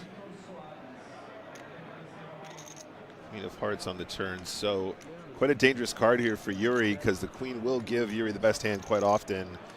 I mean, this might even be strong enough to consider 2 barreling.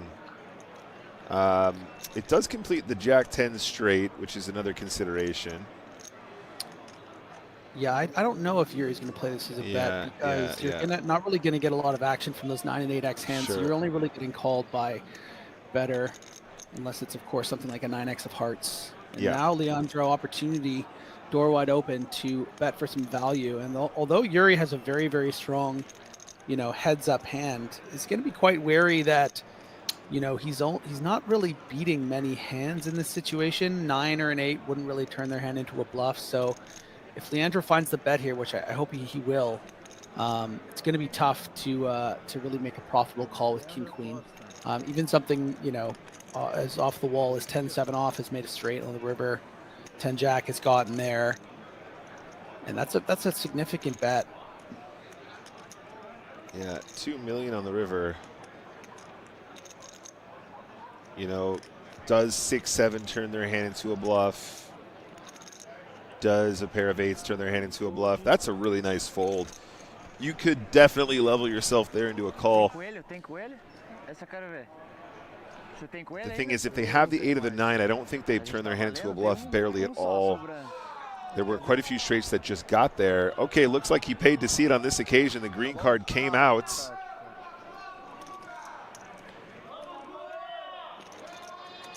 Looks like he only showed 1. I'm not sure what the etiquette is on this, but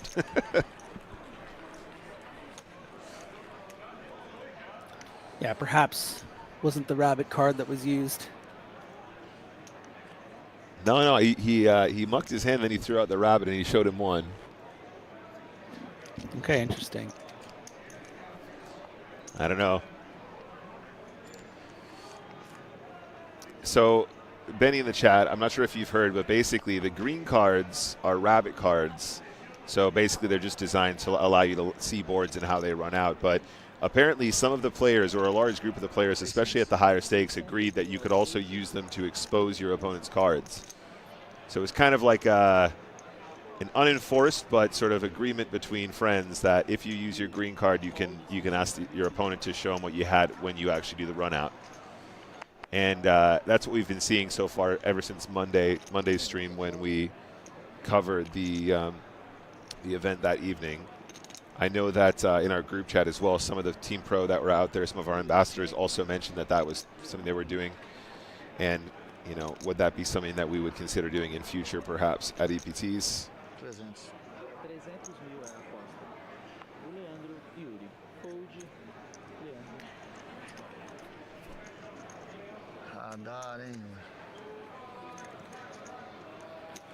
Tá fácil aí? Mais de 9, 2 par, pô. Yuri's just wearing this shirt that says Reg Life. Is that a sticker, or is this just like his own line of clothing?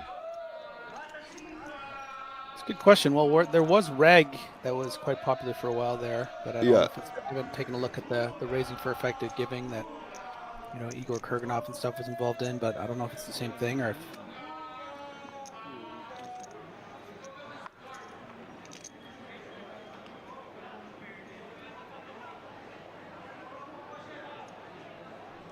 It's a sticker, but it's his brand. Yeah, I know.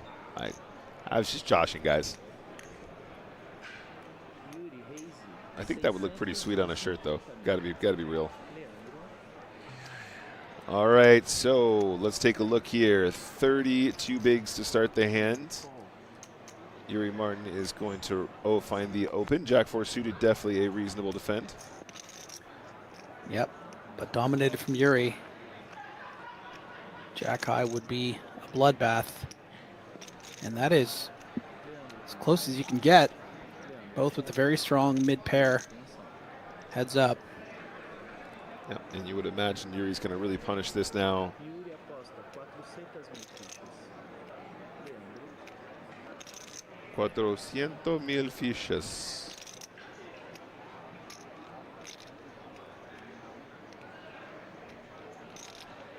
Jack 4, middle pair, backdoor hearts. Got to at least call here. Leandro, call 400,000.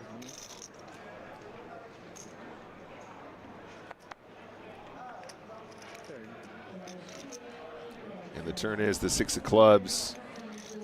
Now on this occasion, gang, I do think we're probably going to see 2 barrels from Yuri. Leandro, check. 60% turn.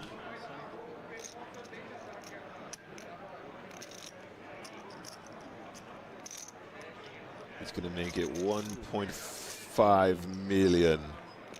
Never mind, just check, check. And the river, 10 of hearts.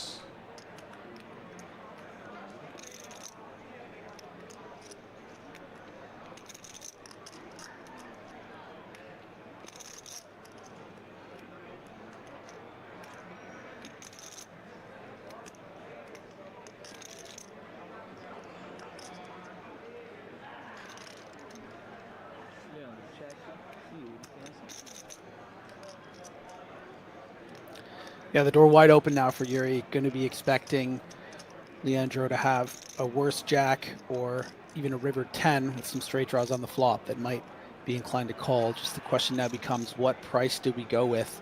8 big blinds, 2.4 million in the middle.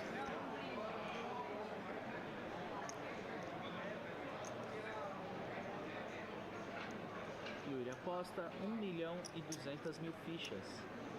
Leandro, There's the 1.2. Ooh, that was a quick call. para 2.400.000 fichas. 400. Yeah, not much. Oh, wait, no. Oh, wow. Whoa, whoa, whoa, whoa, whoa. Wait 1 second. This was a 1.2 and then a raise to 2.4? Is this the min check raise river? Strange. I mean, this gonna look like, when it comes to value, gonna look like Queen 9, maybe something like a King Deuce, King 6, King 10 kind of combination. I mean, but surely you go bigger with those combos. Surely. So what is this then? I know. I don't know. Again, I mean, It's Jack 4 doing been, something weird is what's going on. Yeah, it just seems very erratic to put in, you know. Yeah, no, it's terrifying. Don't get me wrong, Griffin. You're right. This does look like strength, absolutely. But I do feel like a rivered straight or 2 pair plus would probably find a larger size. I mean, this just seems like a great opportunity to get more value from those combos. But I don't know how he finds a call here. It just seems so erratic to have a bluff. Amazing. Yeah, that is absurd. That is a very unusual hand of poker, and it absolutely worked. Yeah, and Hero Value on Twitch says it was definitely purposeful, right? Like, it's unclear. I mean, wow.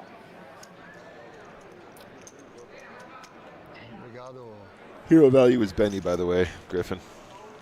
Oh, nice. Sabe que eu não vou blefar você, né? Não vem com esse papinho, rapaz. Oi? Não vem com esse papinho aí, rapaz. Tô não, pô. Você vai ver depois lá. Yeah, that's a really, really interesting one.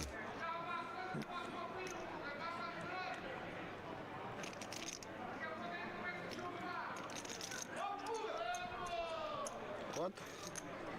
150.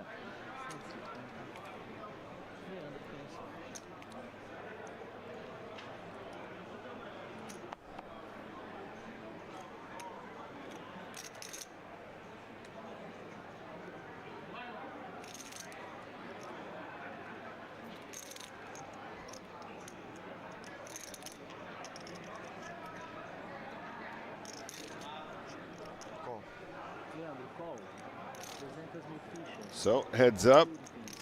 Leandro now the chip leader. We're 23 effective. Yuri is the shorter of the 2 stacks. Start with a limp and then a check from the 5 tray.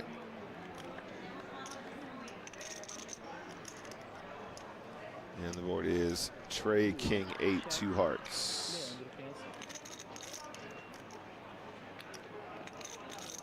Yeah, and big advantage here for Leandro. Fresh off that incredible smurge bluff on the river, is now, you know, going to get at least 1 street of value from Yuri, who has flopped a pair. An unfoldable heads-up pair.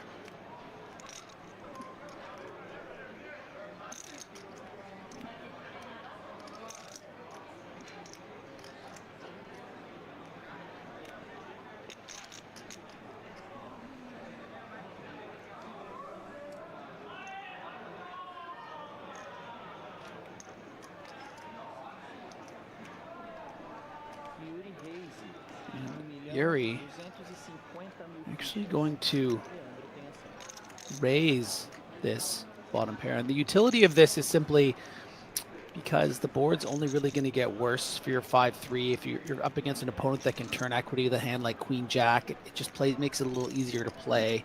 Yeah. And in the rare occasion you are up against a king, it's, you know, whatever, and not the end of the world. Yeah, and as you say, or as we say in the poker community, you know, it's hard to make a pair. More often than not, you're just going to have the best hand. Now your opponent's going to be c-betting a board that they know they're going to get away with a lot. Or I say c-betting, sorry, just, you know, betting. This is a limped pot after all. And as played, of course, you're not going to convince a king to fold yet. That doesn't add up. King 4 is not feeling super confident about the kicker, but we're just going to have the best hand so often in a heads-up environment, especially without any raise pre-flop after that limp. 7 of clubs on the turn. Yeah, and his facial expression nor his presumed heart rate is going to show it, but Yuri's not liking proceedings now. Only really ahead of, you know, something like a heart draw or an ace-queen, ace-jack, ace-10 type hand that might bet call the raise, so is going to wave the white flag and hope that he gets a free river from Leandro. And with 3.5 million out there, going to be curious to see if Leandro decides to go for some value or if he just wants to keep things cool. Would hate to bet this turn and say, you know, get shoved on. Although I think it is, you know, it's possible. Let's just say Yuri had something like a 5-9 of hearts, might check shove here. And yeah, Leandro's just going to put him in. And yeah, that will see Yuri down to 19 big blinds. So we're going into the next hand, 19 big blinds effective. And that is a really good looking dealer button, I have to say, Strag. I think you're right, buddy. We should get some of those.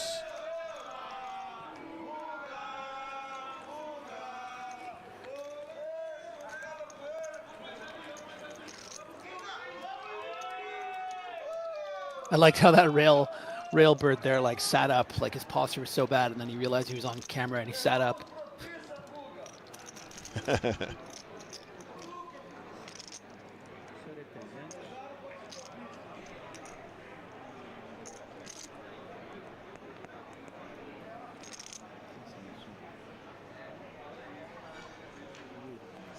All right, King 9 suited now. As I said, we are starting about 19 effective, so I think we end up doing a lot of limping with these combos now. Obviously, you're not going to go too far wrong raising some of these up as well. They are very pretty, but... Yeah, but you don't want to raise fold here yeah. off 20 big blinds, but Yuri goes for the raise anyway. Gets a quick call from the yep. suit-dominated 3-deuce. Yeah. Once we get under 20 effective, guys, we very often end up seeing a lot of our quite pretty hands become limps, which really freaks people out because they, you know, hands that we would very happily sort of enter pots with when we're 8-handed as a raise. But as Griffin hit the nail on the head, the idea is we just hate to not have the opportunity to play these pretty hands in position. And if we raise too many of them too frequently and we start getting shoved on, we're having to sort of raise fold appropriate equity to call with. We're having to raise fold hands that just have great playability in position that are very high value for stacking our opponents. And we kind of allow our opponents to exploit us in that fashion. So what we want to do is start limping with really strong stuff, start limping with some of our middling strength stuff that has good playability, start limping with some of our weak stuff, and then that actually just allows us to play more hands in position overall, which is very beneficial for heads up. because we only have about half the time to be in position. We have to maximize our opportunities. And if we're not playing enough hands, it's difficult to win in heads-up poker where there's nowhere to hide.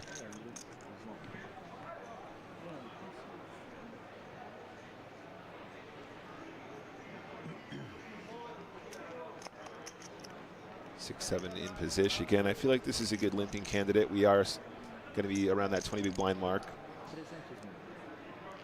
We end up sort of raising in these spots with some of our junkier suited hands and then some of our sort of junkier offsuit hands as well.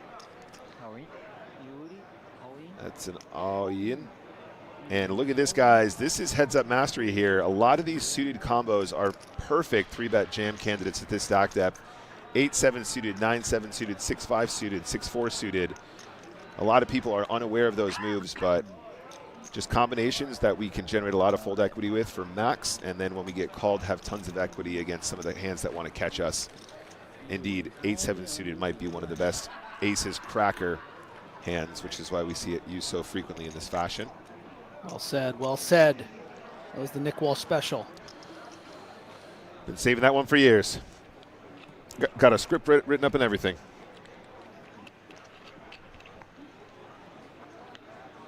Next hand.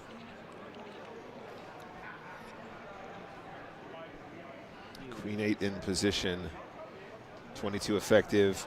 Again, this is a combo you probably mix limping and raising. Does seem like Yuri's leaning more into the raise option here. Heads up, and again, that could be a symptom of the fact he thinks maybe he's not getting 3-bet light enough in the big blind. Yeah, I think that, you know, obviously, if you think you're the stronger player, which Yuri has every right to against Leandro, you know, you do want to, more often than not, heads up. You want to see more flops, do more limping, but I think maybe the tendency he's seeing, and this is, I think, a product of, for instance, seeing some button folds from Leandro, right? If he thinks he's maybe folding too tight in certain spots, I think he's going to decide to maybe have more of a raising strategy at this 20 big blind depth than he normally would against, you know, a player of a caliber as myself, for instance. Yeah. Of course. The yardstick to which we all measure ourselves.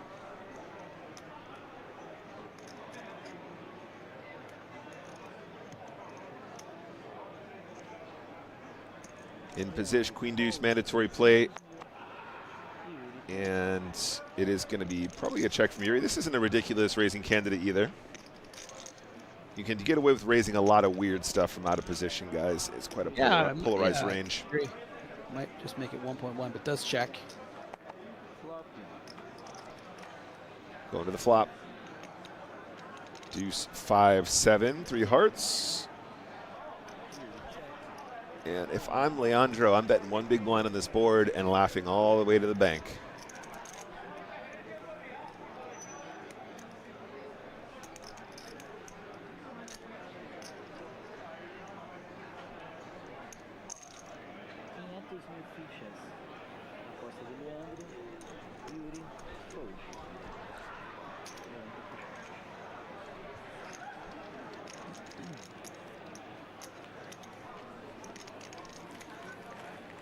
And that is all she wrote for that hand. Like I said, pretty straightforward stuff on those monotone textures.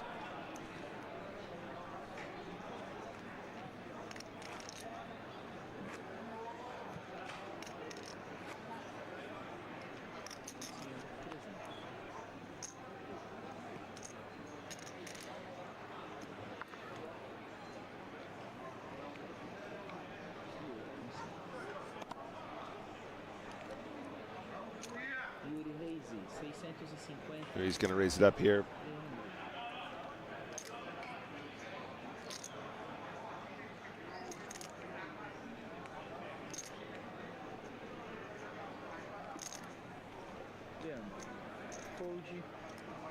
Gets the 9-5 to fold. That seems pretty reasonable there.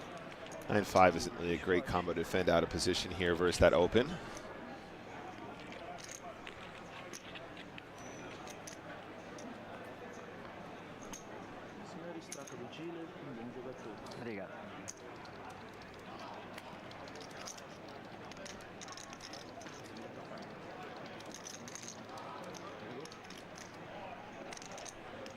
Let's take a look at the chip counts here, guys. So 19 effective for Yuri. Has really been a back and forth. And honestly, at this stage, guys, it could go either way just because Leandro has the chip lead. Here, we all know one double either way. And could end up ultimately deciding our winner. Both players currently guaranteed about 410,000 US dollars and 600K up top. Daler Miranda. Oh, not got a good reel going on here. Thank you very much to our dealers. Thank you to the production team as well. Putting on a really good show for us here. Leandro now in position with the ace-7. Around this stack depth, might consider just start shoving some of these aces. Yeah, that is the effective shove there. Get him, Leandro. Finish him.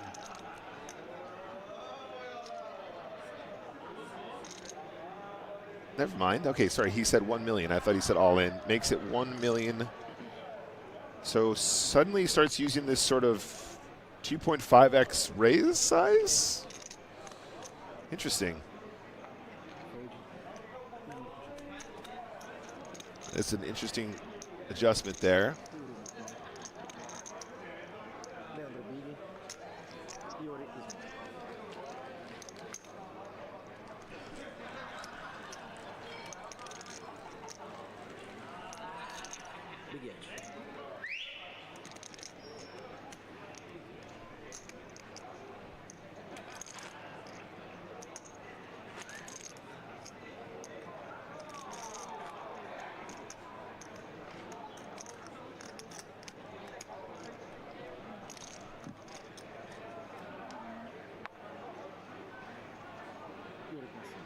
Here we go. 16 bigs effective. Let's see some trapping now. Little limp with the queens, no doubt.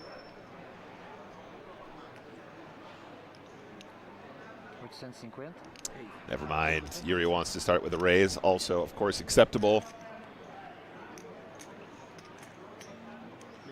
Oh, my God. Oh, my God.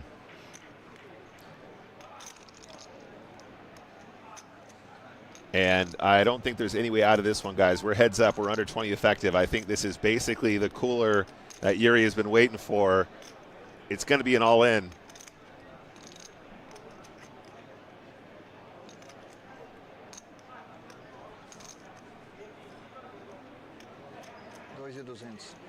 Oh, what? It is the Stars Nuts hero value. You're right. And it is a 3-bet to 2.2 mil. It's basically a click. And happy days for the queens. If Yuri's strategy all along was to raise because he wasn't getting 3-bet frequently, he knows he's going to get action from this combo. This is very rarely going to be a bluff from what we've seen so far. All in, and of course it's got to be a call from the nines. Pretty significant cooler for Leandro here. Bummer is going to be an 80-20 favorite. And that is leaning towards Yuri, of course.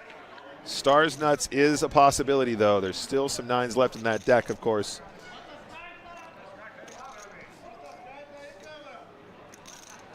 Let's see what the dealer has for us. This could be the decider if the nines get lucky. 19% of the time, it works every time. That's right, Griff.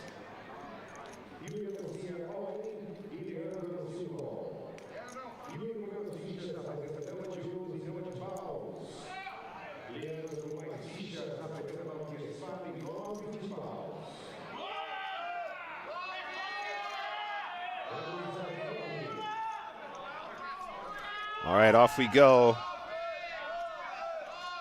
4-5 king. So far, so good for the queens.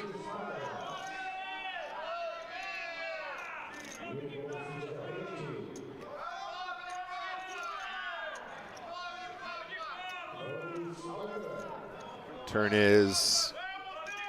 It's a 9! It's the Stars Nuts on the turn for Leandro. This could be it. This could be it. This could be the deciding hand. What a turn of events for Leandro Zabodini. You can see the heart rate up to the teens, the 100 and teens. He knows he's just one card away from being the winner. Oh! And it's quads! Death by quads!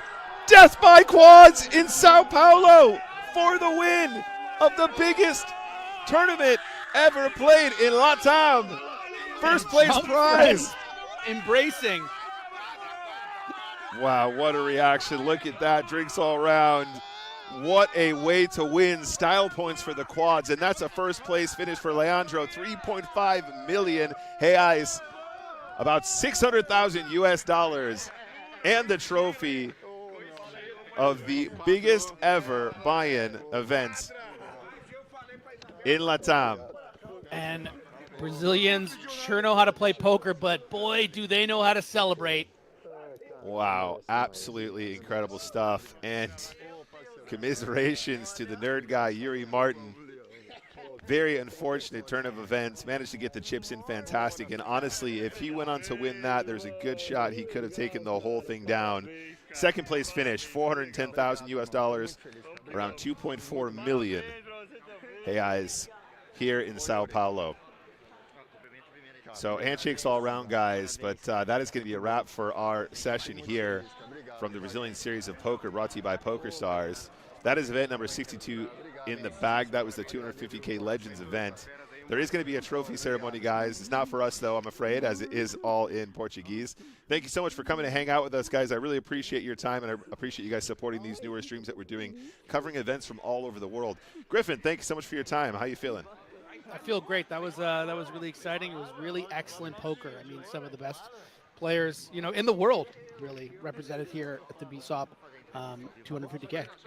Yeah, lovely stuff. So, guys, just a reminder again, don't forget we do have our season finale of the Stars season on December the 1st. That's this Sunday, 1.25 million guaranteed and triple leaderboard points. So make sure you check that out. I'll be playing as well on Sunday, so keep an eye out for me. There's a trophy for the winner. There's hoodies for the top 20.